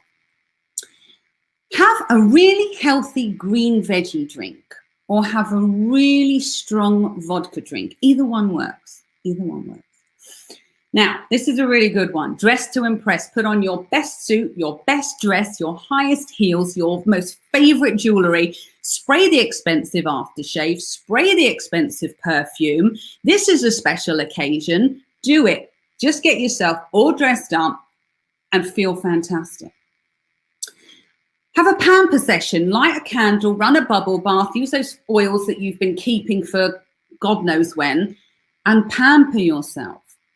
Now, if you want something that's a split second change the way you stand. Put your hands on your hips, puff your chest out, pretend you're Superman. Now, it has been proven that standing in the Superman pose makes you feel confident, makes you feel like you can take on anything. So if you're in a funk, do the Superman pose. I promise you it will make you feel better. So while it's okay not to be okay, you can change your state of mind and your state of being by just doing one thing differently. And that one simple action can actually cause an all-important shift. So I'm going to go on to my last slide and I'm going to leave you in the hands of Miss Oprah Winfrey. Thank you for listening to my verbal purge. And what I encourage you to do is to try it yourself. Set a timer for a couple of minutes. Let it out. Start with that sentence, I'm not fucking okay, okay? And here's why. And let that purge happen and really look at that negative energy release as a really positive thing in your life. I just want to thank you all very, very, very much for listening to me. Thank you, thank you, thank you. Thank you so much, Nikki. I'm so excited to have you. Yes. I know it's really beautiful. And you know what's so interesting to me is, so when you did your coffee break the other day, we actually all went through on kind of like a timed going through this purging, which, you know, it's not so different from Wei Li's river cleanse, right? Very similar, and it's not so dissimilar from the way we do our coffee breaks with what are the low points of the week, what are the high points for the week. But what I love about the Cool Chicks, and I love about this summit, is you can be approaching the same thing, like using the same entryway with a different energy and different words and a different accent. And it feels completely different, right? You couldn't hear us, but the behind you, as you were speaking, all of us are just cracking up when you would get to certain points. Yes, it was like so fun. Absolutely. And so funny. And it's just a beautiful, funny, like, let's laugh at this energy. And it's beautiful And real. And raw. And I just want to say, so so many people had wonderful things to say. So Carla Rose, love Nikki, beautiful soul. Barrett, you rock, Nikki. Seb, thank you, Nikki. Hold on, there was one. Verena, around you, I can always be myself, Nikki. You are a true, yeah, and that's how I feel. Like, I know no matter what I'm saying, like, it's okay with you, right? You're not going to try and make me be happy, right? No way. I remember 10 years ago, I said to you, whatever you're about to say, I'm not going to judge you. Yeah. And you just burst into tears. Like, the release from you was amazing, physical as well. It was amazing that you then opened the floodgates. It was gorgeous. Yeah. It was powerful. And a couple bottles of wine. Very good wine. Very good wine. Yes, I remember that. You've been such a dear friend in this. I'm so grateful that you're, it's and you're sharing this now with the Cool Chicks. You're sharing this viewpoint in this way of like holding space in let's get raw and real, and let's end up just laughing about it, right? And I so appreciate it. So I tell you what, why don't you stay on, because this is kind of like our little segment together, so don't go anywhere. But Angie is going to bring on some music because I wanted to spend the rest of this time, like, this is kind of the, I'm not okay, or I'm not fucking okay, and the power of out. And then there's a video that Richard's son Lucas did for us from a song that he wrote and is performing. And it always reminds me of this concept. And it's, anyway, I just want to share that. I want to share that too. So Angie, can you cue up the music? I can't hear it. Yay! I can try. I'm like, I'm so special here. We've been having fun technical things all day. It's so great. Let's see. Can you see that? No. No. Oh, you know what? Oh, let's see. No. Not yet. Hold on. Oh, here we go. From the studio. Wait. Yeah. Yes. Yeah. Oh, wait. I gotta do one thing. I gotta do one thing first. Okay. We'll dance in the meantime. That was one of the things.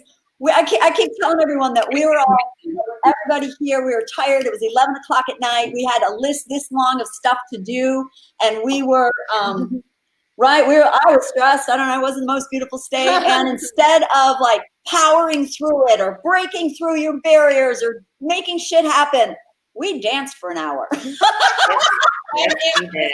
And it was amazing. It was amazing, and it totally helped. And then I could actually work. And I could actually go to sleep. I don't know how long she was up. But it's so cool that rather than applying more effort and energy to like a frustration, we spent like a good hour just dancing. Jessica put on some good like Latin music and ratchety stuff. It's our new word. It's a new word. We'll be posting it on the Cool Chick Cafe site so everyone can get in on this. Anyway. It's not showing up yet, is it? Was there too. Tell you what, Angie, I'm going to let you keep doing that, and I'm going to talk because I don't want to run into our next speaker. But please, I really want to see Lucas. He's amazing. Yeah. On the show. Figure this out. Because one of the things that I saw, I'm sending you away, Angie. One of the things that I really saw, and Nikki, it probably went back to you. It's like, what? Why is it? Why is it that we won't? And I call it saying ouch. Like, why won't we say ouch? If we stub our toe Like we go, ow, right? Oh, fuck, I can't, ow, ow, ow, ow. But when somebody breaks our heart, or a friend like disses us or forgets our birthday, or I don't know, all the things that happen, we're like embarrassed. Yeah. Right? It's like, oh, I don't want to be in trouble. Like, I want to tell this, I've got to share. And it's like, it's so prevalent. And the thing that I've been working on, for those of you who know anything about me, or know me, I guess, I've spent the last 2.5 years, well, let me say the last 3.5 years. The first of the last 3 years I spent going back and forth to India, studying with the organization that Matthew was a part of. I learned to be a wisdom teacher and a meditation instructor, and learned to be what they call a one consciousness transformer. And I worked really a lot with relationships. I worked with the organizations called the O&O Academy, and the founders, Preetaji and Krishnaji, wrote a book with meditations for relationships. And I spent a lot of time, about a year, and continuing past that, just leading meditations about relationships. And again, like I was saying with the Freedom Guru app, meditation's not to relax you or put you to sleep, but meditation's to have you look inward. And, I found that the more I could look inward, and the more I could look inward at those things that I didn't want to look at, the more I had the possibility of choice of dissolving it. And the more I could dissolve those hurts that maybe had been hanging around for years, the more joy came into my life. So my approach is maybe a little different than let's do affirmations. Let's say, and they're all paths for different people. So affirmations are amazing and wonderful, but mine isn't, I'm going to say, I feel wonderful. I feel wonderful. I'm great. I feel wonderful. I'm great. I'm going to look at inward and like, well, where is it that I'm not feeling wonderful and I'm not feeling great? Because I know if I dissolve that, I truly believe that our internal state is joy. It's not that we have to work. Oh, yeah, I'm getting the thumbs up for the music. It's not that we have to work to be joyful. It's that we need to take away those things that are preventing us. And those things that are preventing the joy, as Chris Ennie was saying, it's all a choice. And it's actually not so much the choice, because when you really sit in and you have those two things presented to you, the choice can become pretty clear, especially if you can look at what are those things that holding on to that hurt or holding on to that ouch are providing, because there's a good reason, right? You had a good reason at the time. When you weigh it and you go, does that matter anymore? The choice to release it becomes a true choice. It becomes a true choice of, do you want to be in joy? Not because everyone's telling you. And I think my biggest fear with putting on a self-love summit was that people were going to have the idea that, oh my God, you have to love yourself. You have to be in self, you have to have joy. And that's just another have to. So my journey has been one of, how do you look inward? And that's what I did. Okay, I was kind of telling my story. For the last 2.5 years, I was doing research with Alison Armstrong about the instincts we have in hunting or gathering mode, or feminine and masculine modes. And then all the things like blame and pride, jealousy, and all these great emotions that I was researching with other people. And of course in myself, and learning processes. So I am going to do two. Okay, I'm going to do one thing. So we're ready. So I want to play a video of Lucas, because we had a little technical difficulty. So let's bring it on. And and then I just want to say one or two words before we bring our two next amazing speakers on. Yay? No? No? No. No. Right, can I go to my dinner now? Can I go have my din-dins? Okay, let me go to my next thing. Let me go to my next big thing. Oh, wait, here we go. Yay. Yay.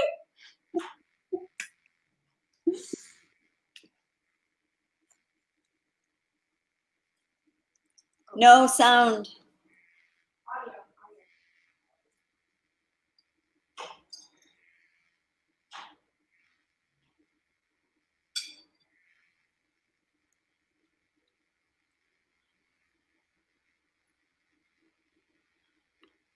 Okay, so I'm making it an executive decision here. We're going to play this later. Yes, it's true. Because I don't want to be late because we've got our next two speakers here in the green room waiting in the, what do you call it? What's the room? Speaker room, whatever.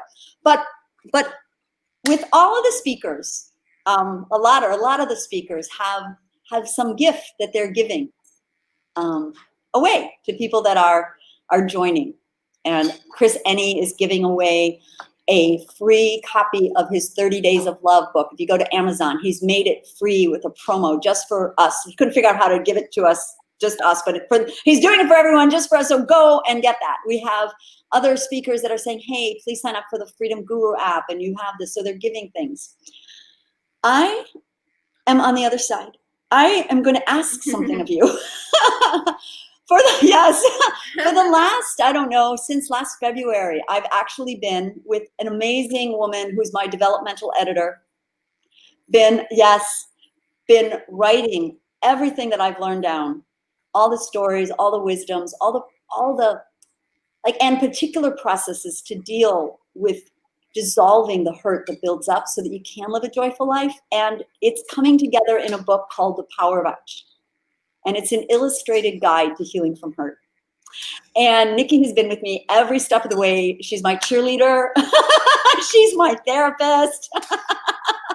She's just absolutely amazing and so grateful that she's here. And I am wrapping it up. We're finishing the final editing. It is now up and available on the ebook version on Kindle for pre-order.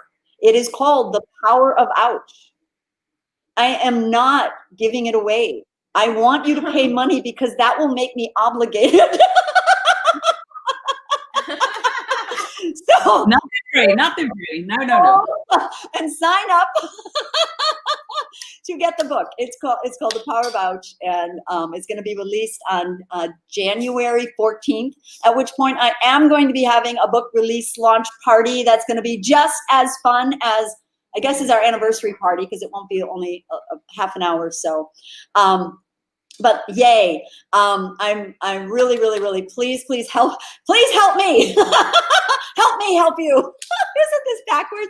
Anyway, I'm 1 minute over my time, and I am so grateful, Nikki, that you're here, and thank you for being my dear friend and helping me in everything in this journey of the power of Ouch. Mwah! And see everybody. Lovely comments everyone's written. Really, thank you everybody for your comments. Love you all. This summit rocks. Bye. Bye, Nikki. Okay, yay. Okay, where are we? Are we switching? I'm not sure. Musical chairs, we need music, and we need music from Angie. I think I'm going to do the music, Angie. I don't see Angie, so I don't don't see know Angie? which one is to be. I don't know which is. I don't know. So I'm just gonna pick one. Let's see. Let's love three. With love first, we'll be blessed and not cursed. In our hearts lies a thirst for His love.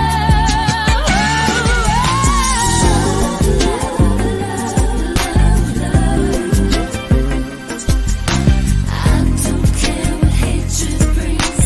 Love can conquer everything.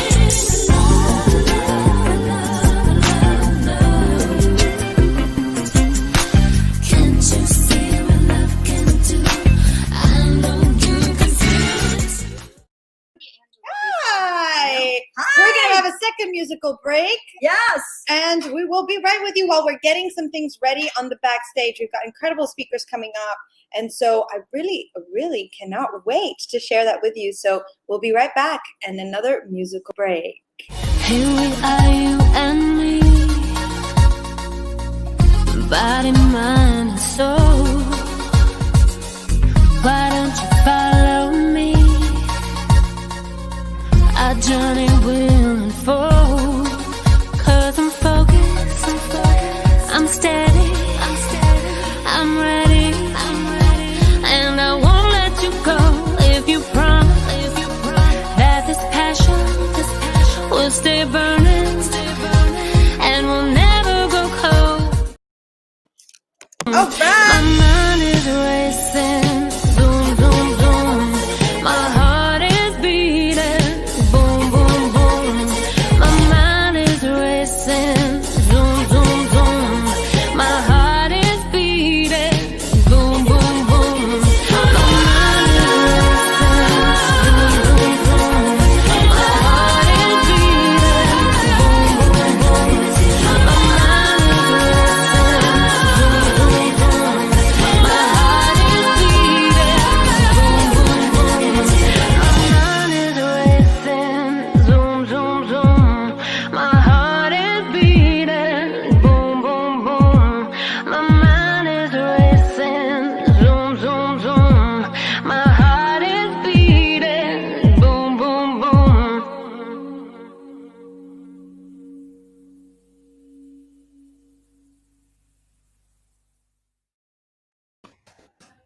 All right, we are back. Ooh, I don't know what happened to my camera, but I need to move it up a little bit. There we go. Ah, I'm back. Hi, Sandra. Oh, goodbye. You're on. Oh my goodness. I'm so excited. We have a few speakers on the backstage area, and I must admit I'm going to be having a bit of a vulnerable moment right now. So I actually just figured it out. So my vulnerable moment was, I don't know what the heck is going on. And now I figured it out. So I'm good. Self-love. Oh, I love you, chicks. Amazing. I have our next speaker coming on, and she is incredible. She is living in Hoboken, New Jersey.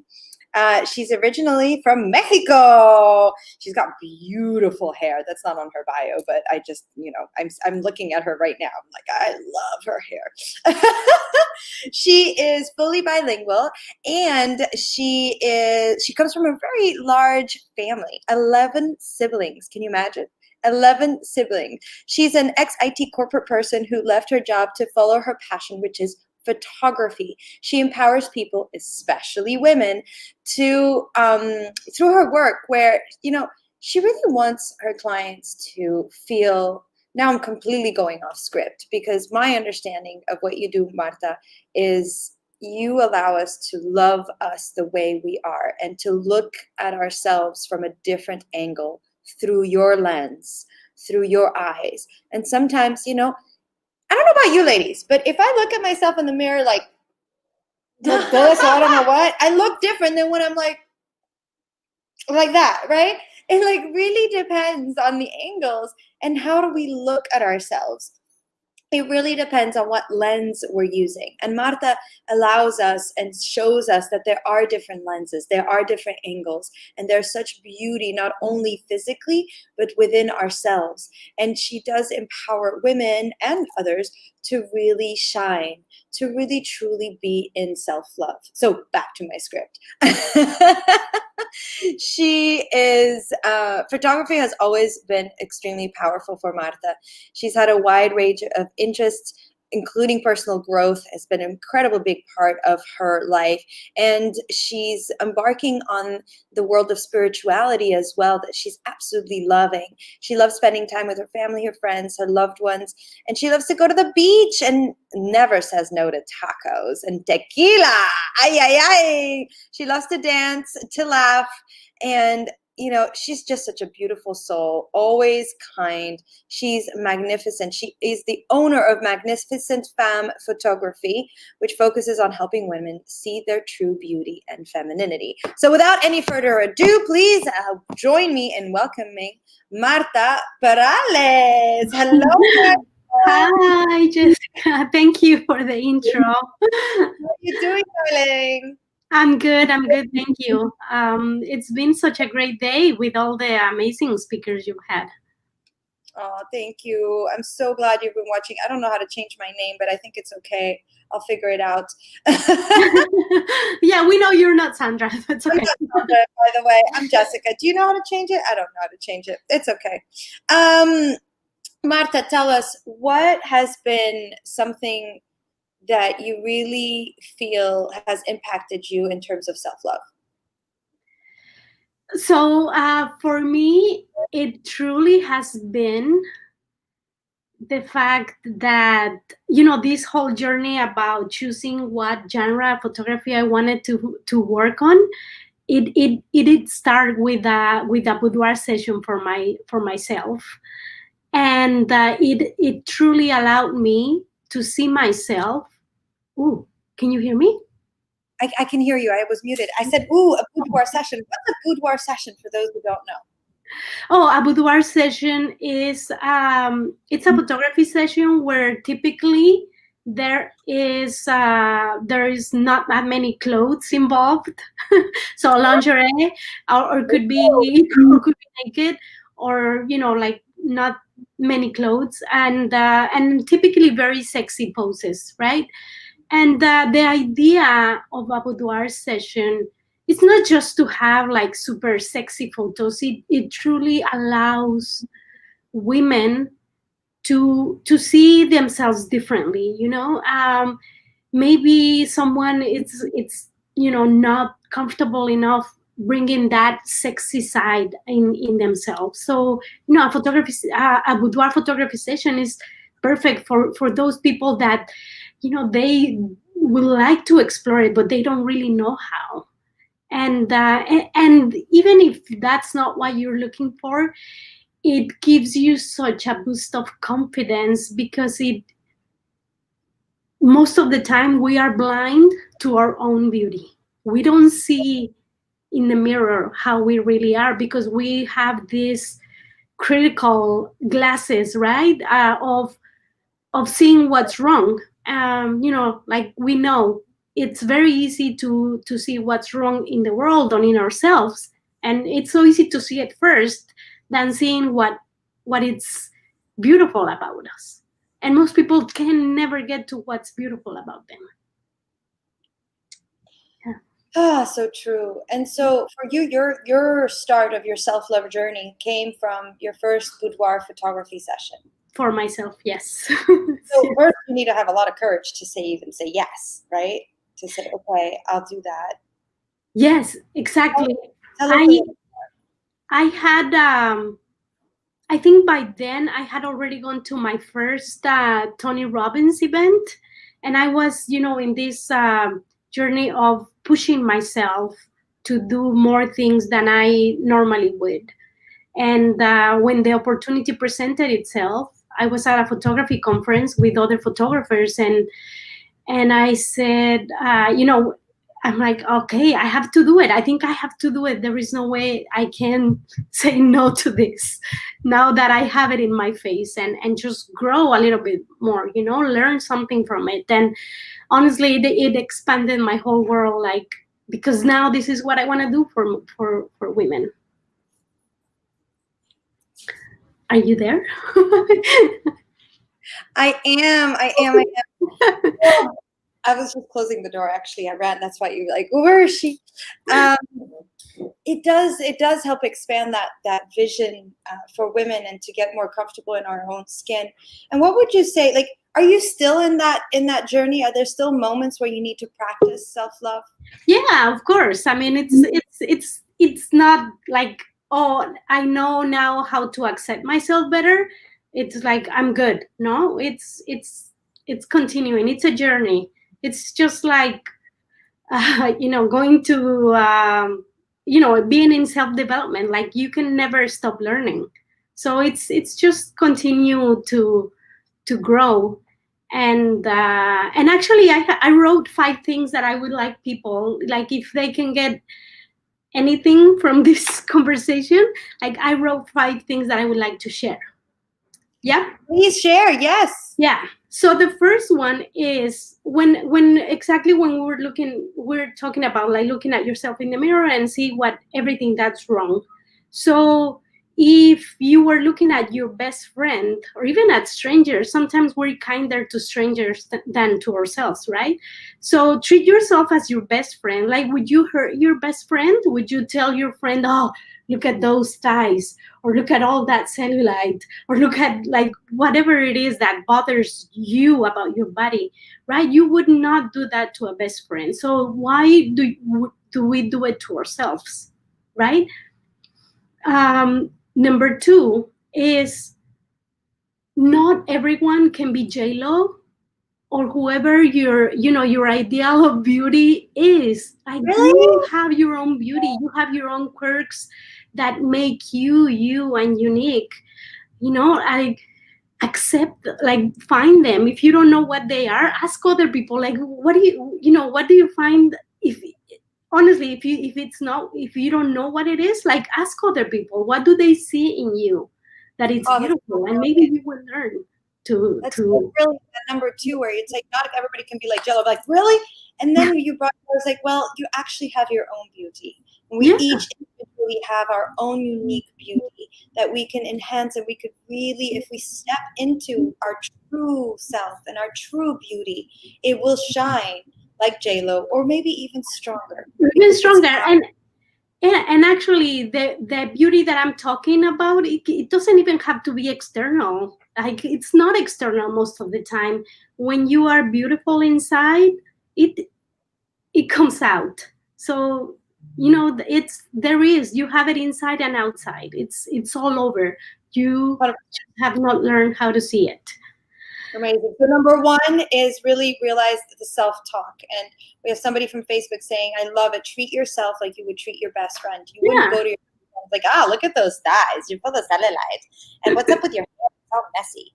Right? You would say, look at the beauty in them. And yes, give advice. If sometimes, we're here with our cool, amazing friends. Say hello. Hi.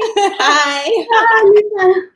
And we do, and we call ourselves out. We do, with love and integrity and kindness, right? When we see somebody slipping during, maybe whatever it is, and when they ask for help and support, where we really just go and say, honey, have you thought about this? Or have you looked about this? Because we actually really love them and care about them. So really treating ourselves the way we would treat our best friends. And number two is we don't need to be trying to be like somebody else, like J-Lo or whatever, the person we're trying to look like in the magazine. It's really to authentically be ourselves, internally, externally, in all the ways, and really shine through our own beauty. Oh, thank you. So that's number two. What's number three? Number three is, and this one is, it's difficult because for me, it's where showing self-love to yourself starts. It's accepting yourself as you are. Now, why is that important? Because like anything in life, if you are not happy with where you are today, with the body that you have, with the house that you have, with the job that you have, with the husband or boyfriend that you have, if you cannot learn to accept what you have today, you will never be happy with anything. Seriously, and it doesn't make sense, but because people may say, well, but once I lose whatever pounds or kilos, then I will accept myself. No, it doesn't work like that. It's almost like counter, in reverse, but it's true. Like, accepting what it is, it's the start of learning to love yourself. So number 4, thank you, Carla. Thank you. I'm glad you agree. Number 4. So this is, I honestly feel this is like so true. Why is it more important for women to learn how to love ourselves than for men? In my humble opinion, I haven't read this from anyone. I came to this conclusion, is that women have the power to change the world. And for me, when a woman is happy with who she is, you can see it in her. And a happy woman, a woman that knows how to love herself, creates a happy family. A happy family creates a happy community. A happy community creates a happy town or city, and then we go expand. I honestly think that if women were more loving to themselves and we learn how to be happier so that we can infuse that happiness in those around us, this world would be a much, much better place. And number 5, it's if you have trouble with accepting where you are, look at your accepting yourself as, with the law of attraction principles. Find something that you really like about. For example, like Jessica mentioned, right? My hair.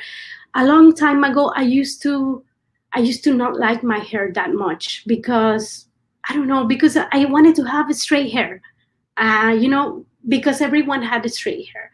But then once you figure out that curly hair and the way my hair, is, it's beautiful and it's mine, and it's just learning how to see those little things about you. And once you start see more things, you will eventually get to fully accepting yourself, so that the full self-love can happen to you. So those are my 5 things. You were on mute. Oh, you were on mute. Sorry. It's amazing. Thank you for sharing that. And I loved your last distinction about the hair, right? Where it's like somebody else could say, "Oh my goodness, you've got such a beautiful," and you don't take it in. I've had that growing up. "Oh, you've got such a beautiful smile. You've got such beautiful eyes. You've got such a beautiful thing." And in my head, it would be like, "Okay, that's nice," but I hear it all the time, and I would totally dismiss it. And I would look at all the things that weren't, or I felt weren't beautiful. Right. And then that was definitely not self-love. So if you're in that habit, I'm sure that you meet women, clients of yours that go and they're like, "Oh yeah, but I want to do portrait because I don't like my belly, or because I gave birth, or because of this, or because of that." And I myself find myself doing this right now, right? I've been on a workout journey. I've been eating super healthy for the past 9 weeks. I look amazing, and I still find myself looking at the parts where I don't like, and it's annoying. I really do. I'm like, "Oh, I still got this, still got that. Why?" And so when you have women like that are focusing on that, and it happens to the best of us, what's your reframe? What's my what? I couldn't okay, I couldn't really understand again. So the signal. What would you tell them? What do I tell them? So people will always have objections, right, about why they don't want to do a photo shoot, and most of the time it's anything can be, almost anything can be changed or enhanced with posing, like you said, with posing, with lighting. If you're worried about 10 to 20 pounds, like posing, we can fix anything with posing. However, the more important thing is what I tell them is like, let me show you how those things that you are mentioning are not even important when you see your photos. So it's about taking a leap of faith on that the photos are going to come out beautiful, and you will be able to see yourself in a way that you haven't seen yourself before. Absolutely beautiful. Thank you so much for sharing your 5 steps.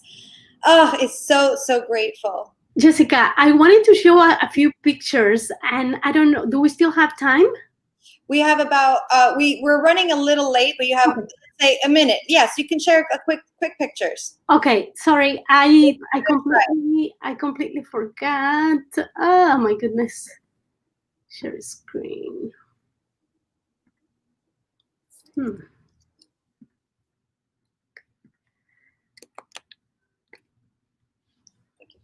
Oh, Brad, while we're waiting, please put in the comments any thoughts and like what has been your journey. Go ahead. So I take from super sexy photos. It depends. Like I read the person, right?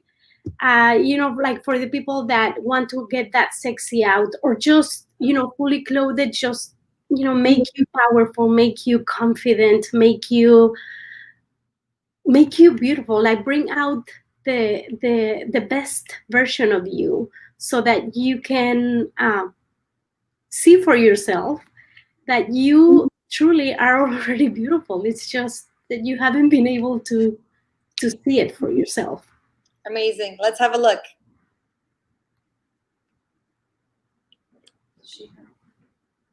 Are you able to share? Am I not sharing? No, it's not sharing yet. Oh my God. I am so sorry. I thought I was sharing. Okay. Oh, no. Okay. I don't think it's going to happen then. Well, sorry about that. We'll share them. You know where we'll share them, Marta? We'll share them on the Facebook group. So make sure that on the Cool Chick Cafe. So if you haven't done so, sign up for the free trial, the coolchick.cafe/Facebook.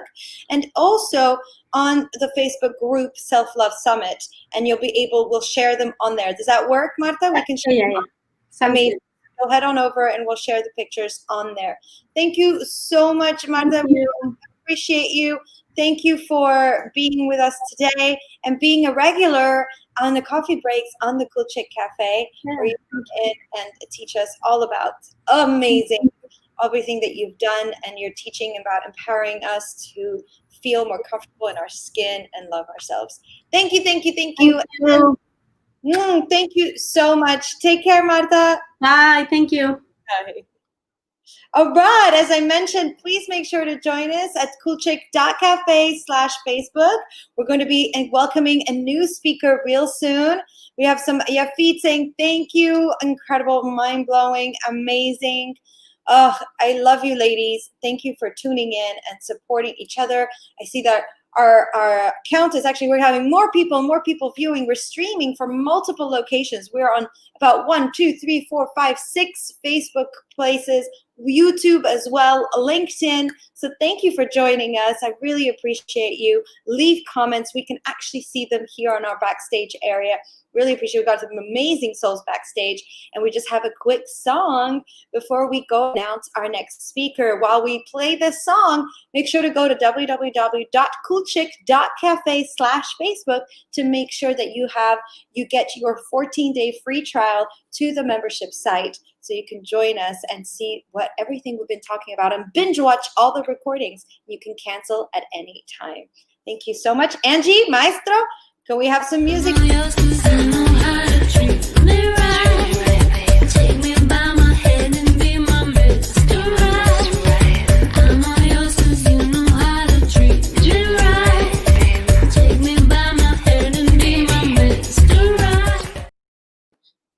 Hello, and I am back. Oh my goodness, so excited to be welcoming our next speaker. She is also a regular at the Cool Chick Cafe. She's an incredible soul. She comes in every month, and she is a certified hypnotherapist. Hypnosis. Anyways, I can't say that word. You understand, hypnosis. And she's a Reiki healer. She's an AFT practitioner and does sound healing as well. We kind of call her sessions at the Cool Chick Cafe, where she comes in every month, intuitive healing, because she has so many different modalities and so many practices that she can kind of pick on from and use and pull from in order to best support you. So without any further ado, please join me in welcoming Angela Fritz. Hi, Angela. Hello. How you doing? Fabulous. It's a beautiful day over here in Santa Clarita, California. Oh, amazing. And I'm sure it's an awesome day over there in Puerto Rico. It is. It could not be better. So excited. This day has been so filled with love, self-love, compassion, caring, sisterhood. Oh, amazing, cool chicks. So very grateful to be here and grateful for you to be joining us. Thank you so much. Thank you. So it's been such a pleasure to be able to see all of the speakers and guests so far.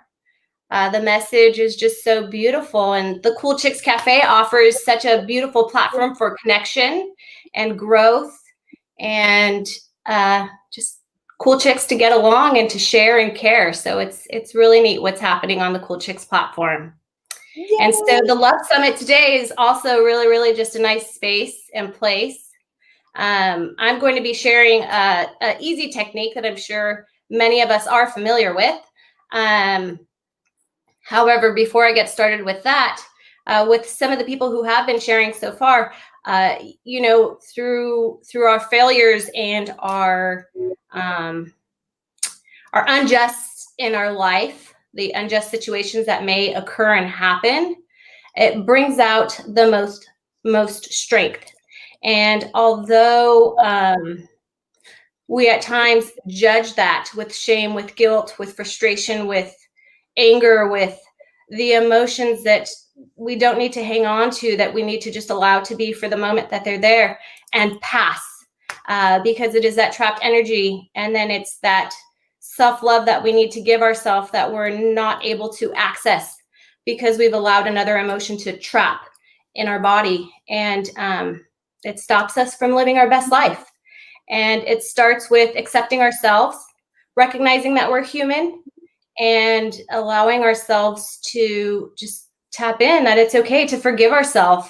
And then from forgiving ourselves to accepting ourselves, and from accepting ourselves to putting up the boundaries, to realize that, you know what, the reason why you felt that way was because most likely a boundary was crossed for you, and that's okay. So we are all here in the flesh. We are all breathing the same breath in and breath out. And with that, that is what you can turn to, is yourself. And it's probably one of the greatest gifts when you actually realize that you're meant to enjoy this life and that your purpose is to live this life. So with that, I'm going to share. I'll let you present your incredible tool. Thank you so much for being here, and I'll just give you the stage. The stage is yours, Angela. Thank you so much. So, really quick, within 7 seconds of whoever is watching right now, you made judgments about me. And so whether you decided to like me, not like me, that's on you.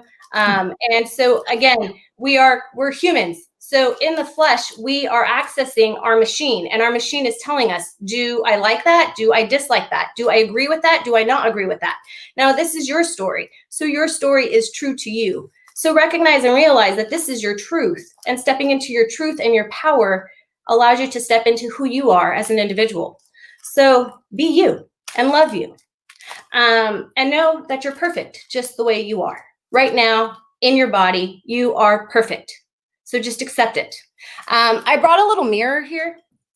And so in this mirror, you know, we're told, I tell people all the time to look at yourself in the mirror, tell yourself, I love you. And as easy as it is for me to tell myself in the mirror, I love you, for many, that's not the story that you're telling yourself when you look at yourself in the mirror. So change your story. So with that, we've got some affirmations here. Journaling is my topic today.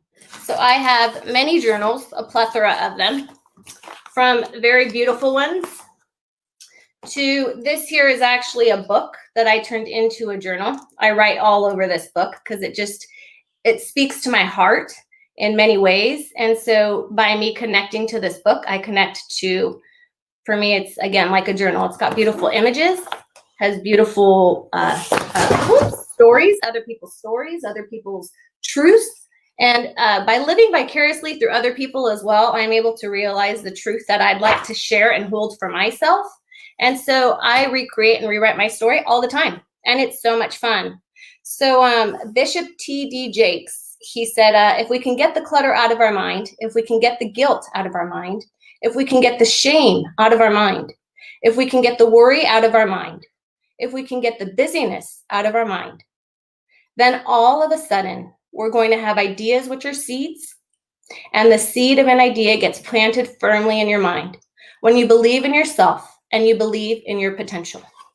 So it's words like this that inspire me and that help me to realize what it is I want, what it is I'd like to give, and what it is I'd like to receive. Some other people who have really, and again, these are my journal entries. So for me, a journal entry can just be a thought. It can be a quote. It can be from a movie. So I would watch The Secret Diary of a Call Girl.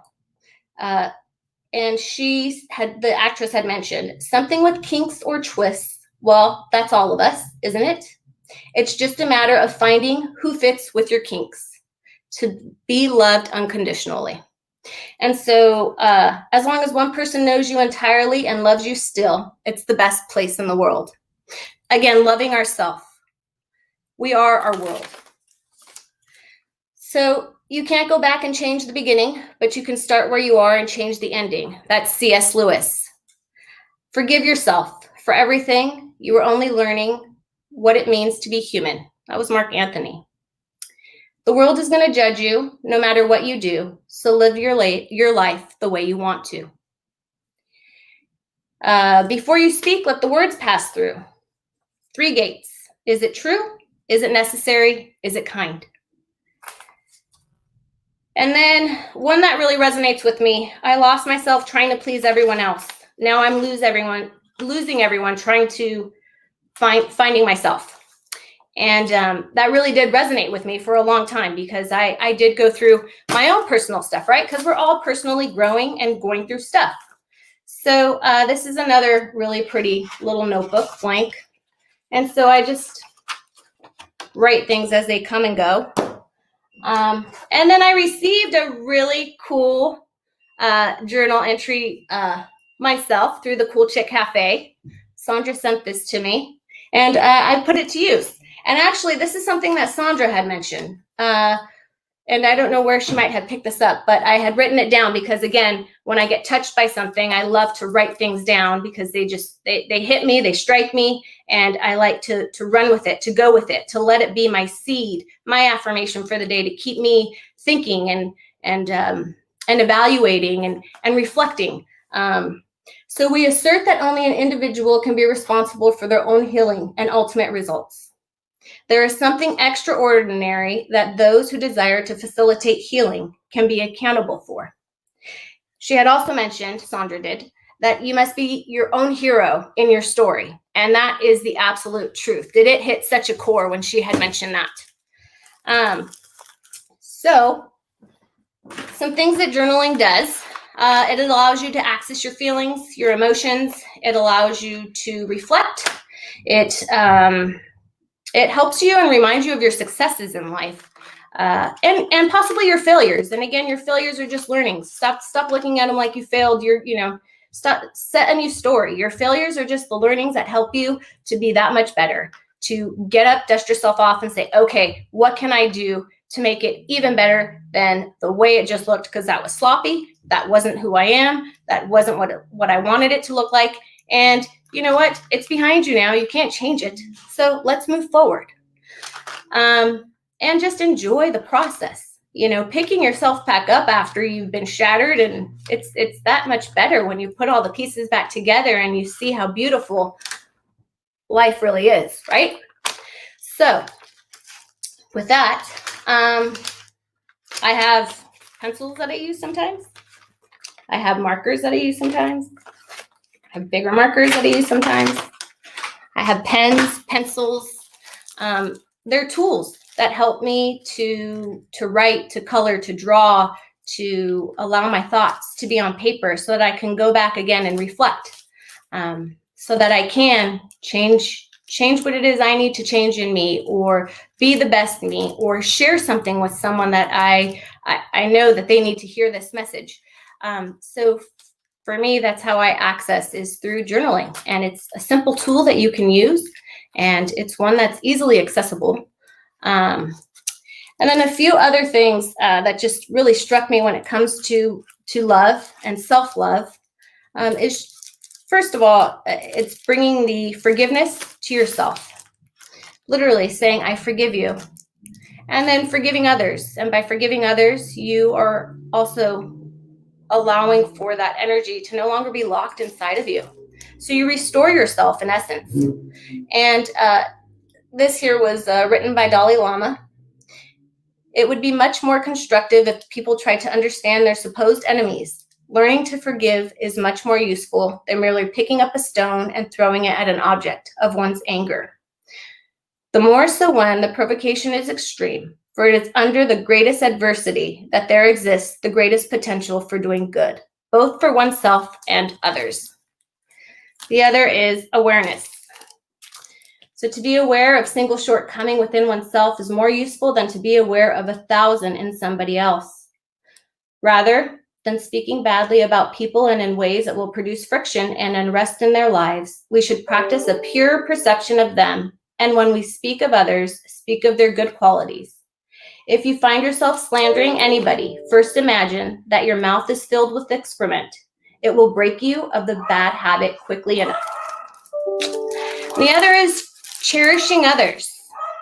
So all living beings, starting from insects, want happiness and not suffering. However, we are only one, whereas others are infinite in number. Thus, it can be clearly decided that others gaining happiness is more important than just yourself alone. So, again, lots of words of wisdom that I've shared with you so far, but allowing for maybe one of the words that I might have shared, or one of the quotes that I might have mentioned. It might have resonated with you. It might have sparked something. And just allow your mind to just take it for the day, run with it, write about it, share what your thoughts are on it.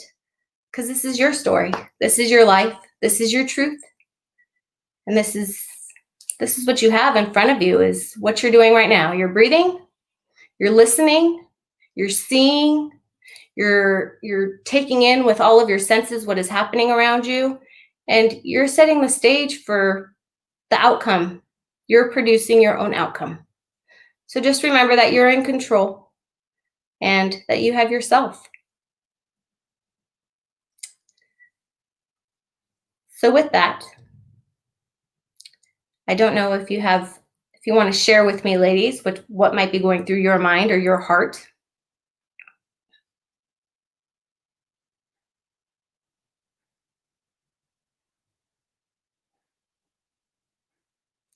Hi, Angie. Hi, Lisa. Go for It's it, so Angie. true. The journaling, I mean, that journaling just, I have my journal right here, Angela. I brought it all the way to Puerto Rico. And I've already started writing in it because it's just focuses that intention, and it's so powerful. So I just had to pop in real quick, and I know we've got other ladies in the queue, but I just was like, yes, people, it's so helpful. Just write those intentions out, rewrite your story. I love that. You can't start over, but you can start writing it right now and come up with your own ending. We have so much power that we have to embrace and create our life. So truly, I just had to pop in and say I love you. Oh, I love you back. And thank you. Thank you. Thank you.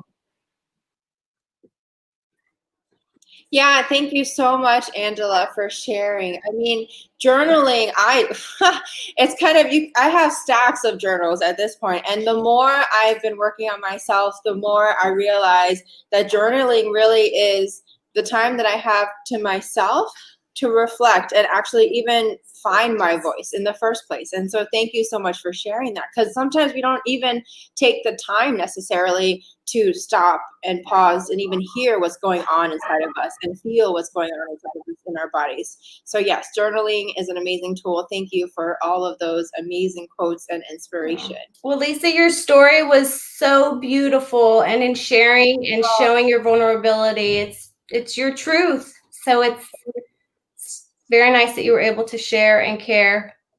Thank you so much for that. Absolutely.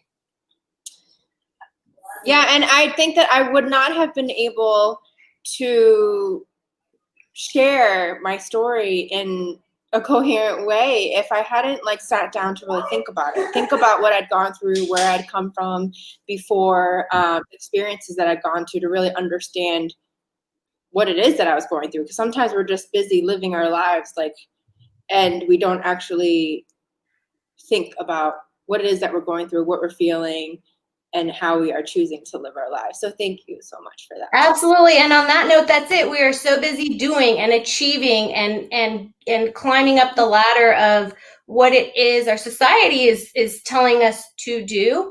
And as accurate and as beautiful as that is, we don't stop and look within to say, okay, check in, self-care. How am I doing? How am I physically taking care of myself? What do I need? And, you know, I can recall when I was going my initial baby steps of planting seeds to start really taking care of myself, because it starts with taking care of yourself to take care of others. My mom looked at me and goes, "You are so vain." She was so angry with me. And I thought, oh my God, that is the best compliment you can give me right now. Like, yes, I am vain. I loved it and I shredded it and I was like, ooh, my mom. That reminds me of the quote that Oprah has, because she shares that, I used to be so self-conscious, and she would get upset that people say that she was full of herself. And now she's like, oh yeah, I'm full of myself. I love myself. And that's the best thing ever. And so like for Oprah to say that, it must be true, right? Oh yeah. Oh, I just lit up. I was like, oh man, like I am so sorry you are angry and that's going on with you. And that's how you are judging me right now. But okay, I'm going to own it. So, is there any other final comments that you would love to share with us in terms of? You actually tapped on it. So I would say to start, it would be giving yourself about 20 minutes. You can just, and even if you can't, give yourself 5 then. Start with 5. When you go to the restroom and you're done in the restroom, when you're washing your hands, put yourself under some warm water and just reflect. Reflect on what is it that you would like to change, or what is it that you would like to do, or what is it that you would like to feel. Pouring positivity into your mind space, into your heart space, so that you can then produce it outwardly. Because so many times we aren't thinking about our emotions. We're thinking about A to B, B to C, C to D. And so we get lost in the rat race of our life. Yeah, and that's exactly what the Cool Chicks is all about. Actually, you hit it right on the head. As opposed to doing, it's all about being. Just being who you are in that moment and then seeing what happens instead of achieving. And with that, I'm going to invite back Jessica. I'm coming back. Yes, I have some questions for you, Angela. Is that okay? Yeah, absolutely. Amazing. Oh my goodness, Angela, so grateful to have you here. And why do you think self-love is crucial for women? Because we're nurturers. As nurturers, we care for everyone else but ourselves. And so it's easy to, not think about ourselves, not think about, let me wake up and take that shower and, get out of bed and make the bed. And you're just thinking, oh my goodness, I have to do this. I have to do that. I have to do this. You are not thinking about yourself.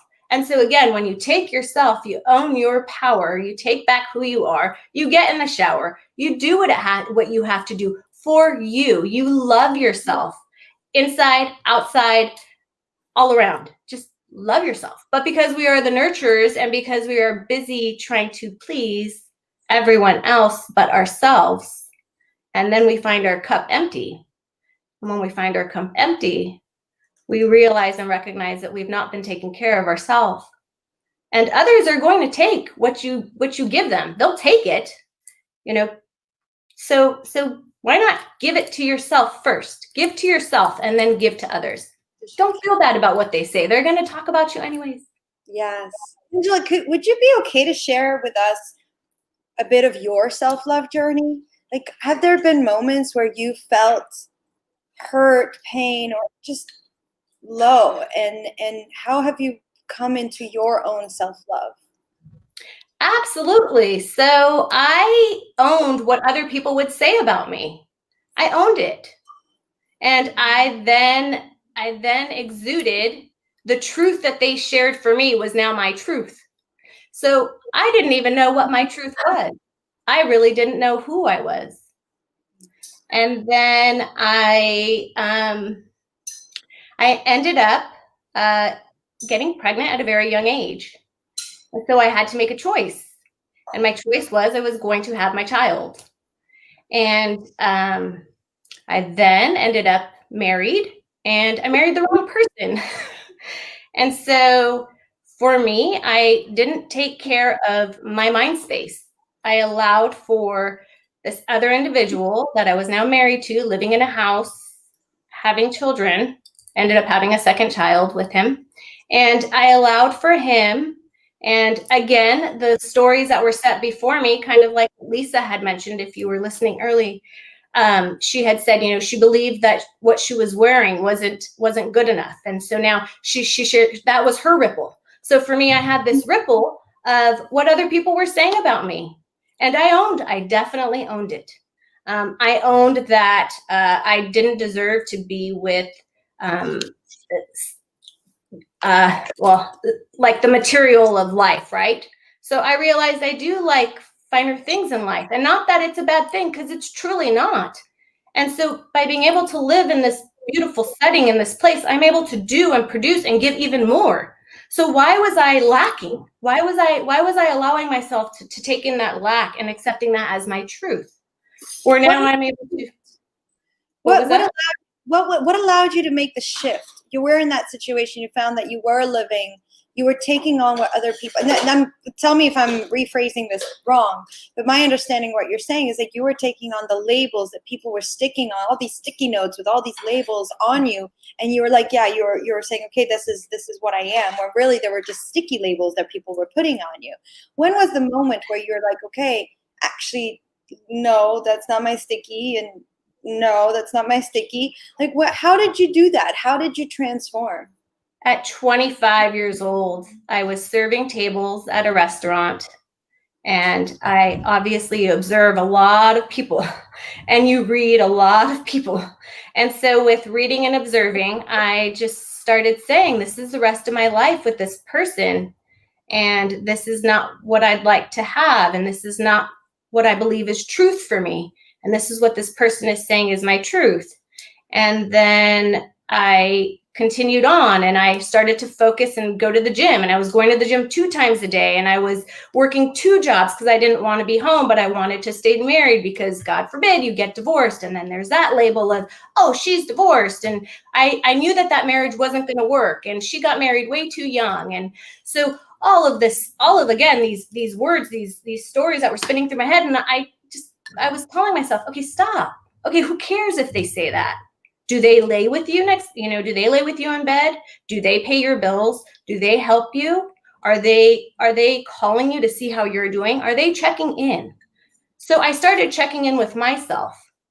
And as I continued to check in with myself, I really realized that although I was being so selfish in separating my family, right? Because I had my 2 children now, and I was now taking their father out of the household. And he was a great father. He's still a great dad, but he just was not a good partner for me. And he's probably a very good partner to someone else, but he was part of my story for the moment.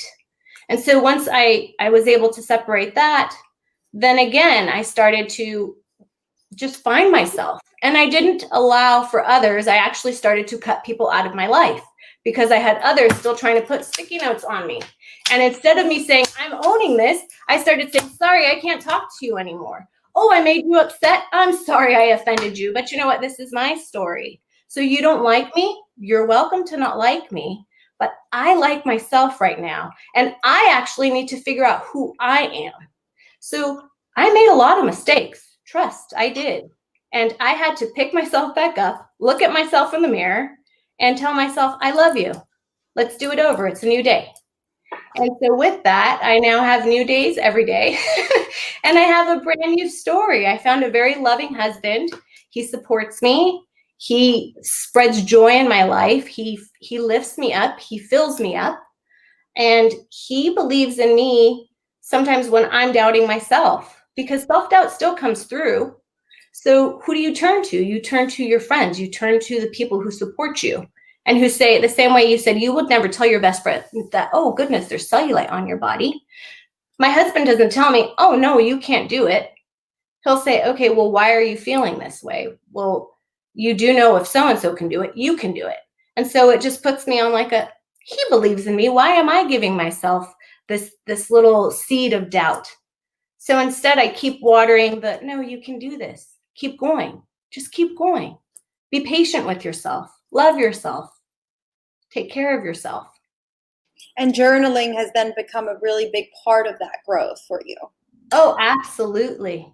Absolutely. Journaling and gardening have both just spending that time alone, being in nature, hiking. I love to hike. Just finding your truth. And for some, it may come through working, through being able to write and being able to do what you do for your career and being able to be part of a group of people that share the same interests. And that's it too. Find people who share the same interests. And if you don't know what your interests are, put yourself out there. Start finding groups like the Cool Chicks Cafe. Start finding places you can tap into, plug into, that feed you. And with that, just know that this is your truth. So you don't have to live your life for anyone else. And that's the beauty of us, I think, as a people now, as well, is that we're really realizing that, hey, I can be this and still be loved. Hey, I can do this, and it may not be okay for this person, but it's okay for me. So, I mean, we're not put in not everyone is put in the same box. So, yeah, I hope I exude the self-love that I'd like to, because I do think that it is important to love yourself, truly love yourself. 100%. Thank you so much, Angela. It's been such an honor having you today. Thank you for sharing your story. I know it wasn't really the planned thing, and it's so beautiful. Thank you for sharing so vulnerably, so openly. It's incredibly inspiring. We have a bunch of comments in the backstage area saying, how inspiring you are and how grateful we are to have you here. And I know you have a gift for us, right? I do. So because I am so thankful that I get to do what I love and love what I do as a hypnotherapist. And I get to create magic for others just by using the tools that I have learned and I'm able to access. I would like to give away to whoever you decide, because I can't see what you're able to see. If you'd like to give away a hypnotherapy session. Yes.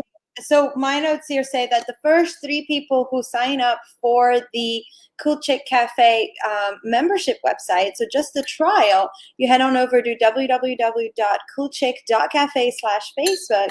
We will be gifting you, well, Angela would be gifting you the gift of hypnotherapy session. I can never say that word. You got it. You just did. You did great. You did great. Oh, I did it. Yes, I will gift you 1.5 hours for your first session, and allow you to experience hypnosis, pure relaxation. You will access your subconscious mind, and you'll go on a beautiful journey. And it'll just be beautiful. So make sure that you head on over to coolchick.cafe/Facebook, register, sign up for the membership website, say that Angela and Jessica invited you, and you will be entered in. And if you're one of the first ones, so just go and do it. You're the first one signing up, then you will have this beautiful gift. Thank you so much, Angela. Any final words before we head out? No, thank you so much, Jessica. Thank you, Cool Chicks. I hope that this Love Summit goes even better than it already is. Love. Amazing. Thank you, Angela. Take care. All right. See you soon on the Cool Chick Cafe. All right, ladies. I think we got a little music interlude right now until we go and move on to our next session. Make me whole again and complete me. Wake my soul and I can begin to live again.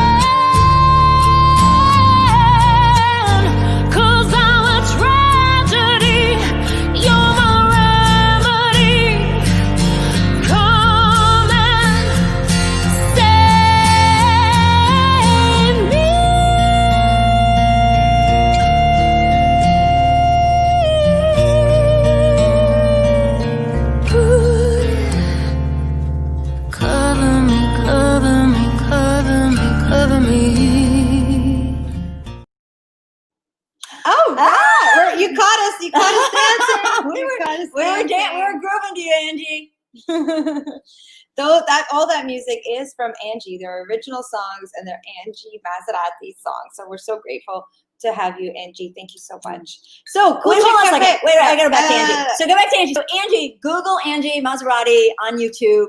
There is an amazing, there she is. There is my favorite song. I binge watch it all the time. It's New York City. And oh my God, it's the best. Having come from New York City, it just, like, when was it? Last week. I can't remember what I was telling you. I just listened to it over and over and over again all day long because I love it so much. So thank you for brightening up the world with your music. My pleasure. Yay. Thank you, Angie. You're welcome. All right. Sandra, what are we talking about? Well, I think, we've got a little break here, and I thought it'd be fun to talk a little bit more about the Cool Chick Cafe. Yes.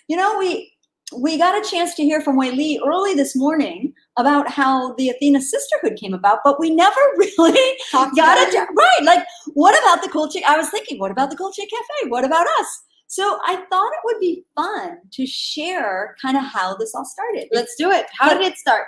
Well, it actually started when a bunch of gals were down here for your birthday in Puerto Rico. It was Jessica's birthday, and Lisa was here too. I got a big chair. Let's see. I'll come Say hi. Hi. Yay. And And Angie Mona was here too. Mona She was on one of here. the speakers today. And Miriam was here, who's not here, and not one of our speakers. Who else was here? Nia. Nia was here. She has an artist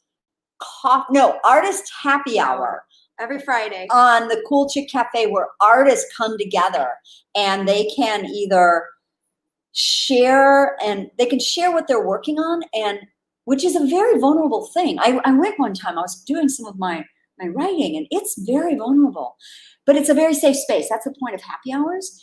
And then you can ask for what you need, what kind of support you need. Do you want some critique? Do you want somebody to just say, no, I love you, you're great, right? So Nia was here. Who else was here? We had, I think that's about it. That's a lot of chicks, isn't it? There was like 5 of us. Yeah. Oh, and Mona. We already said Mona. Mona. Yeah, with Nia. a lot of gals. A lot of gals. There are a lot of gals. In March, and it was right the weekend when COVID hit the United States. So And we Puerto were Rico. and Puerto Rico. Yeah. And Lisa was here, and she was medical director. Right. She was handling everything remotely. Right. And you actually had to leave a little early, right? Right. Because of COVID, we were afraid we wouldn't be able to make it back because we didn't know if they were going to close all the airports. Right. So it was it's interesting. It was interesting. Do you want to pull up a chair? Pull up a chair, Lisa. Let's chat for a while. So what happened was, one of the things that was so, because there were also a lot of cool chicks that were planning on coming down, but travel was starting to get a little scary. So we had like a dozen gals coming down for your, we're all here because Jessica was born when isn't that so true? Thank you, Jessica. I'd love to take all the credit, but I must say we had the Cool Chicks of New York before my birthday. That's true, but because you were here, this kind of all started. So let's start with the beginning. So we had the Cool Chicks of New York, which all came about because one day I'm like, I've got so many cool chicks in my life, we should all get together. Yes. And we would have brunch, we would do S Factor pole dancing, we would Meditation, do passion test. the passion test, yep. It was really, really, really fun, and we would get together in person. So when we moved to Puerto Rico, the beginning of this year, it was sad. And then we were going to say, let's bring everybody down. We'll just keep bringing everybody down all the time. And COVID hit. And at the time, it was scary. And thank you so much. That was kind of our first Cool Chick interview. Is Lisa did a video just answering all our questions, because remember in the beginning, like, we didn't know what was going on. It was crazy. And Lisa was so calm and so collected and like, yeah, this is what's going on. And I don't know, but I'll find out. And it was beautiful because she was getting updates every single day on the situation. But you left, Jessica left, everybody was home, and most of the gals were in New York. Some of the gals that were coming were from Sab was supposed to be here, and Allison from Cayman Islands. Yes. So everybody was like at home, in a reflective state. And Thank you, Anil. Thank you, Anil. In a let's see, what do you call it? A they They didn't start with the choice. Maybe it became a choice. It wasn't really our choice to lock down and run away. I remember I ran away from Manhattan and found myself in, it was an interesting, difficult situation and dynamics. And what's been really interesting is we realized that a lot of the chicks, well, you realized, a lot of the cool chicks were either alone. Some of us were single,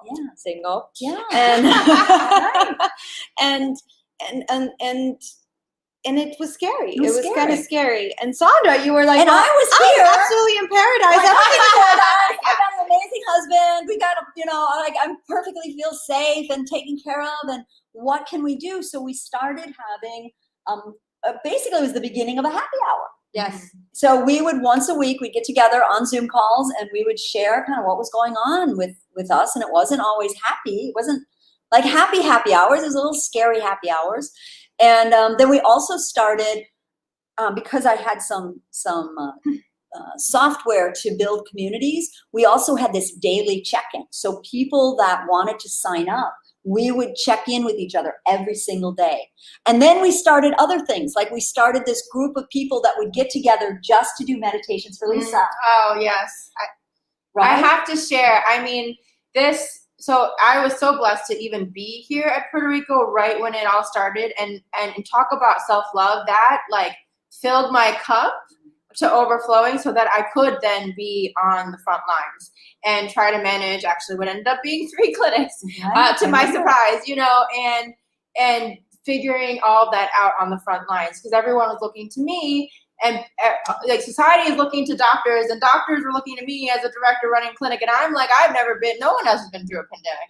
And so it was so beautiful. Sandra created this weekly Sunday meditation. And it was just focused on, what kind of meditation was it? It was focused on, it's the soul sync meditation. Yes. It's a beautiful meditation and you're basically holding an intention or something. And I think, you weren't even there all the time. We would all get together. We'd be holding this space for Lisa because she was, of all of us, really the one that was like under the most pressure because she was out there on the front lines every single day, right? And I do have to share, like, that between that and the happy hours, what we didn't call it happy hours at that time, but just everybody tuning in on Zoom, we're going around one by one, our highs, our lows, and how we can support you.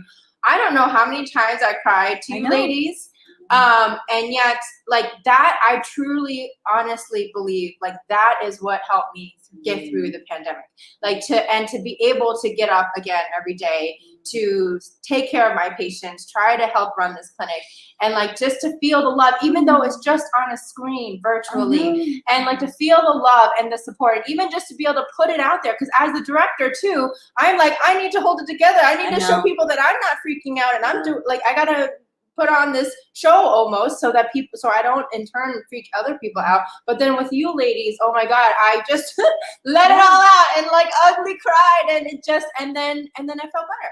And then I felt supported, and you guys were so amazing and checking in and just showing me love. And I felt like I could share and be me and be real. And then and that's how I got through it, honestly. So thank you for that. You are so welcome. So that was really the beginning of the Cool Chick. Oh, and I just don't like to drink a lot. Oh, Angie. So cue up the next video, Angie. So that's kind of where it started, and it kept growing from there. And the original group invited their friends, and pretty soon it was like 100 cool chicks from all over the world, and we had to start having happy hours that were at 1:00 in the afternoon for the people in London. Right? So and then we have chicks now in Australia, in Asia, in England, in Portugal, and was just calling in from Portugal, and it's just been such a blessing to have this connection. And then it kind of grew from there, right? We had the happy hours, and we changed the times. We had extra happy hours for the new cool chicks, and then the coffee breaks, right? Started with the meditation, and then other cool chicks like, well, I also have this that I can support other people. I can talk about this. So Lisa would do her break every week Right. where she would answer questions in terms of what was going on medically, and people were afraid or needed to have their just get some clarification from an expert. But also then, we have Sev with Seeds of Joy to just bring us joy. And then we had dancing and embodiment body work. And then it just started growing from there. And then it used to be just once a week we'd have coffee breaks. And then there were two times a week, now 3 or 4 times a week, and now special events. And it's just kind of organically grow. And Minnesota as well. Of course, we can't forget Minnesota. And but one of the beautiful things is that Angie, who also has an amazing coffee break that she does about nonviolent communication, she showed up as a giraffe last time, which was awesome. If you guys haven't seen it, you have to check out the video. But she has been putting together these little videos that are snippets of like what's the Cool Chick Cafe about. So do you have another one set up for us, Angie? Yes, yay! Let's do it. We're ready. Do I have to add myself? I don't. Yay! Angie's just like this way and around the corner. So if you one wall away. Yeah. Yeah. Okay. Here we go. Yay! And can you? Yeah. Excited to be here today. Happy Friday, ladies! Yes! Oh my goodness! So today it looks like we are live, Sandra. I'm so excited to be here, and we'll do that. I'm gonna get started. Like, why are we so excited? I'm so excited. I'm so excited because I just want to share with like all the gals that are out there watching this, and guys that may know gals that need this, is the importance of like women just being able to be. Right? It's like just be able to take a breath and go. As much as I thought I'm going to be the only one that's going to be like this, there's loads of us like me, and it's just this like an eclectic mix of women, but there's this completely and utterly common goal, which is to just make this the most well-being, accommodating, helpful, fun, friendly, taking as I am group, and I didn't think it was possible. We show up and we become vulnerable. We share authentically. We laugh. We cry, and we come out of it every single time feeling better. And it's brilliant. It's really, really, really. I didn't realize how therapeutic that was. I didn't realize how much I needed that. And I just think that in itself is a major plus point on a happy hour. It's an amazing sort of release that happens. It's just the most beautiful thing where I sort of log in, and then I've just gone chatting, laughing, and connecting. And I've never had that before. So I've either learned, I've laughed, I've lived. That is it. It's freaking awesome. And I'll drink to that. Amen.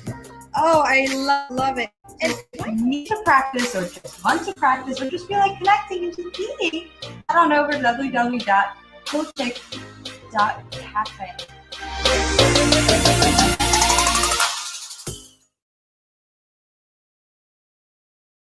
Awesome. Yay. Thank you so much. Angie, you make the most beautiful videos. I know. Thank you. They're so fun, and they're so like talk about the essence or show. You don't talk about it. You're like demonstrating exactly what's going on. A lot. Those were from video. Those were from some of the happy hours or from some of the the live calls we make. Yeah. Yes, yes. So thank you for putting that together for us. Okay. I do also want to share something that I've experienced, and that that we haven't even on the happy hours. The women that I started off with, like not even 6 months ago, now I hear people, each of the women sharing, even though some of us have not met physically in person, right? Yeah. Sharing like, I don't know who else I would tell this to in my life except for you ladies. Yeah. And to have that sort of safe space and container where we all feel free. Yeah. Like that is so powerful. And they're like, this is special for me. I'm not going to miss it. In fact, I'm going to skip everything else I was supposed to do and come here. Yeah. Like that is what's been really powerful, I think. Yeah, and actually, you were one of the first gals that would say, "This is my self-care." This is for me. I am marking this time off. I'm not going to be at the clinic. I'm not doing anything. I'm going to say no to everybody else, but this, because this is for me. I need it. I need it. And this is what was so interesting to me, is that and to Nikki's point, who's sleeping now, I'm sure. No, because she's here. Nikki's here. Nikki, yay! I'm so glad you're still up. Because one of the, yay! I know, Baird, we've never met some of our best friends. But one of the things, thanks for being up still, Nikki, I know it's late there, is that, and one of the things she was saying in her talk about this, like, wanting to not be with people. Because I think that so many times we join parties or we accept invitations not because of us, right? And so this is such like, everybody here is just always encouraged to join when you want.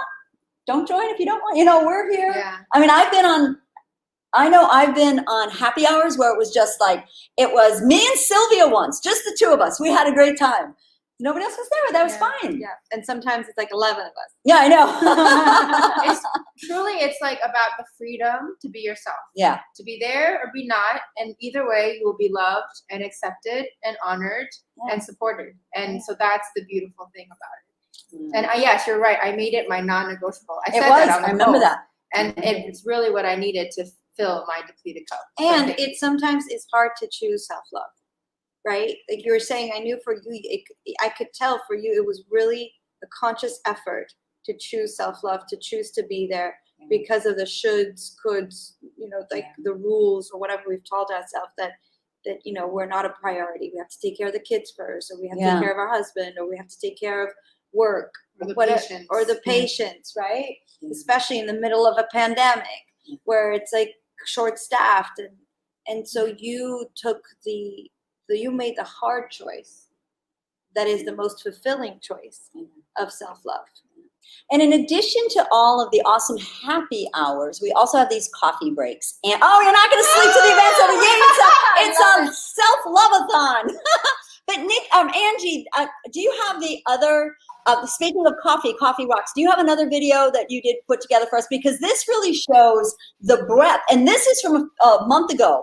We just keep adding in what's going on every single day, 2:30 Eastern time, almost every day, in terms of coffee break. So let it roll, Angie. Here we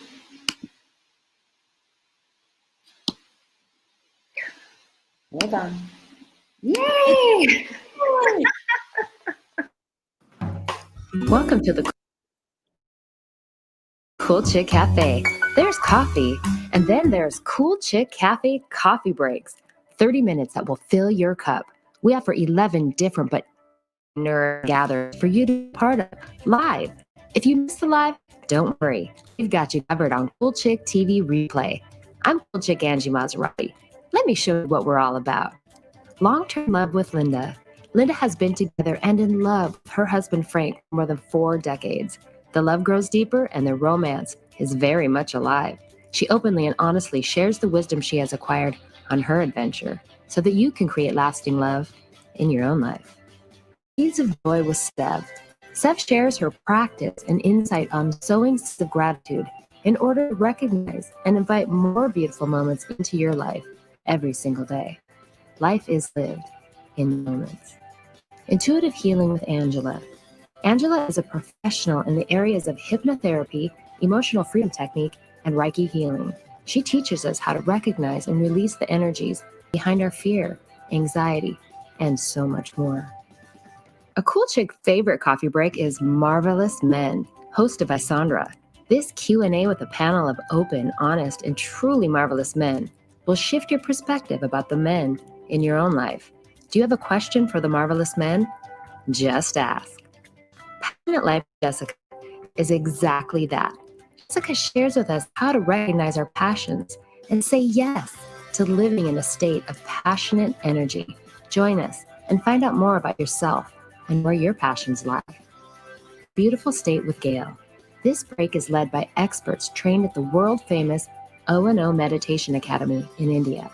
The focus is mindfulness, meditation, and conscious choice of our state, learning about the power within you to change your state easily with mindfulness and meditation.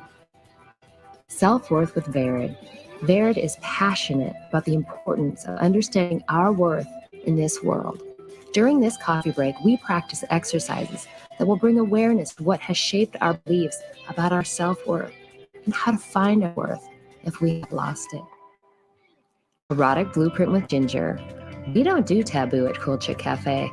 If it's part of us, we explore it so we can better understand our behavior and know ourselves in our entirety. Ginger shares with us the 5 different blueprints and how they shape what turns you and your partner on and off. Love You As You Are with Marta. Marta's focus is helping us love our bodies exactly as they are. She helps us see our true body and the beauty that is you, all of you. Always Wellness with Dr. Lisa Young. Health is more than just your body. Lisa has been the support and guidance for many of us during this time, and Lisa generously takes time out of her own practice to spend with us each month, answering questions asked by us, the Cool Chicks. She guides us on what's important to focus on now, body and beyond. Sandra and the Power of Ouch. Sandra has penned the most amazing book, The Power of Ouch. It is applicable to every relationship and circumstance we face in this life of love, change, and loss. Sandra illustrates the power in understanding our emotions and our reactions to our pain. Each month we will cover a section of her book and plenty of time for Q&A. As you can see and feel, coffee breaks have reached a whole new level of purpose here at the Cool Chick Cafe. Life is a journey and it can get messy. However, when you have the tools in your belt, you can handle it like a boss. Welcome to the Cool Chick Cafe.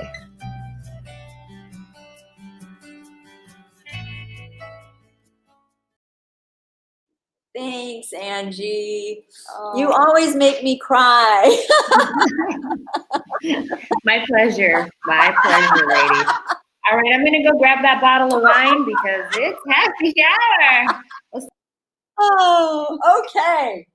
And thank you, Sandra, honestly, because this is your baby and your project and your vision to bring women together to empower other women and just be okay with just being. And so thank you so much for even having that vision to begin with and making it manifest. And we love you so much. Oh. Hi guys too. Group hug. Angie, group hug. Oh, okay. So moving on. Okay, we have 2 more amazing gals that are cool chicks coming up. I'll let you. Do you want to share? Sure. Oh yeah, I'll get this. I'll get the big girls chair. Yay! Wow. Hold on a second. I gotta get everything's got disorganized here. Here we go. Change my name. You're not Jessica. I'm not Jessica. I wish I were Jessica. Okay. So wow. So our next speakers are 2 amazing women. You already heard one of them. We spoke of is. Well, hold on, I'm just going to bring her on board here now because I'm too impatient, is Vered, who has been, oh my gosh, leads a self-worth coffee break that is like, it really makes you look at those thoughts that we have of, are we worth it? And it's beautiful because Vered is amazing. She was a cool chick, showing up at every coffee break, every happy hour. And then one day we were talking about like the industry she is, which is helping women and families plan their finances out. And and it's at the Cool Chick Cafe. We're looking at not what you do, not the doingness, not the how do you plan for your future financially. And we hit on what's the being aspect of being able to plan for your financial future. And it's the, am I worth it? And hold on a second. Nikki is love Vered. And so she started doing the like 2 or 3 months ago, a coffee break, and it's, again, 30 minutes, but she leads us down, like, what is it that's making us feel like we're not worth it? And last month, it was all about forgiveness. And you go, what's kind of the combination, what's that about? How does that fit into self-worth? And it really does. So I'm so excited that Vered is joining us, and she is joined by another super cool chick, Tammy Seff, who is, yay, hey Tammy. Tammy is a more relatively new cool chick, but she has just fit into the flock so well and is hosting these Easy Me dance parties. She has a whole Facebook group where she's bringing women together to like just be as much as you can be, like be more than just a woman. But it's like that, it's like, to me, a woman is just so much. But I love the idea of Easy Me. How many times have I been on calls with women and we're like, oh, we're so complicated.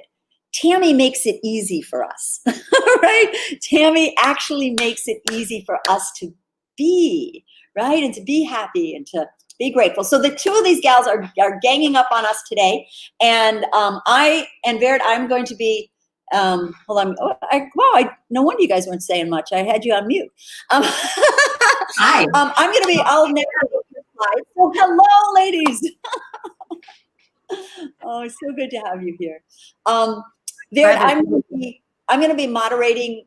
Let me know when to advance your slides or when to start. So that's my only thing. And thank you so much. Can I just turn the speaker over to y'all? Yes. Okay, I'm going to jump out. I'm going to be here. I'm going to be here watching. Let me know when I should. Okay.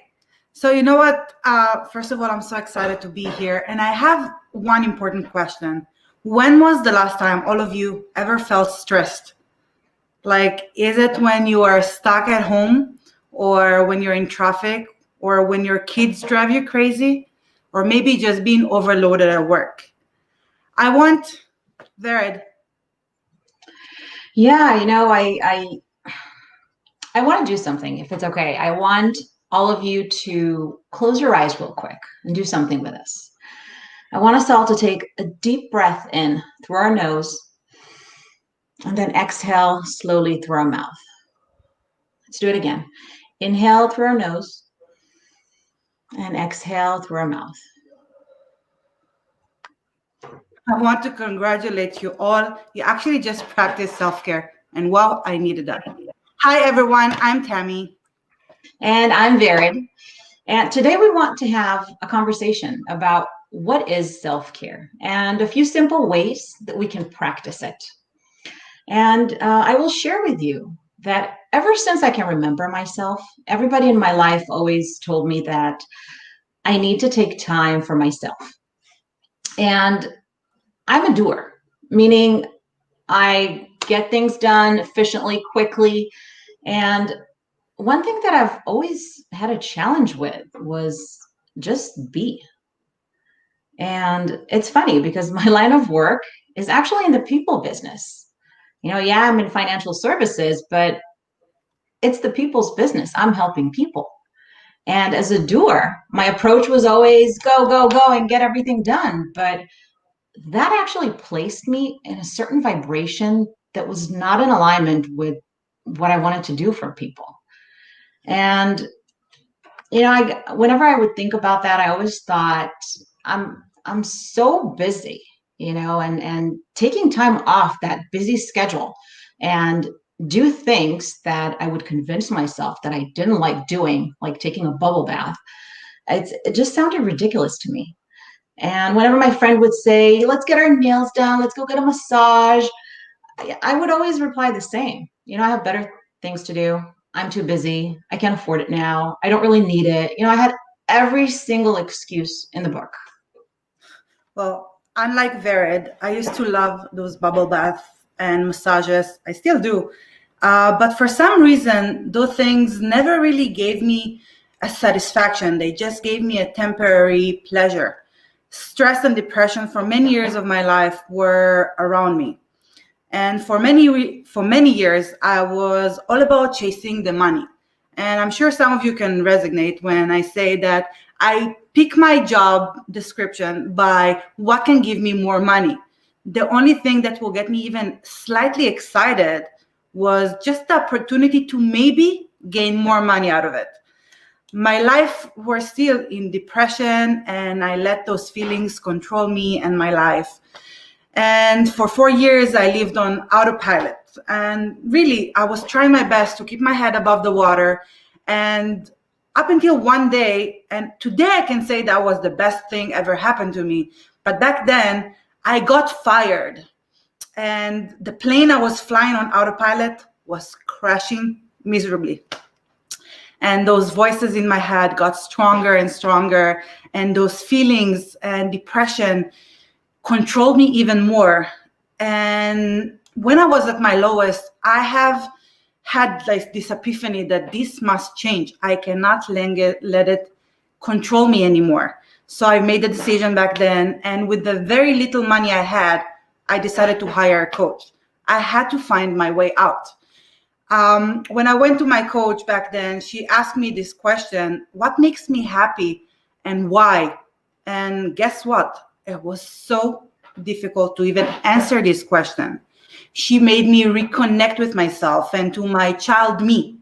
And I had to learn again how to find the solutions to actually live the lifestyle I want instead of complaining about the lifestyle that I was living. I have decided back then that after I experienced this change, I had to do it myself.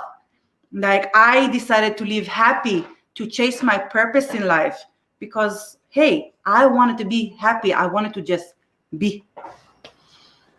You know, Tammy, in my case, I guess the universe heard me, right? And realized that I needed some guidance in order to learn how to be. And this is where I was introduced to the Cool Chicks. You know, I discovered a whole new world of powerful, strong women who knew how to do everything that I didn't. And by do, I mean not do, just be. And the interactions with these amazing other women, which, by the way, were strangers at the time, and now most of them are my best friends, you know, they helped me understand that I am worthy of self-care, and that if I practice being, everything else will fall into place. You see, we attract what we are. And by practicing self-care, we allow ourselves to be the best version of ourselves. And there came a tiny challenge. You know, now that I knew that I'm worthy of self-care, came a big, big question. What is self-care? And how the heck do I do it? Well, you know, Vered, when I started my research, I have learned that self-care is deliberately taking care of your well-being through repetitive activities. And the main thing here is repetitive activities. It actually means we need to do daily actions towards our well-being. I came to realize that we have 6 different areas in our lives of self-care and wellness. And that's what brings us, when they're in balance with each other, we're actually in balance and in alignment with ourselves. Sandra, I would ask the second slide with all the, with EPIs, the second one.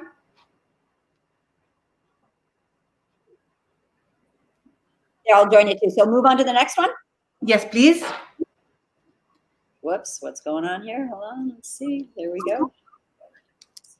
Yeah? There you go.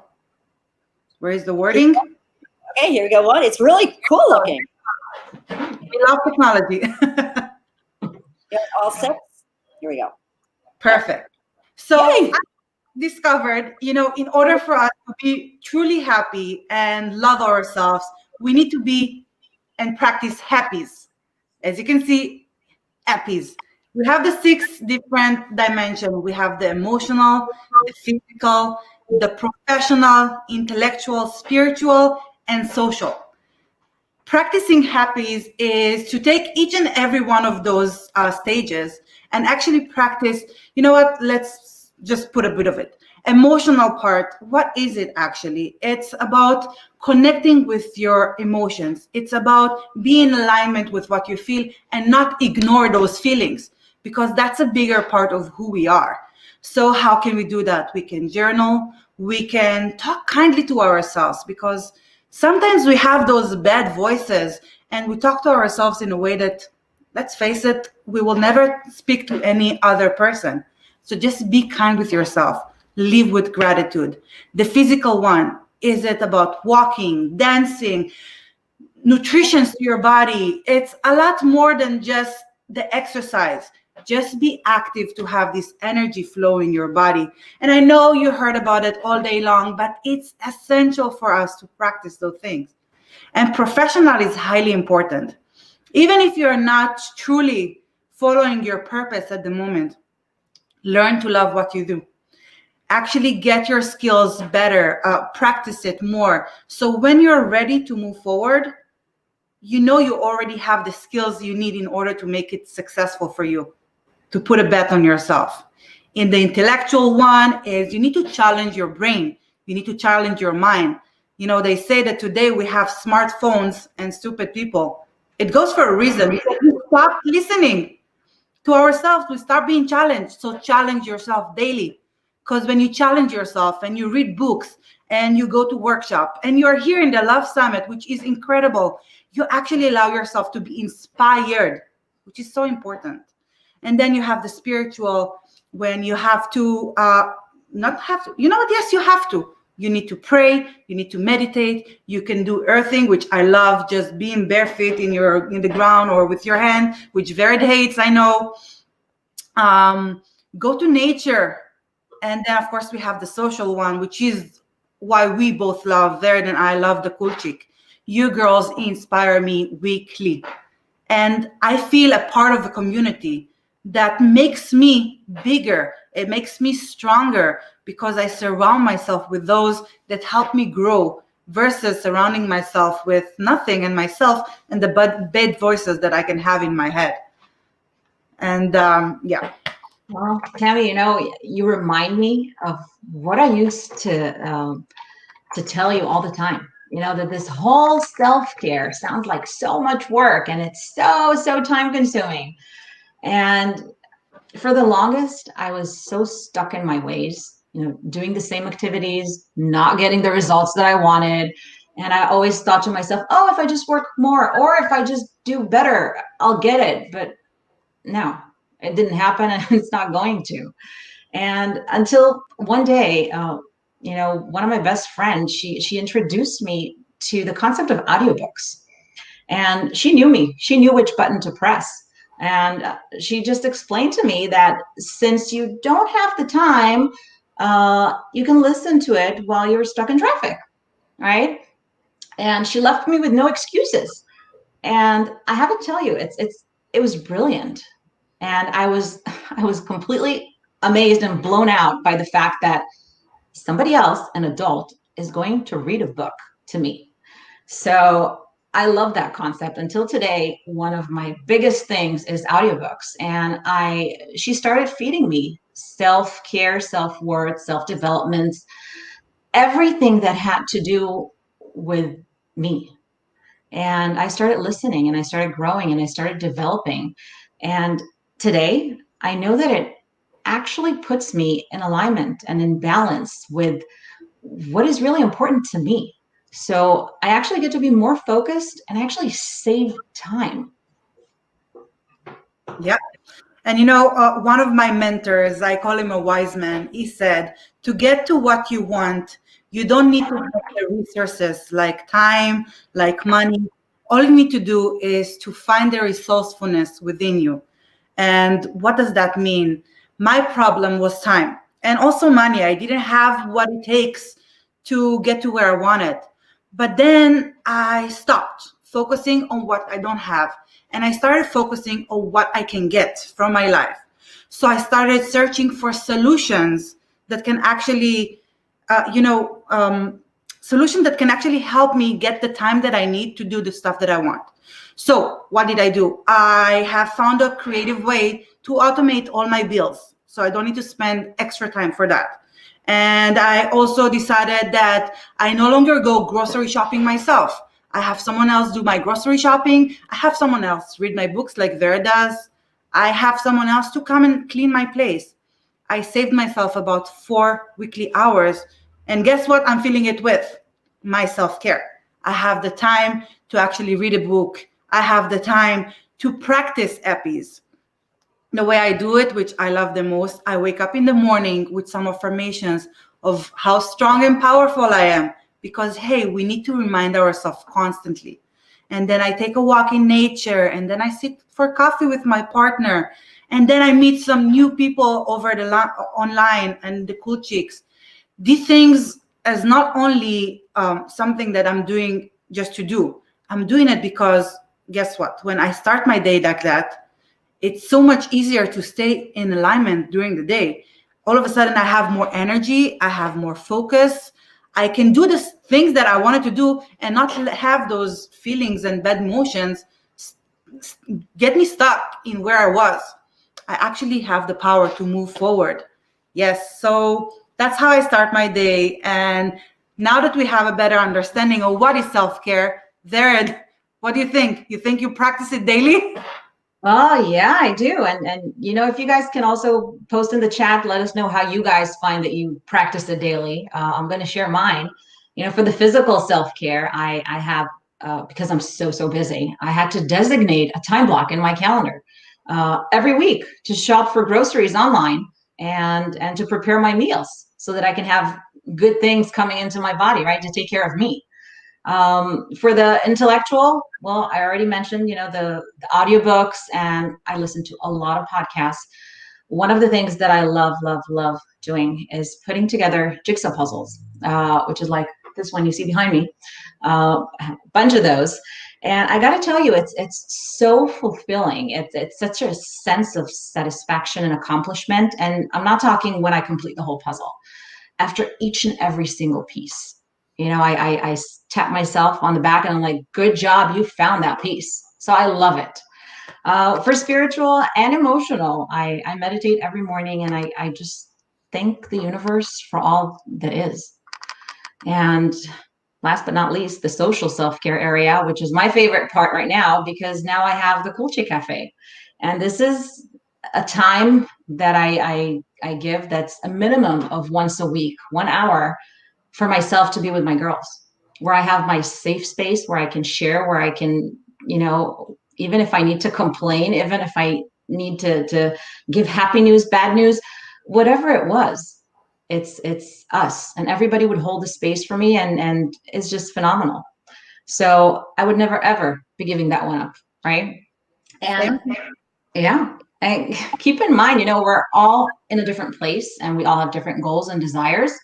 And I want to challenge you all, just pick one area out of the 6 that you're going to tonight take one step towards, you know, taking action on doing that. And I see Jessica here. That means we're out of time. Jessica, you need to tell us, what are you going to choose? Jessica and Sandra, what are you going to choose? What are you going to choose, Sandra? Oh, man. Come in front of the camera. What am I going to choose? I'm actually going to choose in the spiritual realm, because I really, when I saw Matthew again today, I saw some things that he said from a spiritual perspective of, what state in every moment are you choosing to live in? And I think in terms of a constant spiritual practice, that's something that feels like it aligns most. And I'm going to go with emotional. Mm-hmm. I kind of need it right now. That's all. So what are you going to do more?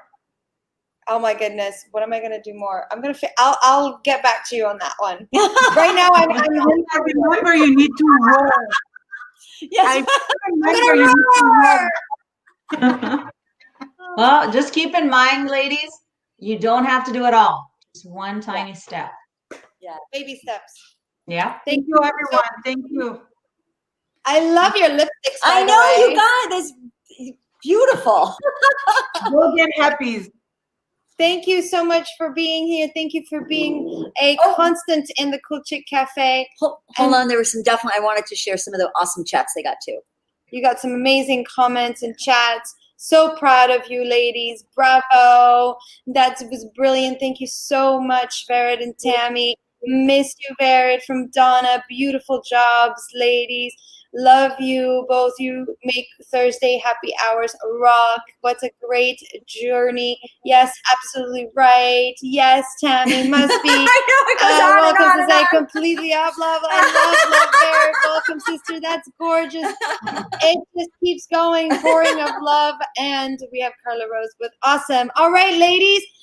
Thank you so much. Our next speaker is lined up here on the backstage. We love you. We appreciate you. We cannot wait to see you on the Cool Chick Cafe membership. If you haven't done so, please join us, coolchick.cafe/Facebook, and you will get to see Vered and Tammy.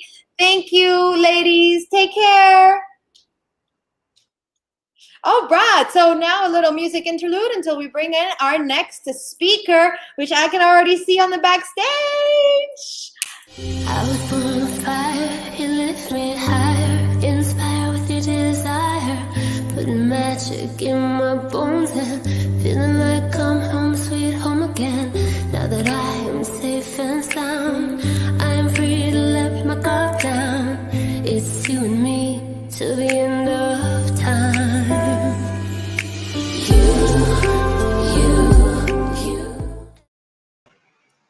All right. I love that music. Amazing. That's all Angie. How are you doing, Carla Rose? Great. How are you? Doing amazing. So good to see you. I miss you. We would get to hang out so much more Miss you often when too. we were in New York, but now with the Cool Chick Cafe, we get to stay in touch. Ladies and gentlemen, Carla Rose.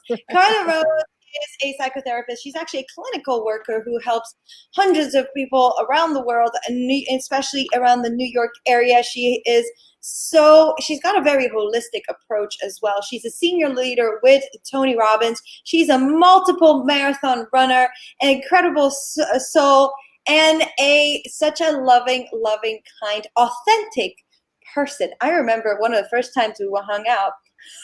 Can I tell the story? Sure. I think I went into so much my feminine energy. At one point, I made some comments, and I was just and Carla goes, "Gosh, you make me want to puke." And what's amazing is we're best of friends, and it was so beautiful because we're just coming at each other completely different energy, and it was such a safe environment, such a beautiful space, and I was like, oh, okay. Out of context. Out of context. Yeah. It's been a little out of context, but it was just so beautiful. And yeah, so you could tell, like, we've got such a beautiful energy and such raw and authenticity that I can tell Carla Rose whatever I feel, whatever is coming to mind, and she can do the same. And we are in total love, acceptance, non-judgment of each other, which is so beautiful. Thank you so much for that, Carla Rose. Absolutely. How are you doing today? I'm doing great. I just finally came home after doing 2 runs. I finished off with a 10K. So I had to quickly jump in the shower and be presentable so I can talk to everybody. Amazing. So you do a lot of running. Yes, I do. Actually, I've started running last year. And the reason why I started running is because I was posed a challenge by a gentleman who is in the Tony Robbins world. And he said that he would like to take 100 people across the finish line in a New York City marathon. And I was sort of thinking that's crazy because I was not a runner. And what happened was I actually, over the course of probably a couple of text messages and Facebook messages, he convinced me that I could do that. And how I could do that was to actually train for 4 months. And that's what I did. So I trained for 4 months. I actually got Sandra to run with me and another friend, Becky Kashmiri, who I hope is watching. But Was it your first one? It was my first time running, let alone first time running a marathon. And it was, as we say, the beginning of a beautiful love affair with running. And it's been an amazing opportunity to be able to share this with with other people and also with the people that I help, because a lot of women, especially, I find they feel that they can't start new things, and it would be too hard, or I don't know if I can, or and I'm 61 years old, so there is no age limit, and there is only the limiting beliefs that we have in our head. So we have a lot of stories that we carry around with ourselves. And my story last year was back in April. I'm not a runner. That was my story. Now I'm a multiple marathon runner, and I've done probably 9 half marathons. The minimum I run is a 5K, which is 3.1 miles. And I try to run, at least 20, 30 miles a week. And I do it for my mental health. So that's a lot of people saying hi, but I don't know who they are. So, yeah. So if it says Facebook user, say your name, because we have, Nikki saying hello. Oh my Hi, Nikki. goodness. He's staying up late for us. Amazing. So yes, some of it are not registered. So please put your name. We'd love to hear where you're from and who it is. So Carla, you're saying this is for your mental health. Is this a form of self-love for you? Yes, it's self-care, self-love. Yes, absolutely. And it's also for my physical health, because it actually changed my mindset, changed my body shape, changed my ability to get up and go. I mean, that's something that I actually, it's funny, one of our close friends, Tony Rodriguez, he said, get up and grow. And I say, get up and go, because I think that as we're going, we're growing, and all of the things that we're doing, that we're feeding our mind, it really helps us. It's a holistic approach. And I've been really blessed to be a part of this, the Self-Love Summit, because I've been listening all day, and it's the same message. It really is. I mean, every single person that's has talked about, what we feed our minds, right? And then how we take care of ourselves. So starting with Anil, I love Anil. He's a friend of mine. And I can honestly say that it's absolutely correct. We have to start from within. And so it has to come from within, but then it spreads out, because the effect it has on everyone else is monumental. So my change has created a change in the people that I work with. So, and my friends, I mean, you attract who you are. And so it's funny, the story that you told, which was out of context, because I don't want people to think that I just said I was going to throw up. So basically, we were at a workshop that Sandra was giving, and what happened was that she was asking us, feminine, masculine, hunting, gathering, and Jessica, all she said was, in a very beautiful way, I just want to get married, I want to be married, have babies, and raise my kids, and that's exactly how she said it. I would just want to have kids, and I'm sitting there, I'm thinking, oh my God, she's such a beautiful woman. She has so many talents and so many gifts, and all she wants to do is have kids. Like, I have kids. I did that too. And then I said, honestly, that makes me feel like I want to throw up. But it was in the most loving space, because as she said, this is the opportunity to be real. And in this environment, in the Cool Chicks environment in life, it's be real, just be who you are, be true. And you're going to hear that a little bit later from Lauren, who is a beautiful soul. And today's her birthday, so make sure you remind everybody when she gets on. So yeah, it's the stories. It's the stories that we tell ourselves. And I don't mean the crazy stories in our head, but we all have voices, in our head. So I prefer the voice in my head to tell me things that will catapult me to a better place. Yes. And so you were talking about how throughout the day, we're talking about how in our mind to use what we could do to do some self-love. And for you, it's more of a physical thing, right? Well, it's both mental and physical, because there are days, Jessica, when I get up in the morning and I don't want to run. I really don't. But it's cold. Yeah, it's cold. Today it was like 45 degrees. I mean, so, if you look at my Facebook, you'll see a hat. You'll see I had gloves, and by the time I get into my run, I start stripping things off. But it's just a beautiful opportunity to hold myself accountable. So yes, it's a physical thing, but it starts with the belief system. So my belief system is that I run for my mental health. I run for my spiritual health too, because when I'm outdoors, I get to see the beautiful environment. And it's just so amazing. In New York City, we have these gardens in Central Park. I mean, Central Park by itself is beautiful, but there are these gardens, conservatory gardens, and I just love to stop. And even today, with the cold, there are still flowers. There are still beautiful examples of the world and the colors. And I've seen things I've never seen. And I've lived in New York my whole life, except for 3 years. And the irony is that I didn't spend a lot of time in the park. I always spent a lot of time outside, but Lauren, hi, Lauren. Love you too. So it's really beautiful. So it encompasses every aspect of my being, the running. It's the spiritual, it's the physical, it's the mental health, it's all of it. And, I was told I'm an inspiration to other people. And quite honestly, I'm happy to hear that, because here it was, I was 59 years old and I was thinking, I don't know if I could do this. And then I said, why not? Why not? There's always another level, right? There's always another level. And so being a part of environment of like-minded, like-hearted people, that sort of catapults you in a direction of your purpose, your dreams. And so it was a dream of mine at that point to succeed. I never wanted to run a marathon, but a year before, I sat with one of our friends, Olo, who is a trainer in the Tony Robbins world, who's done 4 marathons, and he had his medal around his neck, and here's mine. Very proud of this. Sandra has one too, so yeah, very proud. And I said, can I put it on?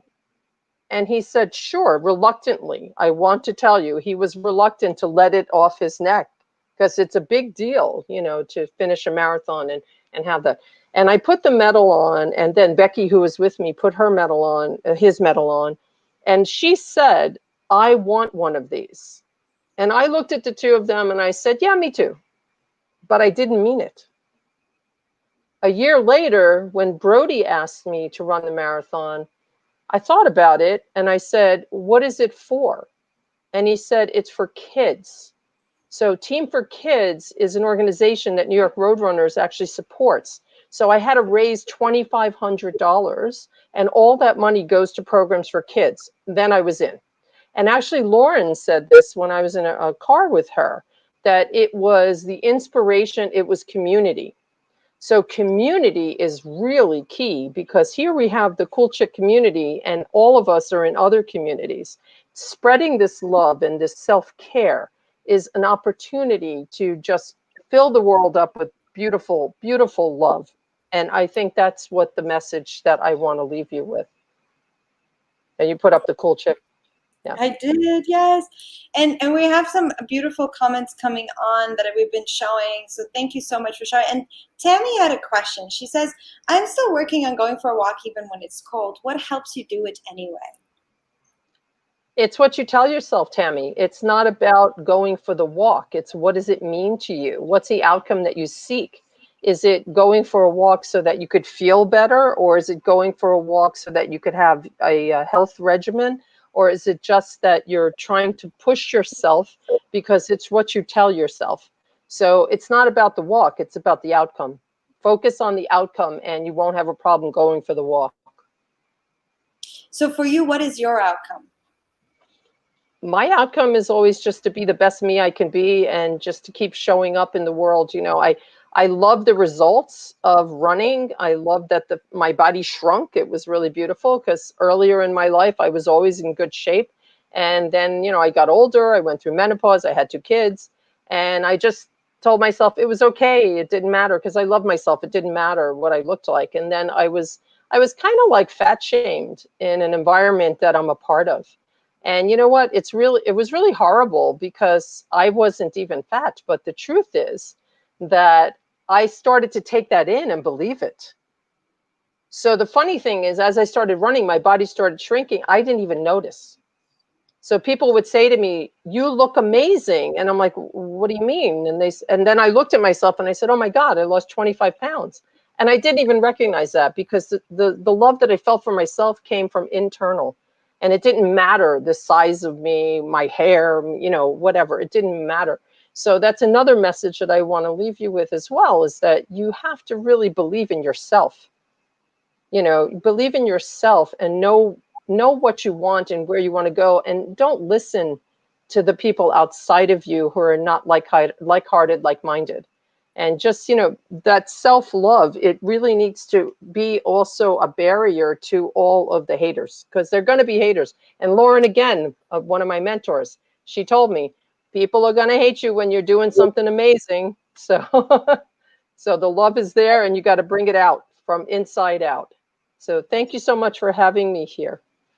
Oh my goodness. Thank you for being on. Thank you for being a cool chick. Thank you for being so inspiring. And thank you for that day, because it was true. And it wasn't an environment where we're talking about hunting and gathering and feminine, masculine energy. And we were around the table, and I did go, and I just went, oh, you know, I just want to be married, have kids, and support my husband. And you weren't the only one, and even I think Lourdes was there too. Where her beautiful, yeah. And she goes, "What? You've got such an education. You've got such an amazing background. You've had your own business. You've done this. You've done that, and that's what you want." And then your feedback too, and it was so beautiful, and to have it in a space, and that's what we have at the Cool Chick Cafe, for me to go, yeah, and to be okay. Well, in the past, I would have felt shamed for it, right? Mm-hmm. Like, I would have felt like it was wrong for me to say it. And this environment that you create, that the Cool Chicks create, allows me to just be myself and be my truth, and hear your feedback and be okay from it too. So thank you so much. And now you have a furry baby, a beautiful furry baby. That's right here laying down. Come here, Hardy. Come say hi. Come say. He's a little confused. He was sleeping. I don't know if you can tell. You can't see him. We can't see, no. He's been having his own little appearances on the show. Yes. And now I have my little furry baby. No human babies yet, but soon. Gotta find the husband first. I love you so much, Rose. Thank you so much for being here. I really appreciate it. I love you. Thank you for being on all day, and your incredible comments, and supporting all the cool chicks and everybody around, and being an inspiration to so many of us. Take care, Carla. Bye-bye. Bye. Oh my goodness. I can't believe it's already 4:30 p.m. Eastern time. It's already 5:30 here. But it's been a full day, and I already see our next speaker in the backstage. I have heard so much about her. I've not yet met her. Can you believe it? We have not met yet. And I'm so excited to be meeting her. And so just before, we're having a little interlude, a little music, a little video. So I'm going to let Angie Maserati do her thing before we bring in our next speaker. Angie, what do you have for us? Well, I'm going to cue this up it's all queued up, but this is special for Carla. So here we go. It's called New York City, baby.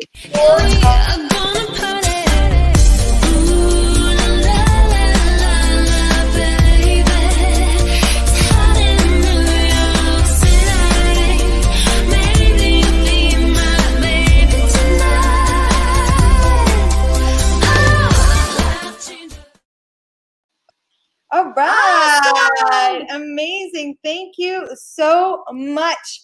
Oh, Angie, your music is so inspiring, so amazing. So I'm so excited to meet you. I see you. Nobody sees her yet, but I can see her. All right. So we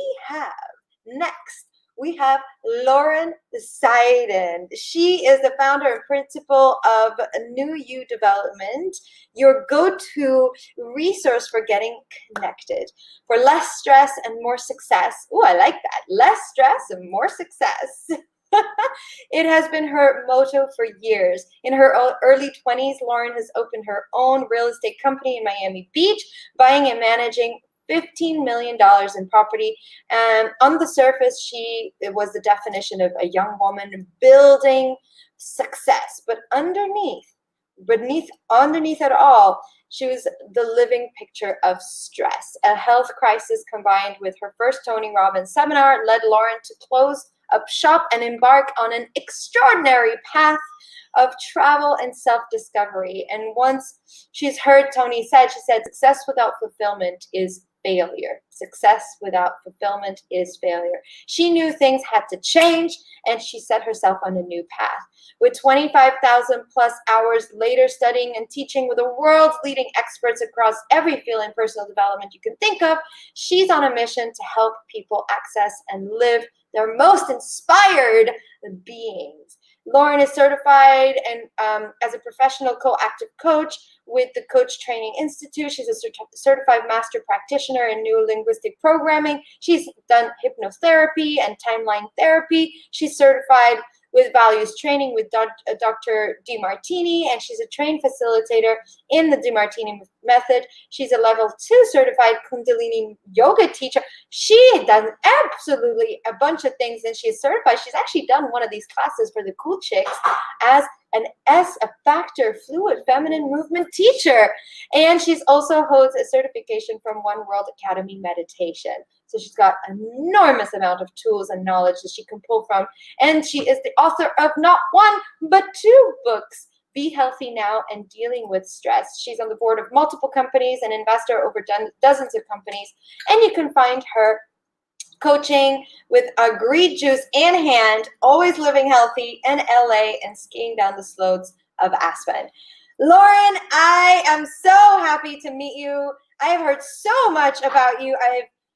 Okay, drum roll, please. Help me welcome Lauren Seiden. Hi, Lauren.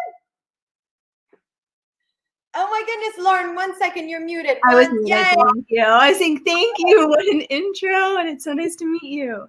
I'm so grateful to be here. I've been out with your dad so often and heard about you so many times, and I cannot believe I haven't met you yet. So this is Cool Chick making magic happen and connecting us. I love it. How you Wonderful. Well, thank you so much for having me. What an amazing day you guys have put on. Carla, you were so inspiring, as all the speakers have been. And so I am looking forward to walking you through a meditation journey today. Fantastic. So the stage is yours, Lauren. Okay. Thank you. Thank you.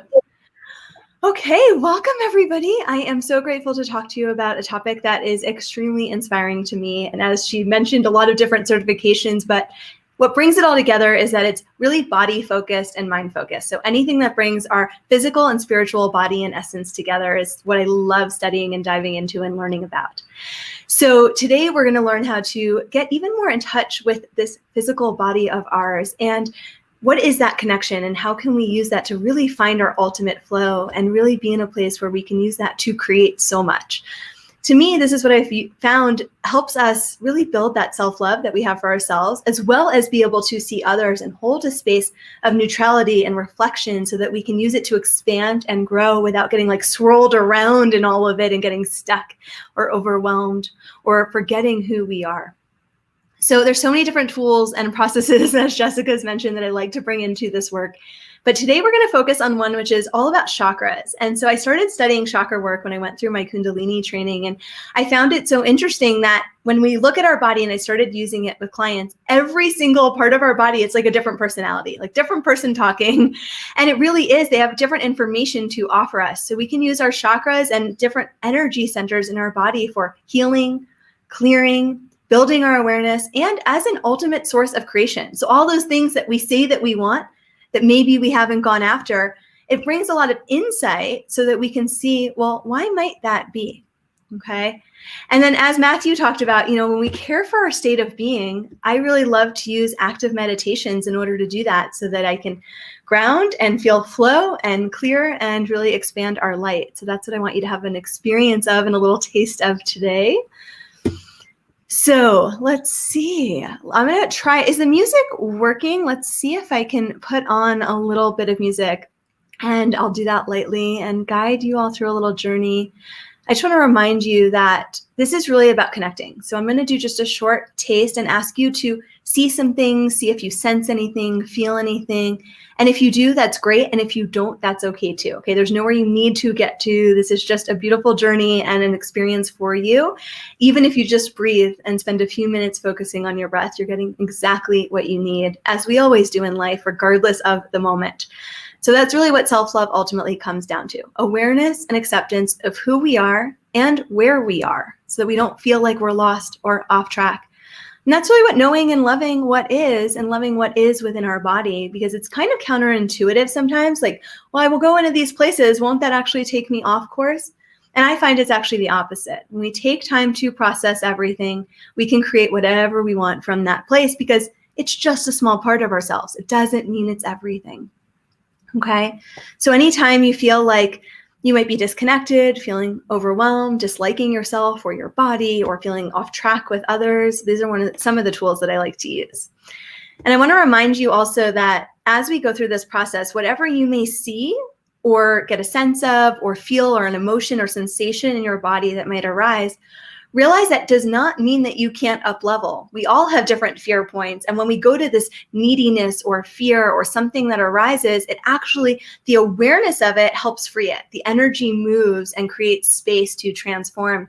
Whereas if it just stays stuck and we like try to put a blinder up, like, no, it's not there, that's where it affects us even more. So sometimes it's counterintuitive when people, not you guys, right? You're all here and you're all used to some of this work, but sometimes people aren't used to looking at some of these things. And I want to remind you, it doesn't mean you can't up level. We are here to create whatever it is that you want. You can have absolutely anything that you want. And I found the more I release and I'm with all those different things, the more congruent I'm able to be with what success truly means to me. So it's not about all the injected ideas and perceptions and things of other people and what I used to try to fit into that box of, but rather, who are you as a being without any of those injected ideas, and really honoring that. And that's where your self-love and your self-worth expands so much, okay? So I invite you to go ahead and close your eyes if you're comfortable. And if not, you can look and that's okay. But just go ahead and take a nice deep breath. And I'm gonna see if I can get this music playing. There we go. Okay, then. Give me one. Perfect. Okay, so just take a nice deep breath in. And slowly exhale. And as you're breathing, start to notice where your breath is in your body. As you inhale, just see if you can expand your belly. Really focus on bringing in as much air as you possibly can.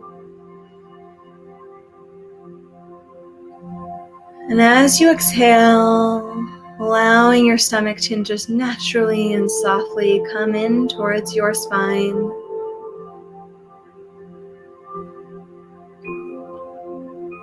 Focusing on filling yourself up with your energy. And with each exhale, allowing yourself to soften somewhere. Whether you notice your shoulders, your jaw, your face, your neck start to relax. And allow yourself to just melt into the space you're in right now. Your body being given this opportunity to melt away and relax any tension that may be there. And with each exhale, releasing any expectations you may have, any thoughts, anything going on in your life. Allowing yourself to be right here, right now. Remembering there's nothing you need to do, nowhere you need to be in this moment. We are human beings having this gift of a spiritual experience. And we come as spiritual beings first. And we have a gift of just this short experience in this human form so that we can take advantage of it by really understanding this physical body of ours and nurturing it and loving it. So allowing your spirit now to start to enter and be present through your body and your space around you, your field around you. And we're going to start to gain and scan our body as we gain awareness and just notice what's present. So first, I invite you to bring attention to your first chakra, your root, located at the base of your spine. This is your pelvis, your root of creation where your human life began. So tune into this space where we have this basic need for survival. And our goal in this energy is purely to survive, making sure all your basic needs are met. And just tune in. Do you sometimes feel challenged, feeling like your basic needs can get met? Financially, housing, whatever it may be. Do you feel intertwined with other people's energies? We often connect through this space and want to ground through other people. And just get a baseline. If you get an answer, great. And if not, just keep focusing on your breath and seeing if you can relax around this area at the base of your spine. Just allowing whatever is to be present. I like to wait until a breath comes in and it breathes me. It comes with ease and presence, rather than you trying to send breath into a specific spot. The more we're with something with attention and permission and curiosity, the more flow we receive. Reminding yourself here at the base that you are always supported and guided, regardless how it may feel. Sometimes we have a perception that we're only being challenged, but the truth is we're always equally supported and challenged to the same degree. So filling up, breathing that in, that you are okay, you are safe. And now moving up to the second chakra, your place of creativity and sensuality and sexuality. This is the place that allows you to feel free and open in your nature, full of life. This is right below your belly button, where your sexual organs reside, where you have your fuel and fire and creativity. And just notice how vital and creative and energetic do you feel each day. Just see if you get an answer. Again, this is just a tool to practice to gain awareness of your starting point, of where you are in your life right now in each of these centers. Take a deep breath in and just relax around it. If you want, you can place a hand below your belly button. And I'd invite you to repeat to yourself, I am creative. I access my desires and my sensuality and use them to fuel and connect my whole body and being.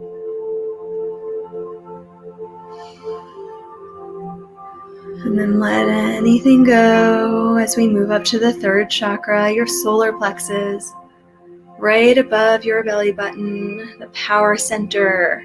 This is where we have energy and will and determination. This is where our focus to move consistently towards our purpose comes from. And just notice how you feel in your body here. And you can think about it from the front all the way to the back at your mid-spine, that whole center here. Often when we're closed here, we try to invalidate ourselves or minimize ourselves or question our path. Feel like we have to subordinate to others or to please them. And when this is strong, we feel more comfortable with who we are. We have a love for our purpose and our path, and staying true to that, where we build our self-worth and self-love. And take a deep breath in here and remind yourself you are purposeful and powerful. Honoring yourself for exactly as you are. Telling yourself now, I am enough. That's what often feels lacking here in this place when we go to feeling less than.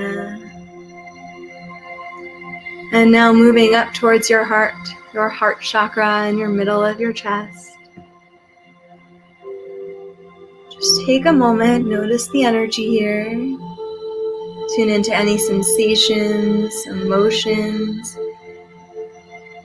Maybe there's a color or a temperature, someone you see, desire of something you've been wanting. something that feels lonely. Just allowing whatever is to be present. The more comfortable we are being with exactly what is, that's where the more presence and possibility and flow you'll have, regardless of anything that's going on externally. This is the place in your heart here where you can manifest and create with even more ease and light. And you just feel like it's like having green lights the whole way. Even if the journey's long, you have got this. And just see how much love and gratitude for your life, your loved ones, and yourself you can feel and fill up with right now. Repeating to yourself and reminding yourself you are always loved, supported, and guided. Our hearts, they allow us to create with so much love and ease.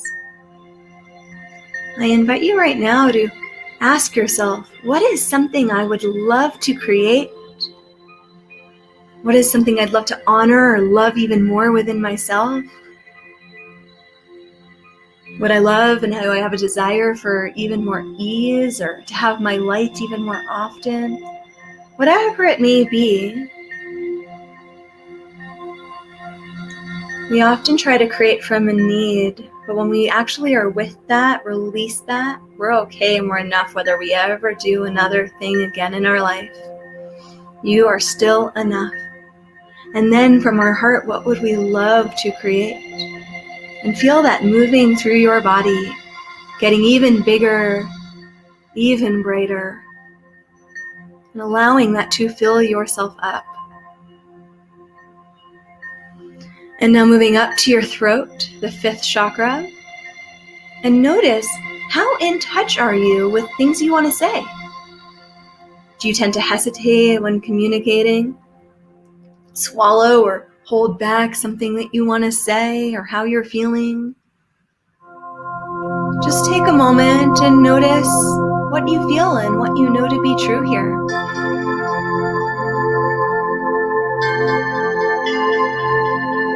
Saying to yourself now, I can speak my truth. I speak with ease, grace, and confidence. I love to communicate, knowing that when we do, there's actually something on our tongue that hits the roof of our mouth, connects the heart meridian. When we speak and communicate truth, we open our heart. And now visiting your 3rd eye, that spot in between and just above your eyebrows, your 6th chakra. And get curious here at the center of your head. Feel into any sensations, thoughts that may be present, maybe an image or color you see. Just bringing curiosity. Sometimes I find it feels open and then when I focus on it, it gets a little heavier or dark. And that just means there's something I haven't been quite wanting to see yet. And that's okay, just allow that to be for right now. And when we relax around that spot in stillness, pressure releases and you may even feel heat or tingling release at your hands, face, feet. Feeling these energy centers opening up, increasing your flow in your body, allowing you to be even more open and grounded and actually enlightened. We actually change our body chemistry when we have our light and own our path and information. So I invite you to breathe in any of your truth here. Exhale any thoughts that are no longer serving you, any confusion or uncertainty. Just letting it melt away and just drop off of you.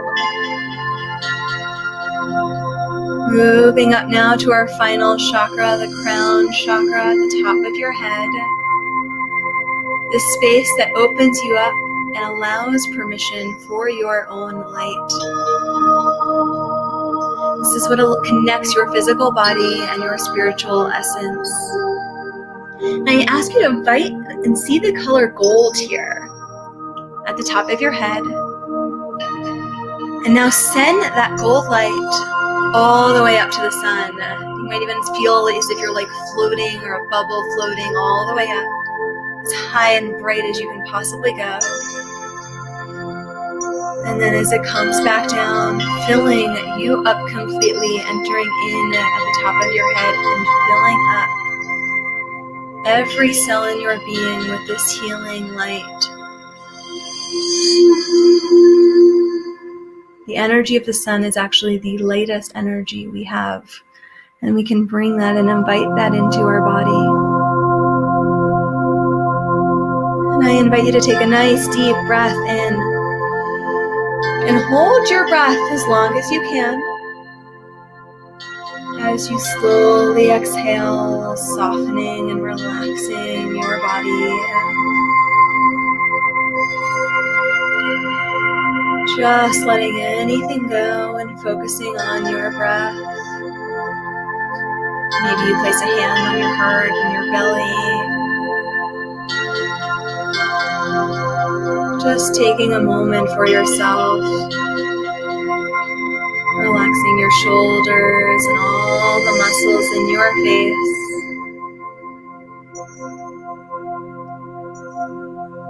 And with your eyes closed, if you need a little stretch or movement, rolling your wrists as you start to bring your palms of your hand to cover your eyes, opening your eyes into the darkness of your hands.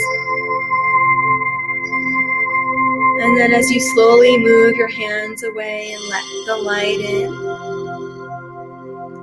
coming back, taking a moment. We really want to bring this relaxed, grounded energy into all that you do. Remember that anytime we may feel lost or overwhelmed or unloved or not loving ourselves, we forget to actually own our space and remember who you are. Who you are, and those are just little parts of things and information that come up that we might want to work on, but that doesn't take away from our essence and our light at any time. So the more we are with what is, the more love and flow you'll feel for yourself, your life, for others. And then I integrate a lot of tools normally to help when things show up in these energy centers. But even just this is a great start of seeing what each chakra, each energy center is about, and then how you can start to get the information to help you move through and see, oh, where do I want to go next? That's interesting. I didn't even know I felt that way. Or that I was grounding through so many people, or having this information of so many people in my space, because we often do that so much more than we realize. So I want to leave that there, and then I think if we have time for a little Q&A, I'm happy to answer anything. Hi. Hi, Lauren. How beautiful. Thank you so much. My pleasure. Oh, how peaceful, how calming, how centering. I don't know if that's a word, but Totally. how beautiful that was. Thank you so much for sharing that with us. Lauren, yeah, we do have like about 4 minutes left, and I'd love to hear about your self-love journey. Okay. How has your self-love journey been?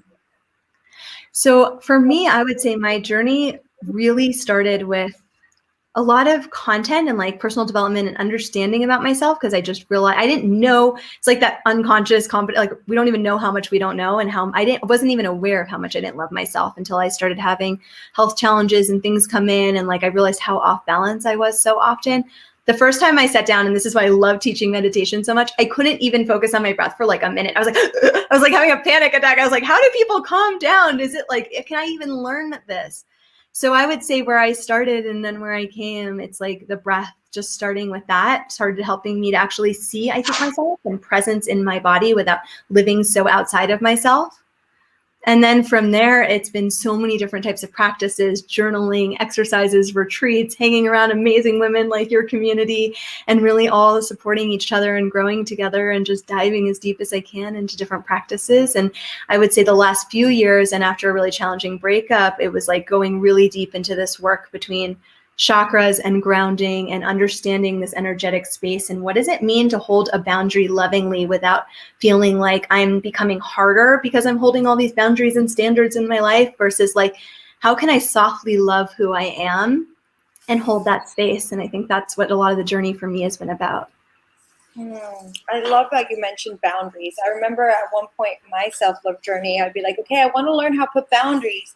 And some of my girlfriends like, oh, boundaries sound so limiting. It sounds like you're putting a wall, but you want to be open and free. I'm like, it was hard for me to explain, but all my life I had been so open. I had been so loving and so caring, and also saying yes to things that weren't aligned, that weren't in self-love, right? So when you're talking about that, it's like learning how to say no lovingly, how to set boundaries lovingly has also been such a beautiful journey. What has been like something that has helped you in terms of boundaries?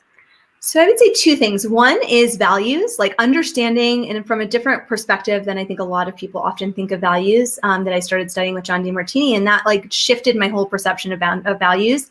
And that also allowed me to understand myself a lot better and love myself a lot more and actually build the self-worth versus like my self-esteem going up and down and kind of pleasing others.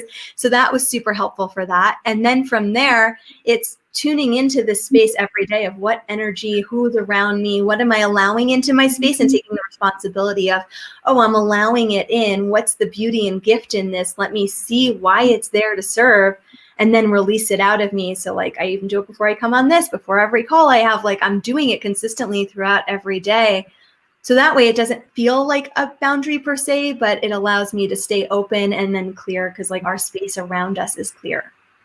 Amazing. Thank you so much. Thank you so much for having me. I appreciate you. Thank you. Thank you for being and doing some special events on the Cool Chick Cafe. We love having you. I appreciate you. And yes, any final words before we head out? No, I look forward to doing more and seeing you all soon. Thank you. Thank you, Lauren. Take care. I hope to see you soon when you're in Miami or in Florida. That would be fun. I'm actually heading there very soon. And I will also say, if anyone wants to go deeper, I have a 7-day free journey through the chakras. So you guys are going to share that if anyone's interested in some more meditation. Fantastic. We'll share it on the Facebook group. So make sure you join the Facebook group. And is that the best way to reach you, Lauren, or just through Facebook? Yeah, if you have any questions at all or want to reach out, feel free. Lauren Seiden, ladies and gentlemen. Thank you so much, Lauren. Take care. All right, that was Lauren Seiden. Yay! Okay, we have our next and final speaker of the day. I am so excited. I love her dearly. She has changed my life. I remember when I was, oh, you know what? I didn't bring that picture.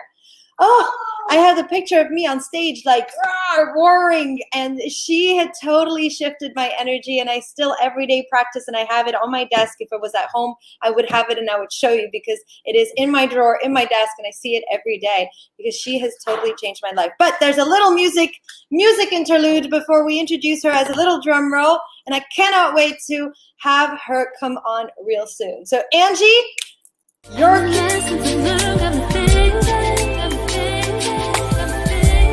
If I'm starting all over, I'll start within.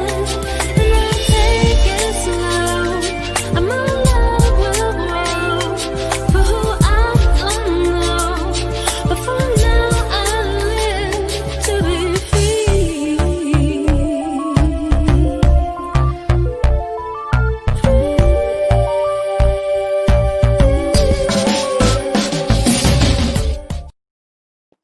All right. Oh, hello, Angie. Isn't her voice so beautiful?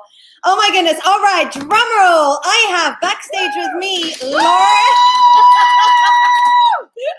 Lauren LaHave, ladies and gentlemen. She is a dynamic trend shaper. She really is a trend shaper. She sets trends. She's got an unwavering resolve to stay true to herself, and that's how she chooses to live her life and influence others, and she imprints that in other people's. She's definitely done that with me. She's one of the few that doesn't only just teach you how to do it, she actually goes and gets you to make sure you get off your ass. She calls it Goya. I even have my book that says Goya, get off your ass. And I absolutely love, she's got this like fun, rock and roll, classy energy to her that I absolutely love. She has been on world stages. She's created teams on over 25 countries. She's spoken on stages with Barbara Walters, Tony Robbins, Gary Vaynerchuk, Mike Rowe, Kevin O'Leary, Barbara Corcoran, Aaron Brockovich, Campbell Brown, Robert, I can't pronounce that last name, Herjavik. Anyways, really, really famous people. She is the shizzles. She is a best-selling author of 2 books. She is a mom. She has been, she co-authored Chicken Soup for the Soul. She's just everywhere. She's been featured on Fox Magazine, on Oprah, on like just the shit. Excuse my French. That's who she is. Ladies and gentlemen, and we have a surprise. Lauren LaHood. Yeah, you're so funny. Happy birthday to you. Happy birthday, dear Lauren. Happy birthday to you. Oh my God.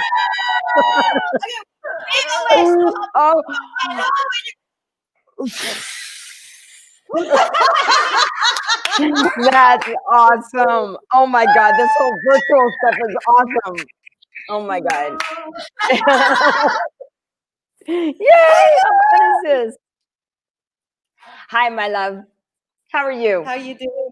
I am so honored, so excited to see you. Oh, I'm like shaking. I am so excited. You know what I have right here? You want to see what I have right here? Oh my goodness! That's the painting we made together. That's the painting we made together. And I'm it gonna sits start right here. It sits right here in my office. It's right here. And as you can tell, I don't have any other paintings other than this is the painting that we made together. So I think of you daily, even before I was just thinking today as I was on this morning, Anil, you were awesome this morning, but I was thinking first thing this morning, I was like, what cool chicks? And I'm like, oh my God, that's what it is, cool chicks. So thank you for having my beautiful friend. I really, really am honored.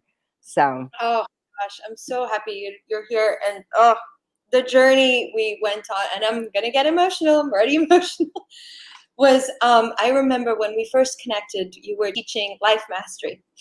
And I was going through what I was going through, and there's a side of me that I'm still learning every day that you have so strongly. And it's so badass. And it is your inner warrior. And I remember you bringing me on stage, and it's still raw. Like that part of me is growing every day. And it is that badass, that warrior that you so have in you. And so many of these beautiful women that have been on today have.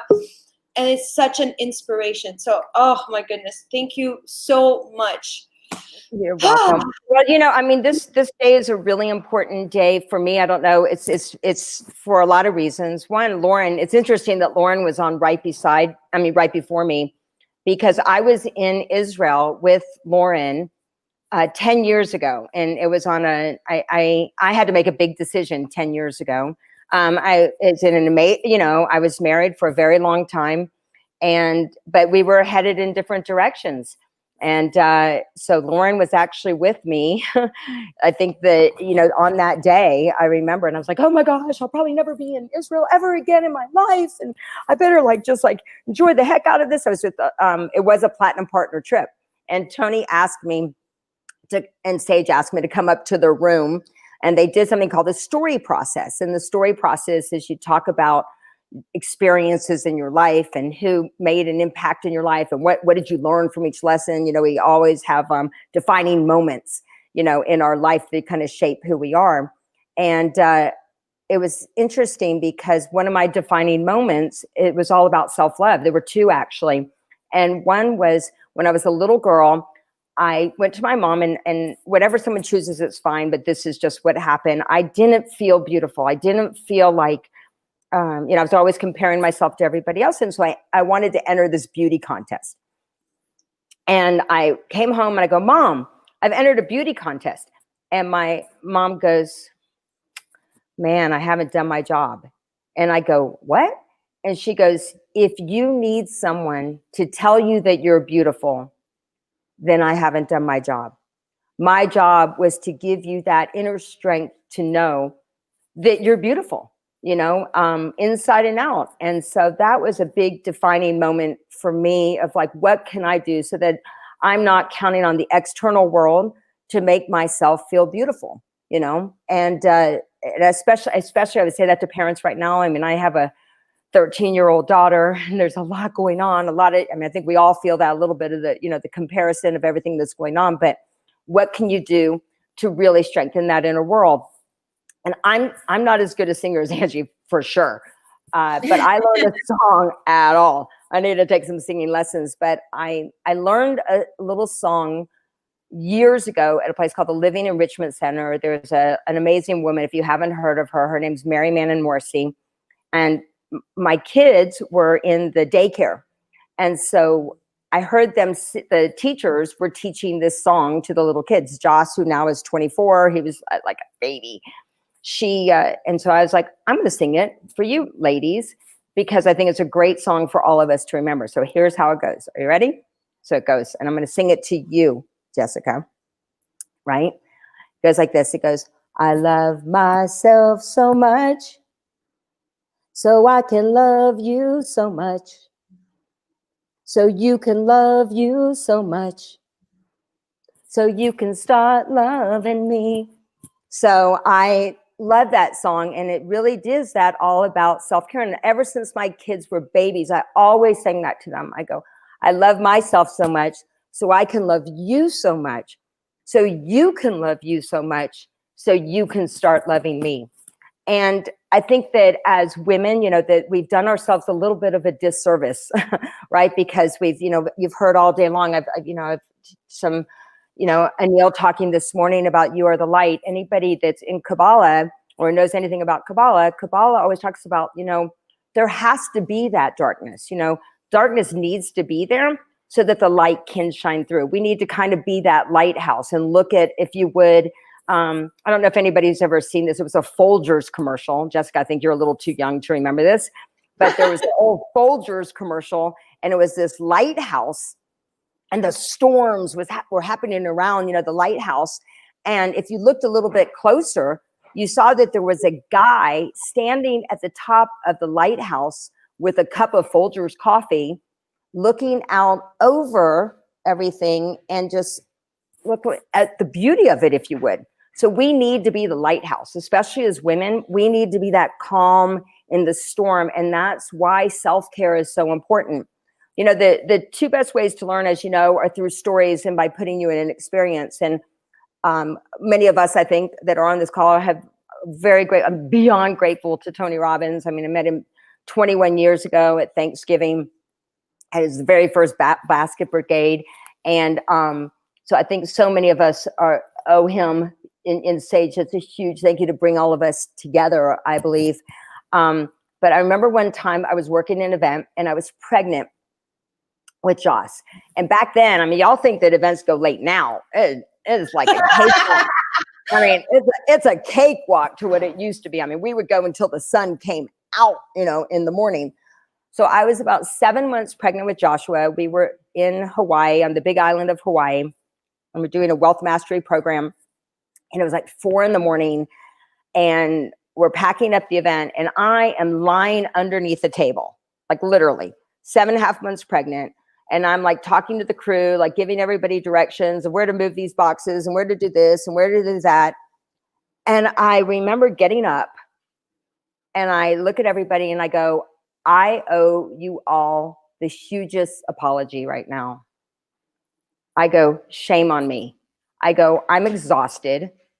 I'm pregnant. If I'm really going to be a great leader, I've got to take care of me.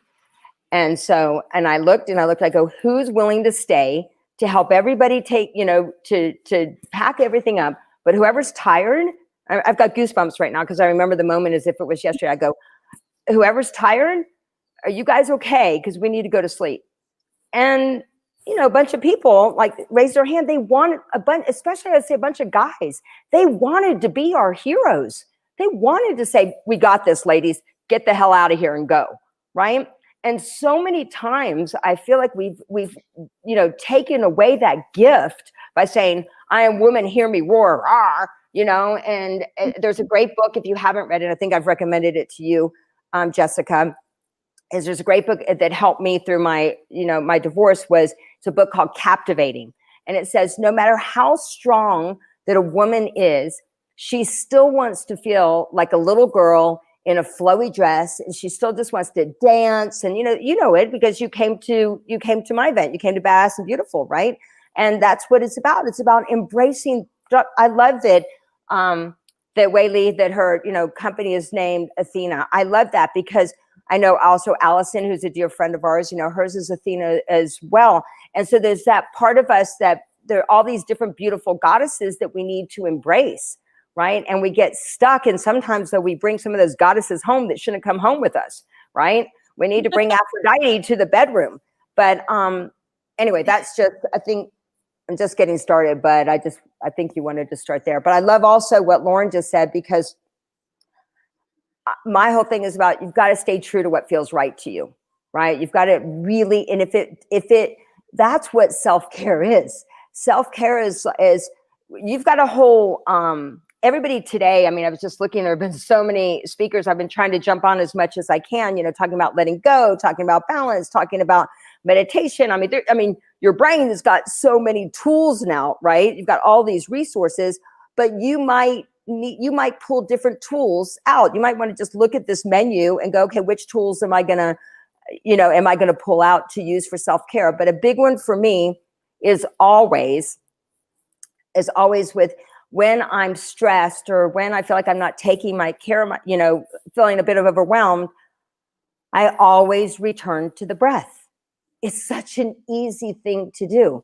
If all you did was just stop, to stop for a second and just return to the breath and just say, for me, the question is, if I do this right now, am I staying true to myself? If I say yes to this, am I staying true to myself, or am I prostituting myself out, or am I just trying to be a pleaser, or but what am I doing to make sure that I'm staying true to who I am? So did you have a question you wanted to ask me, or did you want me just to keep going? So I don't know what we're doing. I love a question in mind because, one of the things when I met you, you were such an incredible soul, and you were such a powerful, amazing woman. You're a great mom. I've met your kids. I've been to your events, and we've talked as friends, and we've hung out, and it is incredible the life that you've created for yourself and your stories and your journey, that it sometimes feels like there has been a point where I'm like, wow, she's just a superstar. She's a superstar. And right. And it's like, well, can you give us, and the cool chicks that are listening and that will listen to this recording as well, what has been your self-love story? Because it hasn't always just been yay all the time and just totally aligned with self-love and totally aligned with your purpose. Like, what has been your journey and what has helped you? Well, I think, one thing I shared, I've had some of those defining moments for, it's actually right behind me. My self-love journey, I think I'm going to share my self-love journey behind me. It's been something that I've been obsessed with since I was 12 years old. My mother actually shared them with me, sent me them, and I have been obsessed since I was 12. And today I am 55. And it's just crazy to me. And I'm so excited. Like 35. 35. And so, but I feel like I'm 35. But a big thing has always been to me about manifestation boards. Let me get it. And for me, I'm telling you, ever since I've been a little girl, 12 years old, it's always been about how do I want to be seen in the world? How do I want to feel? What are the experiences that I want to have? So I am thinking, if I really want to create these things in my life, who do I need to become? How do I need to show up? And it's interesting that you said, I don't feel like a superstar, just so you know. I look and I'm like, I feel like I've played really small, and I don't mean that in any way. I just know my potential. My big thing for me is it's in one of my books, Life Tune-Ups, and it says, it's an Irma Bombeck quote, and it says, at the end of my life, I want God to know she used every bit of talent that she gave me, and I'll just slide on into heaven, right? But I think for me, self-love is, I always use the metaphor of where's the very first place that the heart delivers blood to. And some people will say, you know, the stomach, the brain. And the truth is the heart gives blood to itself first. And I think the biggest thing people can learn is that self-love isn't like an opportunity. It really is a responsibility. You can't give what you don't have, right? You cannot congruently, authentically give what you don't have for yourself. And, you know, I mean, I know that for me, that was a big, I needed to develop some great self-love things, beliefs for myself about money. I remember I was just giving money away. And it was like, if everybody, I just got to give it to everybody else. I mean, I'm curious if anybody in the chat has had that one, you know? And then I'm like, you know what, man, I have a kingdom I need to take care of. I had to access the sovereign in me, the queen that wanted this wonderful kingdom for my kids. You know, now my son, my middle son, he is, you know, he went to Iceland, he went to Greenland, he went to, you know, now he's living in Jackson Hole, Wyoming, and working for the X Games and doing all of these things. But I had to be able to say no to some things so that I could say yes to my kingdom, right? Or, you know, a lot of the things that my kids are able to do. So what, you know, I think that for myself, I had to really look at, I deserved it, right? Like, I think, you know, there's a great, I was going to end with this, one thing, but maybe I'll start with it. One of my favorite books is a book you can get for 99 cents on Amazon. And it's a book called The Prayer of Jabez. And in the book of The Prayer of Jabez, this guy dies and he goes to heaven. And he's met at the pearly gates by St. Pete. And St. Pete goes, welcome to heaven. You can have whatever you want in heaven. You can do whatever you want. You can live wherever you want. You can, you know, shop and have every handbag that you want. And you don't have to pay for anything. So he goes, the only rule in heaven is you can't go through that one door right over there. So the guy's walking around a couple days and he sees that that door is open about this much. So he walks on in the door. And as he's in there, he notices that there are these ginormous boxes, right? And as he gets closer, he notices they have these big ribbons on them. So he's walking and then he notices that every ribbon has a name on it. So what does he do? He grabs the box with his name on it, pulls the box down, and as he's pulling the box down, guess who comes up behind him? St. Pete. St. Pete said, I thought I told you not to come in here. And he said, well, the door was open. I had to come in. And he goes, and look at these boxes. Everybody in heaven's got a box. He goes, and they're huge. And St. Pete looks at him and he said, before you open that box, let me tell you what's in that box. And he says, well, it's got to be good. I mean, look, we're heaven. And he says, in that box is everything you could have had on earth if you just would have asked for it. Every person you wanted to help, every experience you wanted to have, every cool chicks group. I mean, you know, like, everything, if you just would have asked for it. And so many of us feel like, oh, well, I'm not the superstar. I'm not the this and that. Why me? Why should I do this? Like, I remember when I wrote my first book and my ex-mother-in-law, she was, why are you going to write a book about becoming a parent? And so for a while, it was just like what Lauren said. There was a part of me that started to buy into that belief. Yeah, like, why am I doing that? You know? And then, oh yeah, maybe they're right. Maybe I shouldn't be doing that. Same thing with me. 15 years ago, I started doing these Lobella events, these now Badass and Beautiful events. And everybody's like, oh, women's empowerment. Oh, no, that's not, there. And so for a while, I started to buy into it, right? And so we start to believe what we know is true to us. And then we start to just go, oh, well, maybe they're right. Maybe I shouldn't do that.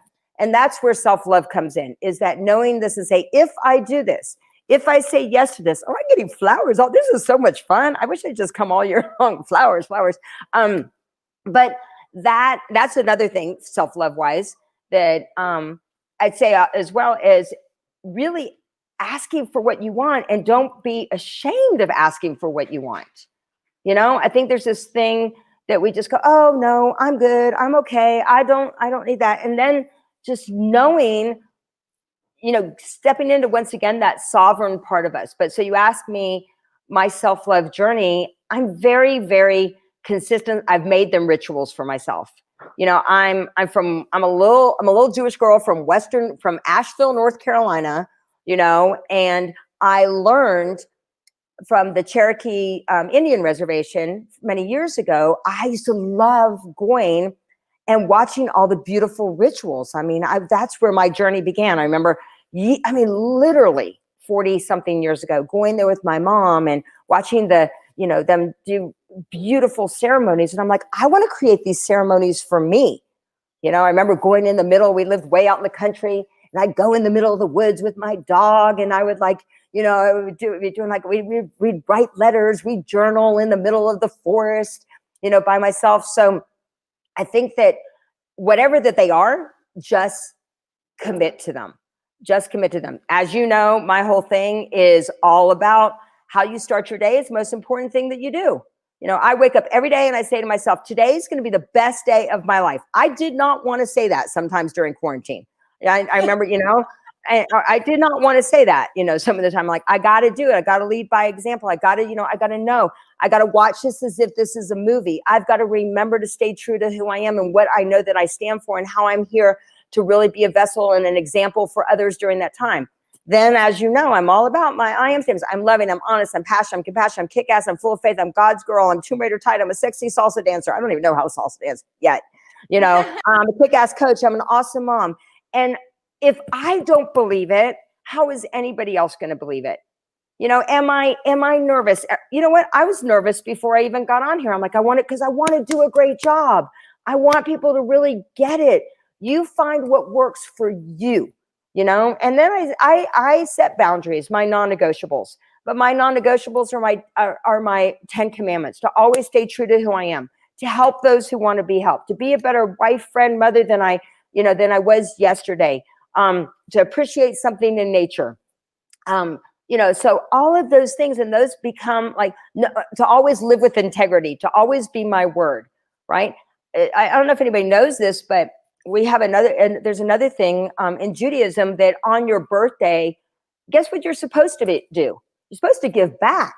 So when you ask me to do this, I was like, hell yeah, I'm doing that, because for me, that to me is all about giving back as well. So I think self-care, we can't give what we don't have. Too many people are running on empty, and they wonder why they're exhausted and tired and feeling that, because they have it. It is a responsibility, if you would, and lots of us have, I would say, stinking thinking. We got some stinking thinking, with regards to, how we are, like of who we are, of what we stand for, about what our standards are, the kind of people. I remember when I met my husband, and he was dating a couple other ladies. I hope he's not around, right? And so he, I can't believe Yeah, because that was like one of my next questions. Like, what do you do when you have doubt, when you have anger, when you have stinking thinking? Like, what do you do? So you met your husband when he was dating a few other ladies. Once again, and I met him at baggage claim. So for anybody who's just wondering, like, where I met him, you can meet him at them anywhere. But, but I think the other thing was, I really, 10 years ago today, changed my life. I remember when Tony said to me, is this okay that I'm sharing this with everybody? Because okay. So I remember when Tony asked me, he's like, who are people, who is the person that made a difference for you this, from this time in your life, and this and that. And then I went through, like, Tony, I'm gonna, now is the day, I decided at the Wailing Wall, I was going to put a note in there. And that was my time just to get me back, because a half plus a half doesn't equal a whole. 1 + 1 = 3. And I had just started giving up on, I had started compromising who I was, because, I wasn't staying true to myself. So anyway, Tony said something really powerful to me. He goes, Lauren, he said, most people's dating pool is really big, right? He goes, your dating pool is really small. He goes, guys are going to think that they can handle you, but they can't. Right? Because there's a lot of powerful women on the line. I've seen a lot of them. I've seen in your groups. I've seen all of these things. He goes, but you've got to really understand that, your dating pool is small. You're going to get uncomfortable. You're going to want to go back to what's comfortable, right? We all know that the quality of your life is how much uncertainty you can handle. I don't know about all of you, but I was like, dang, okay, like Mother Teresa said, I wish you didn't trust me so much, God, right? So he says, your dating pool is really small. You know, it's a really small group. So, but people are going to think that they can handle that. So every time I was like, okay, well, I need to get me back. And I started telling myself some really great incantations. And I would say to myself, I am the freaking catch. And people would laugh and they go, that's crazy. And I go, oh no, if I don't believe I'm the catch, how is anybody else going to believe I'm the catch? And I started thinking about, I was like, what about me? I'm me. Like, I am true to myself. I mean, look, there's always going to be people, I'm sure New York and LA, what do they call LA? The city of never enough, never skinny enough, never talented enough, you know, never rich enough, never talent, you know, whatever that it is. There's always going to be other people that are what some people would think are more than. I'm me. I love me. I'm a little wackadoodle. You know, I have ADHD. I have all of those great things, and I embrace all of me. My daughter, like right now, she's going through like some. I love it. I love how like unique and expressive we are. We're here to express our true self. If we're not staying true to ourselves, you know, I always say to be someone you're not is to waste the person you are. So what about you? Look at the variety that's been on just today, the texture, the tapestry, the beauty of all this uniqueness. You know, I think Carla was saying it as well. It's like, you know, truths are truth for a reason, right? Like Carla was saying, like everybody's saying the same thing. We're all saying the same thing. You know, everybody's looking for like this magic formula. There is no magic formula. The basics are the basics. There's a reason why. I mean, how many beautiful words can be made from the alphabet? How many from 24 letters? How many beautiful words can be made from 24 letters, right?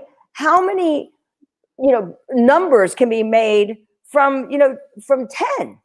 Think of all of those things. If we appreciate the basics, if we appreciate the breath, right? If we appreciate all of the little things, if we appreciate that we need to be the light. I love that. Sorry, I took a lot of notes today when I could jump on, as I'm doing a party that you're all invited to if you would like to come. Yes. And so it's Anil was talking this morning about, you know, doing 5 random acts of kindness. And those of you that don't know me, I'm known as the ocean of emotion. Okay, so if I get emotional, it's okay. It means I'm alive. It means I'm real. It means I'm like experiencing it. It's not just words on a page. And my mom, this was probably about 13 years ago. My mom was living out here in Las Vegas, and she went to Whole Foods. And as she was at Whole Foods, if you haven't met my mom, Carla knows my mom, and my mom loves Carla Rose, just so you know. And so my mom went to Whole Foods, and she was in the parking lot, and she sees this woman, and she goes up to this woman. She goes, "Oh, you are the most beautiful woman I have ever seen. Your body is magnificent. It is, I mean, it is unbelievable."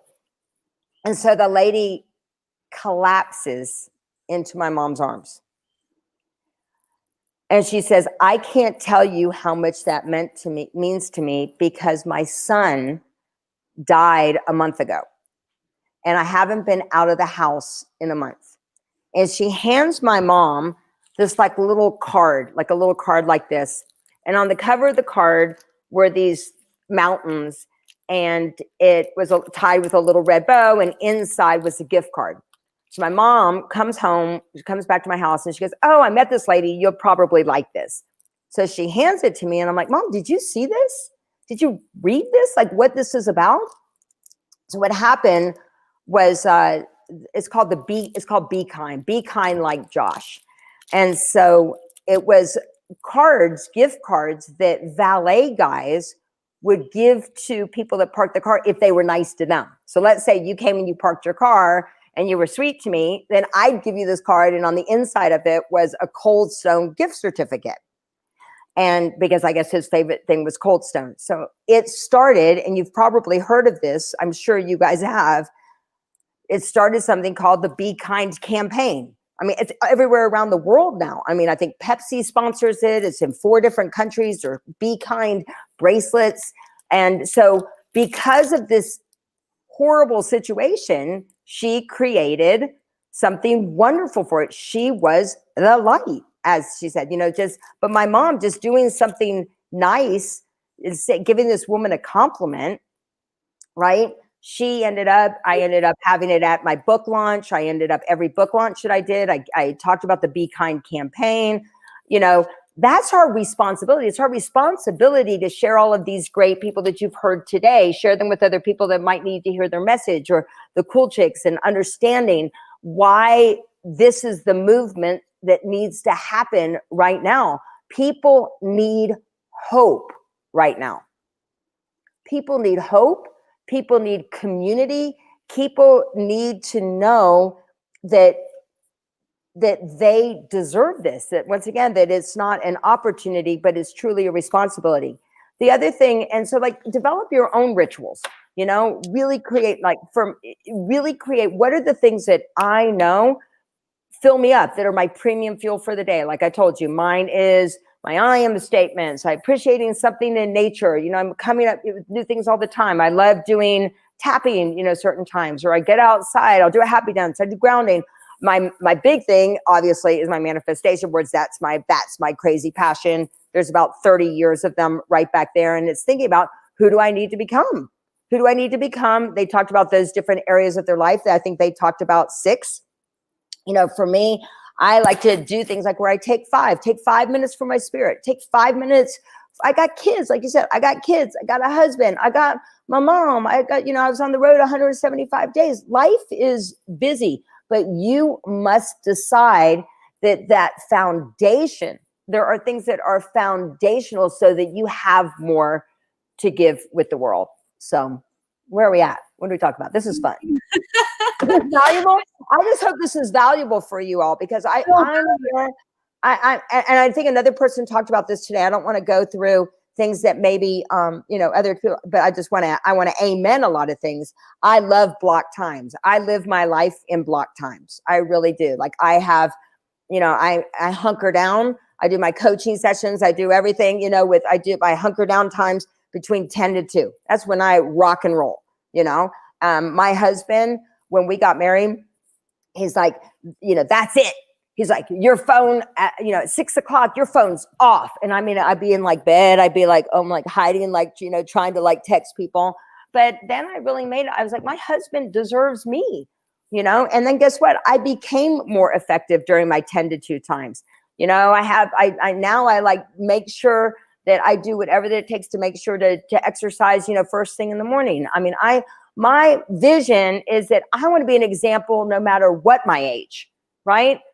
That's what this is all about. And either we talk about this all the time, we're either being a warning or an example. So you have to ask yourself, how freaking awesome is Carla Rose? Let me just brag about that girl.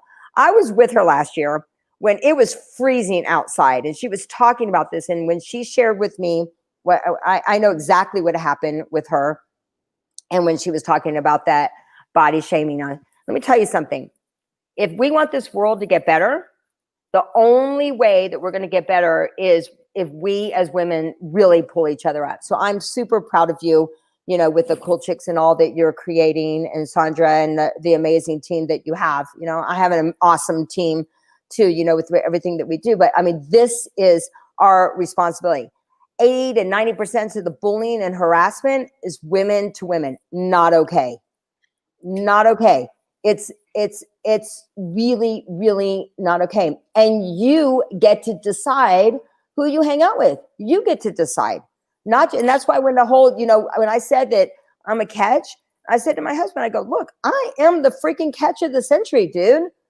It's okay if you want to go date girls like that. I'm all good with it, but I know who I am. I know who I am.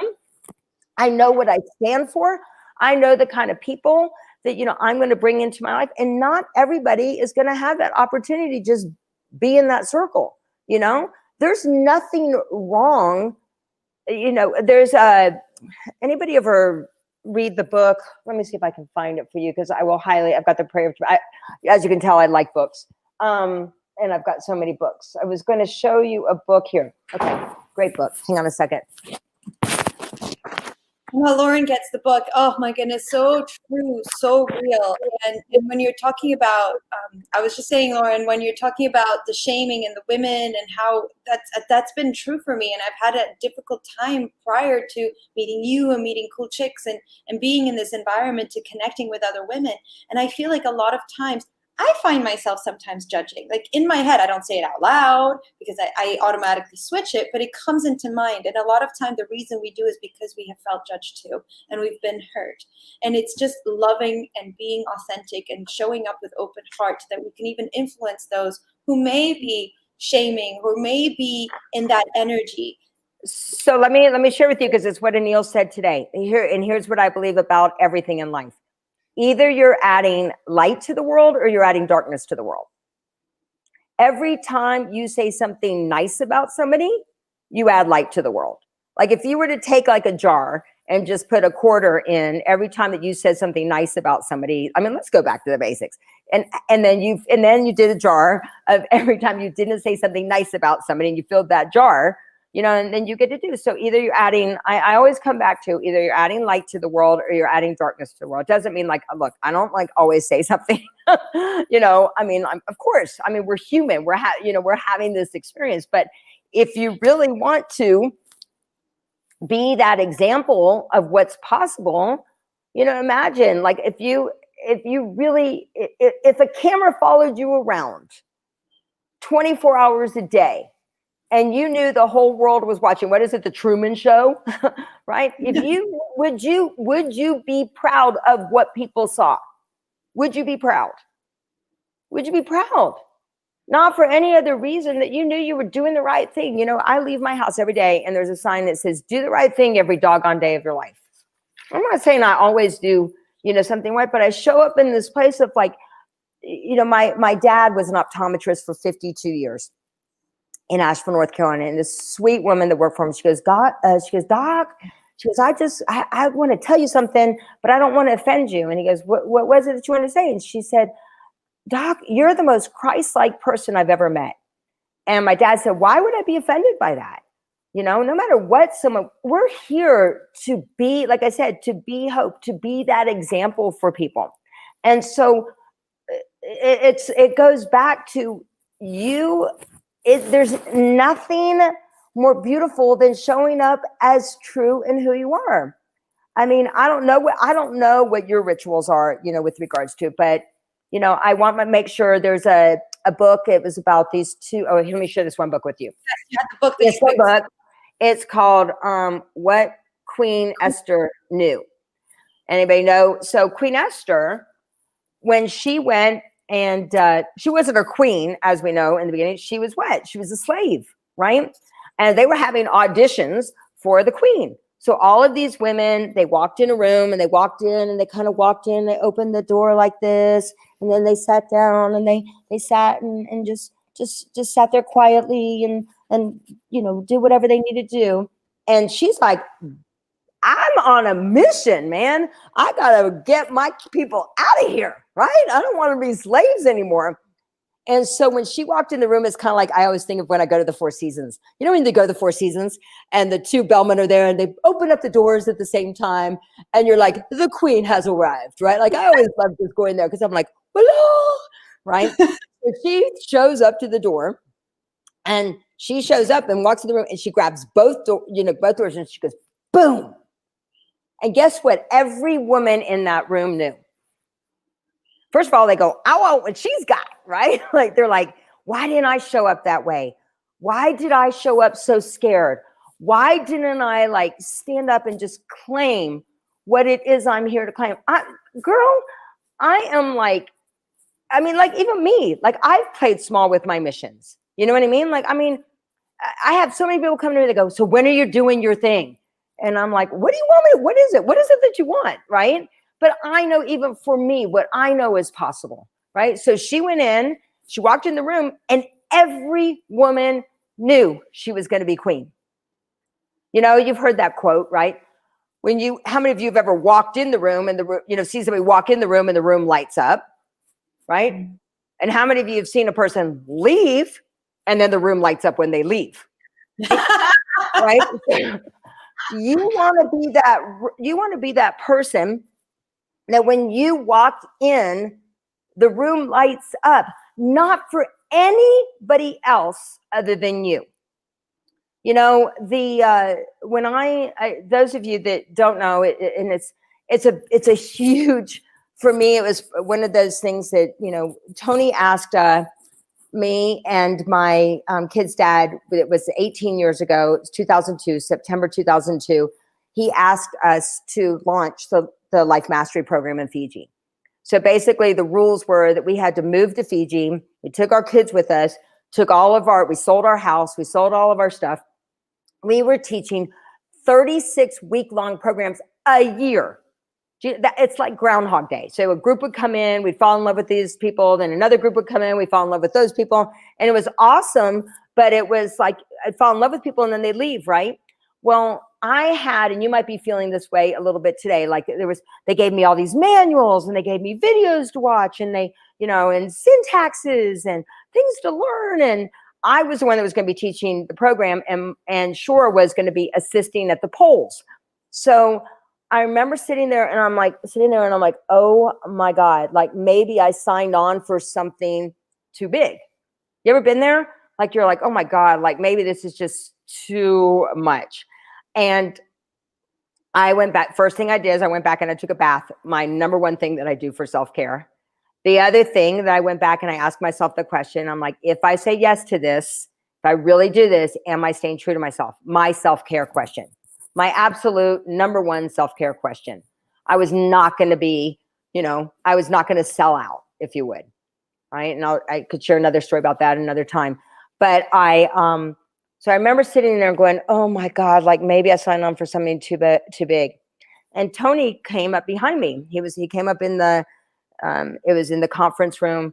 And I look at him, I'm like, Tony, maybe I signed on for something too big. He's like, it's a little late now, Lauren. Participants are showing up tomorrow. I go, Tony, why? Of anybody you could have chosen in the world, why did you choose me? There's more people with more talent and more skills and more. Remember, like I said, the city of LA, more people with this, more money, more this, blah, blah, blah, blah, right? And Tony said something to me and he said, Lauren, I brought you here because I knew you'd take care of these people. And I'm like, okay, I know how to do that, right? And everything else just kind of went away. All my fear went away. So what I would say to all of you out there, if you really want to live self-care, if you really want to be that example, if you really want to be that light, if you really want to set those boundaries, boundaries aren't bad. Everybody needs boundaries. I'm just telling you, because if not, let me tell you something. You might attract things into your light that you don't want into your life, right? You might attract, not, like I said, you need to set those boundaries. Boundaries are good. Boundaries are good. I remember when they asked me to do Chicken Soup for the Soul, Time to Thrive. And the book the lady said to me, her name is Amy Nussbaumer. No, she said to me, she goes, I need you to write a chapter. And I'm like, okay. She goes, I need you to write a chapter about when was the time that you thrived in your life. And I'm like, oh, I know exactly what it is. She goes, what was it? I had just gone through my divorce and I remember I was having to crank for my, crank. I mean, I had 3 kids, my $1 million home. We had short sold for $304,000. We had $45,000 that we had to pay to get out of that house.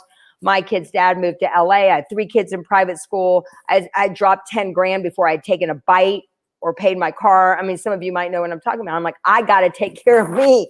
I got to self-care. I got to do the things that I'm going to have the energy so I don't lose my mind. And I would say to sometimes I was like, oh my God, can I do this? I've got all these skills. I'm like, I am too freaking smart to be so freaking stupid. Right. And I would say, and I returned to the basics. So once again, circle a couple things from today of what you've learned from people. And what happened was, and this was a self-care thing, and this is why I'm sharing it with you.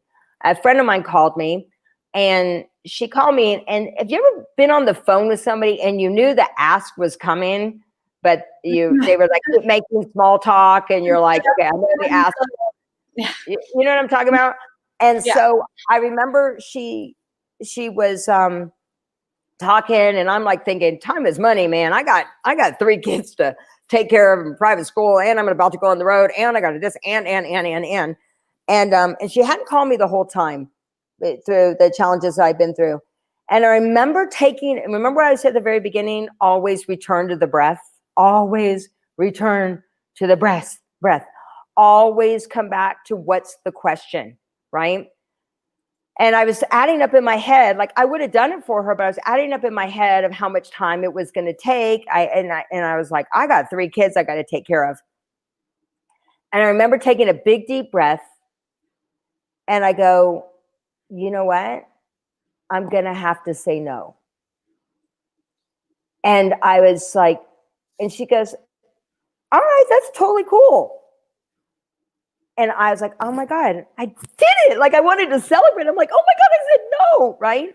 And I say, that's the day, we have like, what, 8 more minutes. I remember saying to myself, that's the day I went from being a 45-year-old little girl to a woman.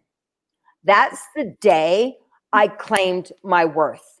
That's the day I was Queen Esther. I'm like, this is me. You know, this is who I am. I love you. I will support you, but I gotta make sure that I stay true to myself, that I stay true to what matters most to me, that I bring the people into my life, you know, that fill me up and that fill my kids up and fill my life up, you know, and then I would just say, you know, that just you got to take today. I see way too many people over the past 31 years get stuck in what I would call seminar soup, right? So you've got to make sure, like, and you said it, you got to get off your ass and do something. You got to get out there and you got to say, okay, I'm going to commit to at least taking, you know, like I said, I do my take 5 minutes for my spirit, 5 minutes for my, you know, finances, 5 minutes for my vision, 5 minutes at least. And then by the end of the day, you've taken 25 minutes, right? 5 minutes for my health,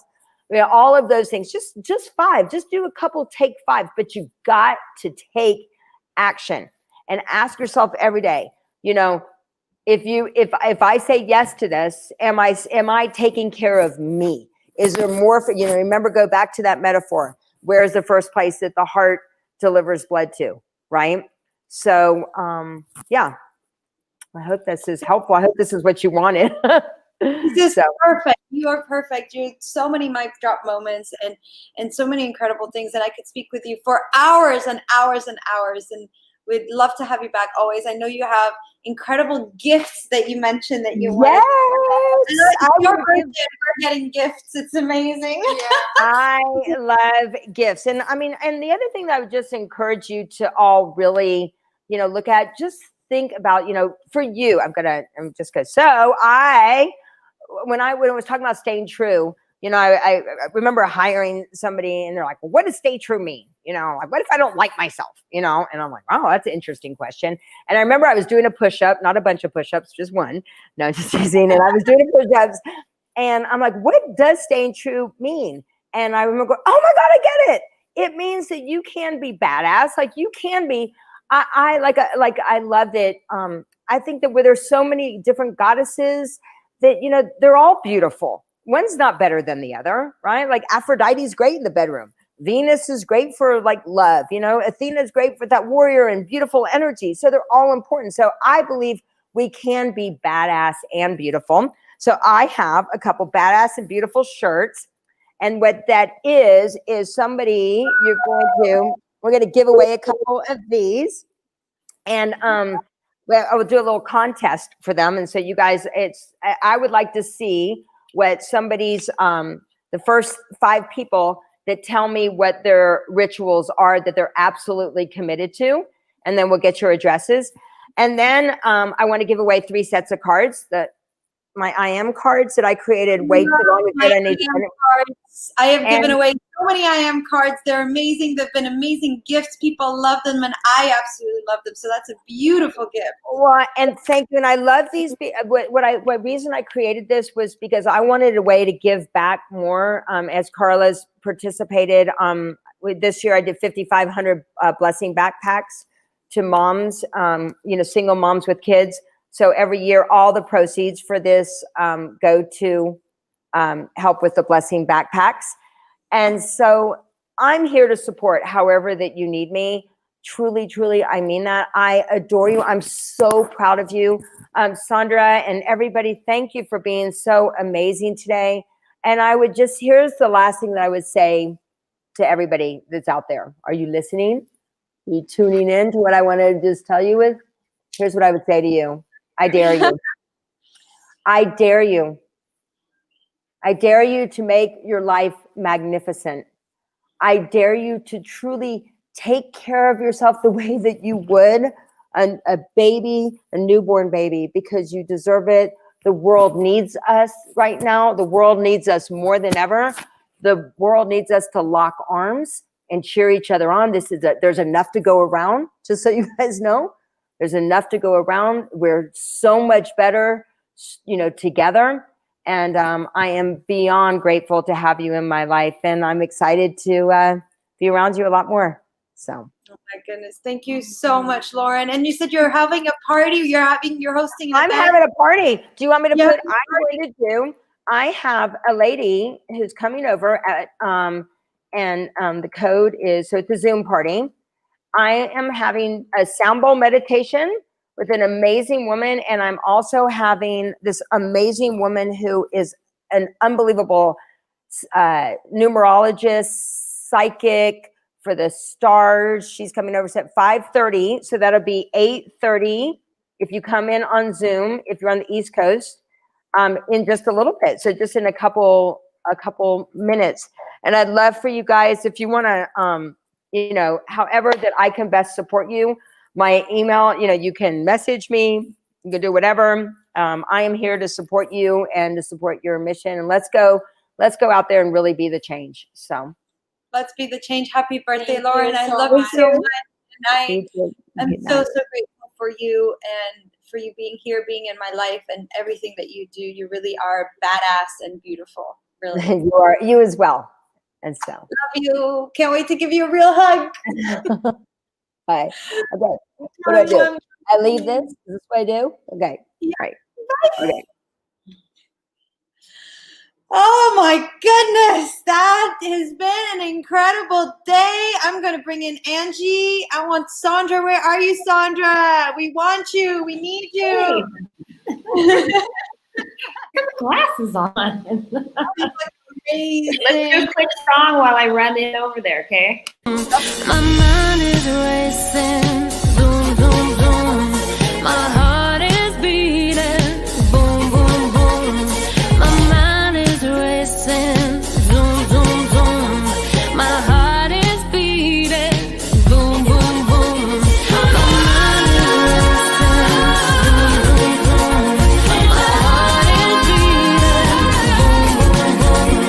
My mind is racing, zoom, zoom, zoom. My heart is beating, boom, boom, boom. My mind is racing, zoom, zoom, zoom. My heart is beating. Yeah! Oh my goodness. Let me change this so we can see us all. Thank you, everyone who joined us. Oh my God, what a great day. What an amazing day it was. Thank you so much. We're on the other one. So please join us, coolchick.cafe/Facebook for your free trial. We would love to show you around. We are so happy. What a beautiful day. It has now been 8 hours straight. Thank you so much, Jessica. Thank you so much, Lisa. Thank you so much, Angie. Oh my God. And thank you to all our incredible speakers today. We Yes, had so an incredible many. panel. Oh my so gosh. starting off with Anil, incredible Anil Gupta, Then later with Wei Lee, Chris Enney, Matt, who's incredible leading in meditation. Then Lisa with her panel with Mona and Seb. We then had Nikki with I'm Not Fucking Okay. The power ouch that you went over. And then Angela with Love Letters. Marta with her beautiful boudoir photography, inspiring women. And Vered and Tammy. Then we had Carla Rose, Lauren Seiden, and finishing up right now with Lauren Lahab on her birthday. Everybody. Thank you. And do remember, this was one day, one full day of self-love. But you continue, you pick, like Lauren just said, circle a couple things that make sense to you and practice it daily. I know I will. It has changed my life. I hope it's changed yours. And we'll see you on the Cool Chick Cafe. Make sure to join coolchick.cafe/Facebook. That's how you get your 14-day free trial. Normally it's 7 days. So make sure you join through coolchick.cafe/Facebook and say that Jessica, Sandra, or Lisa or Angie invited you. We are inviting you, and you will give these incredible gifts. So make sure you put the comments. We'll have amazing gifts going on that we'll share by email for our members. Thank you, and we'll see you real soon. Thank you. Self-love is a responsibility. Oh, Yeah. And oh my goodness, this is gonna be weird. All right, and we're gone. Okay. 3, 2, 1. We